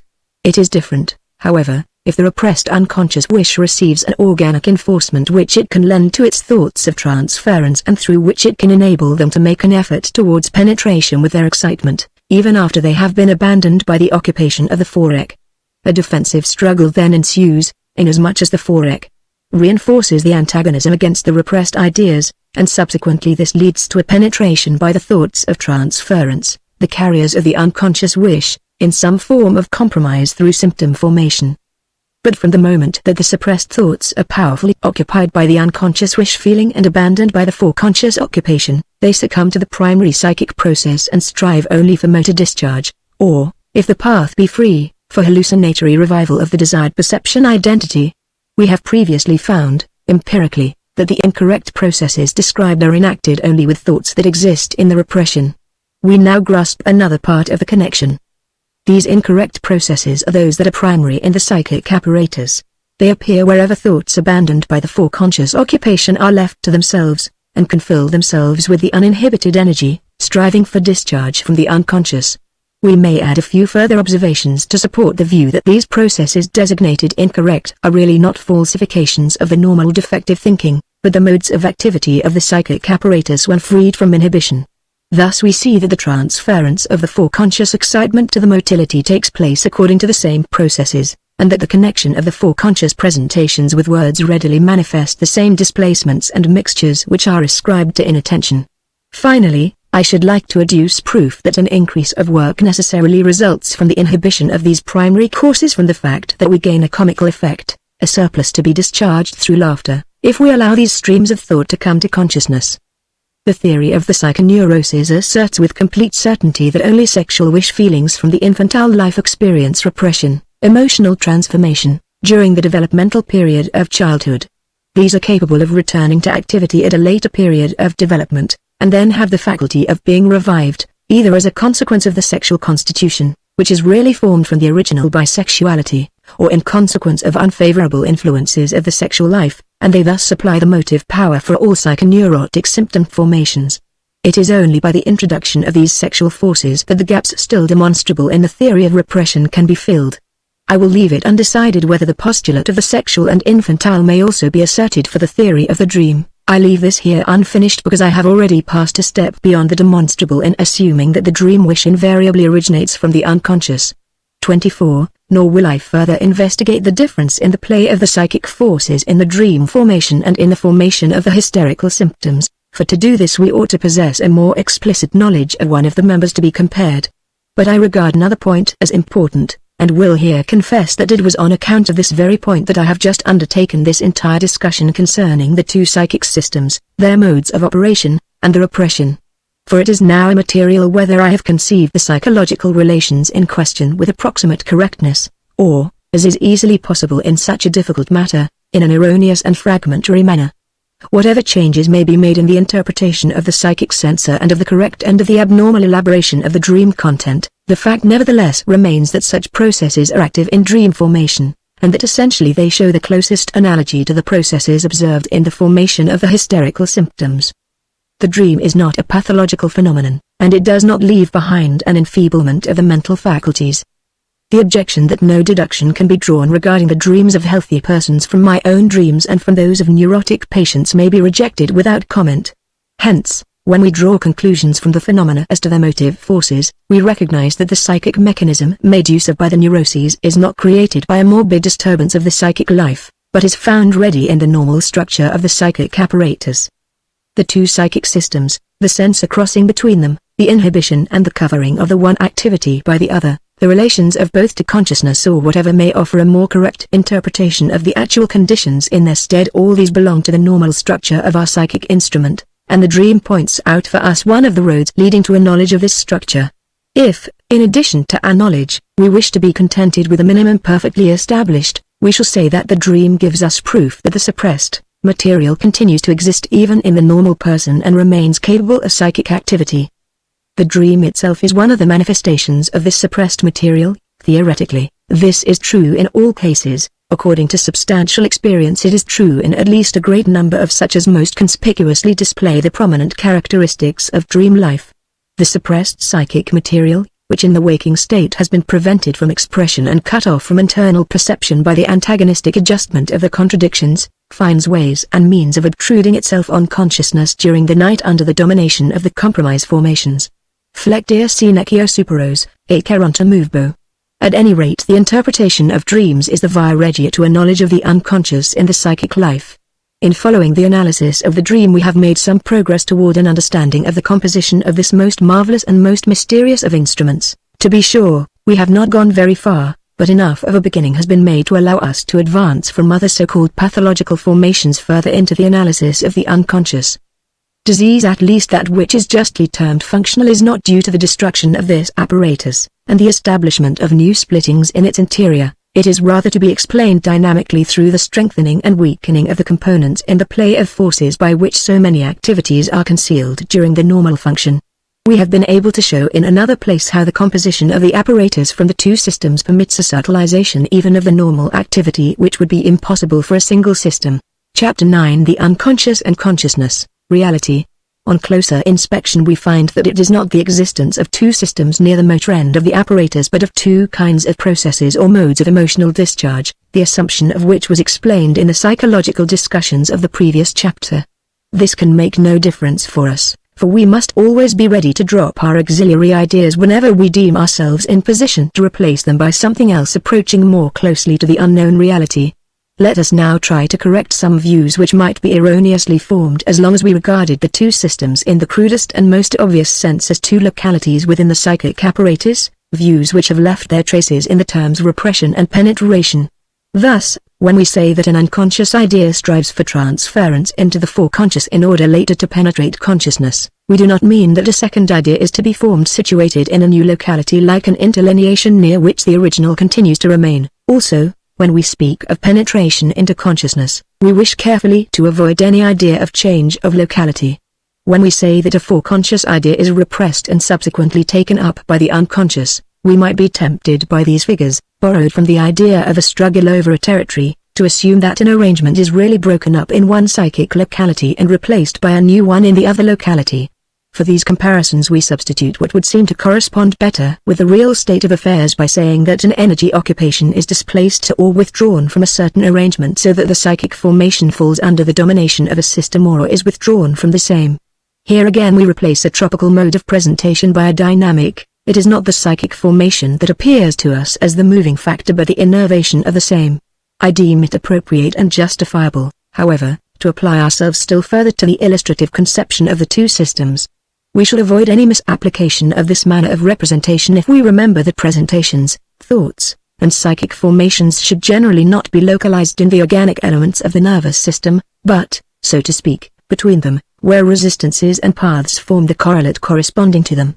Everything that can become an object of our internal perception is virtual, like the image in the telescope produced by the passage of the rays of light.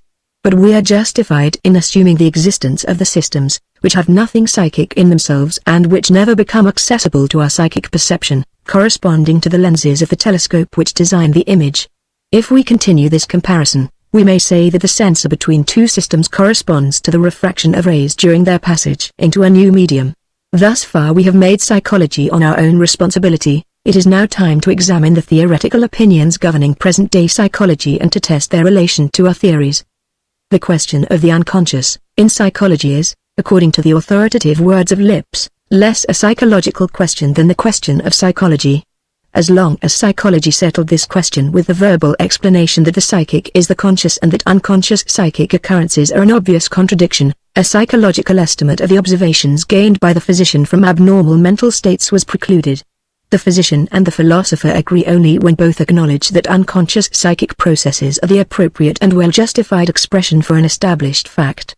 The physician cannot but reject with a shrug of his shoulders the assertion that consciousness is the indispensable quality of the psychic. He may assume, if his respect for the utterings of the philosophers still be strong enough, that he and they do not treat the same subject and do not pursue the same science. For a single intelligent observation of the psychic life of a neurotic, a single analysis of a dream must force upon him the unalterable conviction that the most complicated and correct mental operations, to which no one will refuse the name of psychic occurrences, may take place without exciting the consciousness of the person. It is true that the physician does not learn of these unconscious processes until they have exerted such an effect on consciousness as to admit communication or observation. But this effect of consciousness may show a psychic character widely differing from the unconscious process, so that the internal perception cannot possibly recognize the one as a substitute for the other. The physician must reserve for himself the right to penetrate, by a process of deduction, from the effect on consciousness to the unconscious psychic process. He learns in this way that the effect on consciousness is only a remote psychic product of the unconscious process and that the latter has not become conscious as such, that it has been in existence and operative without betraying itself in any way to consciousness. A reaction from the overestimation of the quality of consciousness becomes the indispensable preliminary condition for any correct insight into the behavior of the psychic. In the words of Lipps, the unconscious must be accepted as the general basis of the psychic life. The unconscious is the larger circle which includes within itself the smaller circle of the conscious. Everything conscious has its preliminary step in the unconscious, whereas the unconscious may stop with the step and still claim full value as a psychic activity. Properly speaking, the unconscious is the real psychic. Its inner nature is just as unknown to us as the reality of the external world, and it is just as imperfectly reported to us through the data of consciousness as is the external world through the indications of our sensory organs. A series of dream problems which have intensely occupied older authors will be laid aside when the old opposition between conscious life and dream life is abandoned and the unconscious psychic assigned to its proper place. Thus many of the activities whose performances in the dream have excited our admiration are now no longer to be attributed to the dream but to unconscious thinking, which is also active during the day. If, according to Skinner, the dream seems to play with a symbolic representation of the body, we know that this is the work of certain unconscious fantasies which have probably given into sexual emotions, and that these fantasies come to expression not only in dreams but also in hysterical phobias and in other symptoms.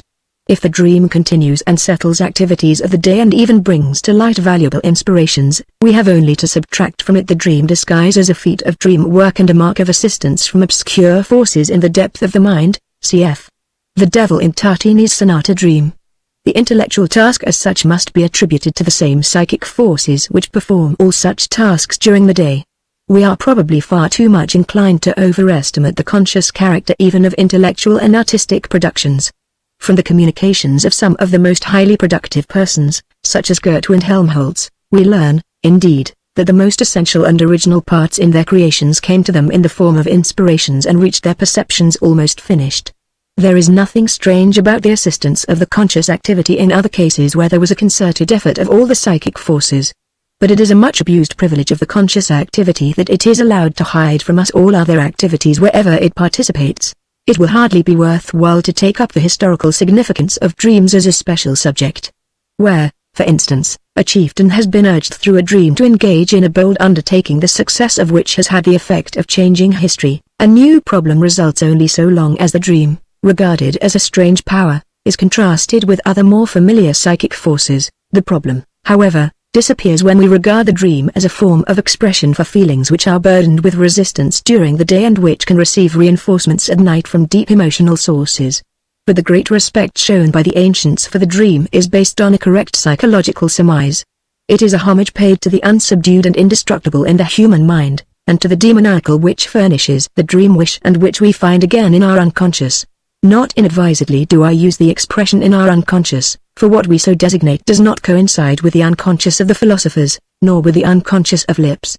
In the latter uses it is intended to designate only the opposite of conscious. That there are also unconscious psychic processes beside the conscious ones is the hotly contested and energetically defended issue. Lipps gives us the more far-reaching theory that everything psychic exists as unconscious, but that some of it may exist also as conscious. But it was not to prove this theory that we have adduced the phenomena of the dream and of the hysterical symptom formation. The observation of normal life alone suffices to establish its correctness beyond any doubt. The new fact that we have learned from the analysis of the psychopathological formations, and indeed from their first member, viz. dreams, is that the unconscious, hence the psychic, occurs as a function of two separate systems and that it occurs as such even in normal psychic life. Consequently there are two kinds of unconscious, which we do not as yet find distinguished by the psychologists. Both are unconscious in the psychological sense, but in our sense the first, which we call unc, is likewise incapable of consciousness, whereas the second we term forec. Because its emotions, after the observance of certain rules, can reach consciousness, perhaps not before they have again undergone censorship, but still regardless of the unc system. The fact that in order to attain consciousness the emotions must traverse an unalterable series of events or succession of instances, as is betrayed through their alteration by the censor, has helped us to draw a comparison from spatiality. We described the relations of the two systems to each other and to consciousness by saying that the system forec is like a screen between the system unc and consciousness. The system forec not only bars access to consciousness, but also controls the entrance to voluntary motility and is capable of sending out a sum of mobile energy, a portion of which is familiar to us as attention. We must also steer clear of the distinctions superconscious and subconscious which have found so much favor in the more recent literature on the psychoneuroses, for just such a distinction seems to emphasize the equivalence of the psychic and the conscious. What part now remains in our description of the once all-powerful and all-overshadowing consciousness? None other than that of a sensory organ for the perception of psychic qualities. According to the fundamental idea of schematic undertaking, we can conceive the conscious perception only as the particular activity of an independent system for which the abbreviated designation cons commends itself. This system we conceive to be similar in its mechanical characteristics to the perception system P, hence excitable by qualities and incapable of retaining the trace of changes, that is, it is devoid of memory. The psychic apparatus which, with the sensory organs of the P system, is turned to the outer world, is itself the outer world for the sensory organ of cons, the teleological justification of which rests on this relationship. We are here once more confronted with the principle of the succession of instances which seems to dominate the structure of the apparatus. The material under excitement flows to the cons, sensory organ from two sides, firstly from the P system whose excitement, qualitatively determined, probably experiences a new elaboration until it comes to conscious perception, and, secondly, from the interior of the apparatus itself, the quantitative processes of which are perceived as a qualitative series of pleasure and pain as soon as they have undergone certain changes. The philosophers, who have learned that correct and highly complicated thought structures are possible even without the cooperation of consciousness, have found it difficult to attribute any function to consciousness. It has appeared to them a superfluous mirroring of the perfected psychic process. The analogy of our cons system with the systems of perception relieves us of this embarrassment. We see that perception through our sensory organs results in directing the occupation of attention to those paths on which the incoming sensory excitement is diffused. The qualitative excitement of the P system serves the mobile quantity of the psychic apparatus as a regulator for its discharge. We may claim the same function for the overlying sensory organ of the cons system. By assuming new qualities, it furnishes a new contribution toward the guidance and suitable distribution of the mobile occupation quantities. By means of the perceptions of pleasure and pain, it influences the course of the occupations within the psychic apparatus, which normally operates unconsciously and through the displacement of quantities. It is probable that the principle of pain first regulates the displacements of occupation automatically, but it is quite possible that the consciousness of these qualities adds a second and more subtle regulation which may even oppose the first and perfect the working capacity of the apparatus by placing it in a position contrary to its original design for occupying and developing even that which is connected with the liberation of pain. We learn from neuropsychology that an important part in the functional activity of the apparatus is attributed to such regulations through the qualitative excitation of the sensory organs. The automatic control of the primary principle of pain and the restriction of mental capacity connected with it are broken by the sensible regulations, which in their turn are again automatisms.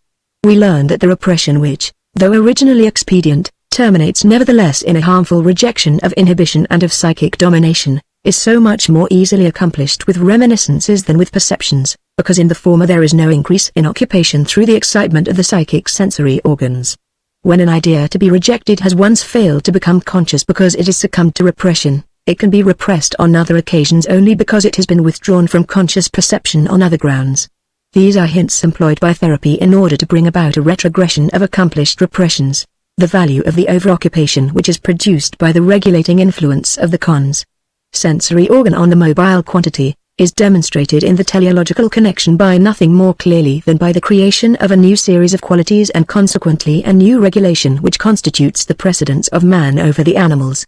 For the mental processes are in themselves devoid of quality except for the excitements of pleasure and pain accompanying them, which, as we know, are to be held in check as possible disturbances of thought. In order to endow them with a quality, they are associated in man with verbal memories, the qualitative remnants of which suffice to draw upon them the attention of consciousness which in turn endows thought with a new mobile energy. The manifold problems of consciousness in their entirety can be examined only through an analysis of the hysterical mental process. From this analysis we receive the impression that the transition from the foreconscious to the occupation of consciousness is also connected with a censorship similar to the one between the UNC and the forec. This censorship, too, begins to act only with the reaching of a certain quantitative degree, so that few intense thought formations escape it. Every possible case of detention from consciousness, as well as of penetration to consciousness, under restriction is found included within the picture of the psychoneurotic phenomena. Every case points to the intimate and twofold connection between the sensor and consciousness. I shall conclude these psychological discussions with the report of two such occurrences. On the occasion of a consultation a few years ago, the subject was an intelligent and innocent-looking girl. Her attire was strange. Whereas a woman's garb is usually groomed to the last fold, she had one of her stockings hanging down and two of her waist buttons opened. She complained of pains in one of her legs, and exposed her leg unrequested. Her chief complaint, however, was in her own words as follows: she had a feeling in her body as if something was stuck into it which moved to and fro and made her tremble through and through. This sometimes made her whole body stiff. On hearing this, my colleague in consultation looked at me. The complaint was quite plain to him. To both of us it seemed peculiar that the patient's mother thought nothing of the matter. Of course she herself must have been repeatedly in the situation described by her child. As for the girl, she had no idea of the import of her words, or she would never have allowed them to pass her lips. Here the censor had been deceived so successfully that under the mask of an innocent complaint a fantasy was admitted to consciousness which otherwise would have remained in the foreconscious. Another example: I began the psychoanalytic treatment of a boy of 14 years who was suffering from tic-convulsive, hysterical vomiting, headache, and by assuring him that, after closing his eyes, he would see pictures or have ideas, which I requested him to communicate to me. He answered by describing pictures. The last impression he had received before coming to me was visually revived in his memory. He had played a game of checkers with his uncle, and now saw the checkerboard before him. He commented on various positions that were favorable or unfavorable, on moves that were not safe to make. He then saw a dagger lying on the checkerboard, an object belonging to his father, but transferred to the checkerboard by his fantasy. Then a sickle was lying on the board, next a scythe was added, and, finally, he beheld the likeness of an old peasant mowing the grass in front of the boy's distant parental home. A few days later I discovered the meaning of this series of pictures. Disagreeable family relations had made the boy nervous. It was the case of a strict and crabbed father who lived unhappily with his mother, and whose educational methods consisted in threats of the separation of his father from his tender and delicate mother, and the remarrying of his father, who one day brought home a young woman as his new mamma. The illness of the 14-year-old boy broke out a few days later. It was the suppressed anger against his father that had composed these pictures into intelligible illusions. The material was furnished by a reminiscence from mythology. The sickle was the one with which Zeus castrated his father. The scythe and the likeness of the peasant represented Kronos, the violent old man who eats his children and upon whom Zeus wreaks vengeance in so unfilial a manner. The marriage of the father gave the boy an opportunity to return the reproaches and threats of his father which had previously been made because the child played with his genitals, the checkerboard, the prohibitive moves, the dagger with which a person may be killed. We have here long repressed memories and their unconscious remnants which, under the guise of senseless pictures, have slipped into consciousness by devious paths left open to them. I should then expect to find the theoretical value of the study of dreams in its contribution to psychological knowledge and in its preparation for an understanding of neuroses. Who can foresee the importance of a thorough knowledge of the structure and activities of the psychic apparatus when even our present state of knowledge produces a happy therapeutic influence in the curable forms of the psychoneuroses? What about the practical value of such study, someone may ask, for psychic knowledge and for the discovering of the secret peculiarities of individual character? Have not the unconscious feelings revealed by the dream the value of real forces in the psychic life? Should we take lightly the ethical significance of the suppressed wishes which, as they now create dreams, may someday create other things? I do not feel justified in answering these questions. I have not thought further upon this side of the dream problem. I believe, however, that at all events the Roman emperor was in the wrong who ordered one of his subjects executed because the latter dreamt that he had killed the emperor. He should first have endeavored to discover the significance of the dream. Most probably it was not what it seemed to be. And even if a dream of different content had the significance of this offense against majesty, it would still have been in place to remember the words of Plato, that the virtuous man contents himself with dreaming that which the wicked man does in actual life. I am therefore of the opinion that it is best to accord freedom to dreams. Whether any reality is to be attributed to the unconscious wishes, and in what sense, I am not prepared to say offhand. Reality must naturally be denied to all transition and intermediate thoughts. If we had before us the unconscious wishes, brought to their last and truest expression, we should still do well to remember that more than one single form of existence must be ascribed to the psychic reality.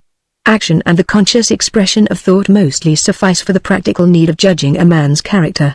Action, above all, merits to be placed in the first rank, for many of the impulses penetrating consciousness are neutralized by real forces of the psychic life before they are converted into action. Indeed, the reason why they frequently do not encounter any psychic obstacle on their way is because the unconscious is certain of their meeting with resistances later. In any case, it is instructive to become familiar with the much raked up soil from which our virtues proudly rise. For the complication of human character moving dynamically in all directions very rarely accommodates itself to adjustment through a simple alternative, as our antiquated moral philosophy would have it. And how about the value of the dream for a knowledge of the future?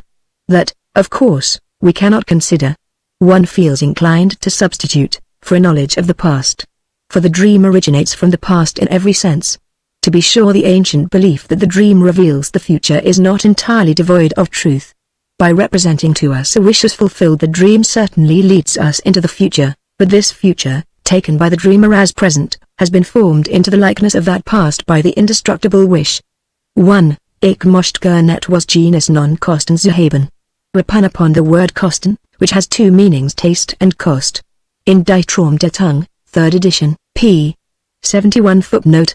Professor Freud remarks that the finest example of dream interpretation left us by the ancients is based upon a pun, from the interpretation of dreams, by Artemidorus Daldianus.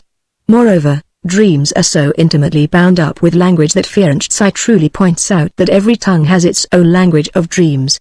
A dream is as a rule untranslatable into other languages. Translator. 2. It is worthy of remark that eminent philologists maintain that the oldest languages used the same word for expressing quite general antitheses. In C. Abel's essay, Über den Gegensätzen der Wörter, 1884, the following examples of such words in England are given: gleam gloom, to lock clock, down the downs, to step to stop. In his essay on the origin of language, Linguistic Essays, p. 240, Abel says, when the Englishman says without, is not his judgment based upon the comparative juxtaposition of two opposites, with and out, with itself originally meant without, as may still be seen in withdraw. Bid includes the opposite sense of giving and of proffering. Abel.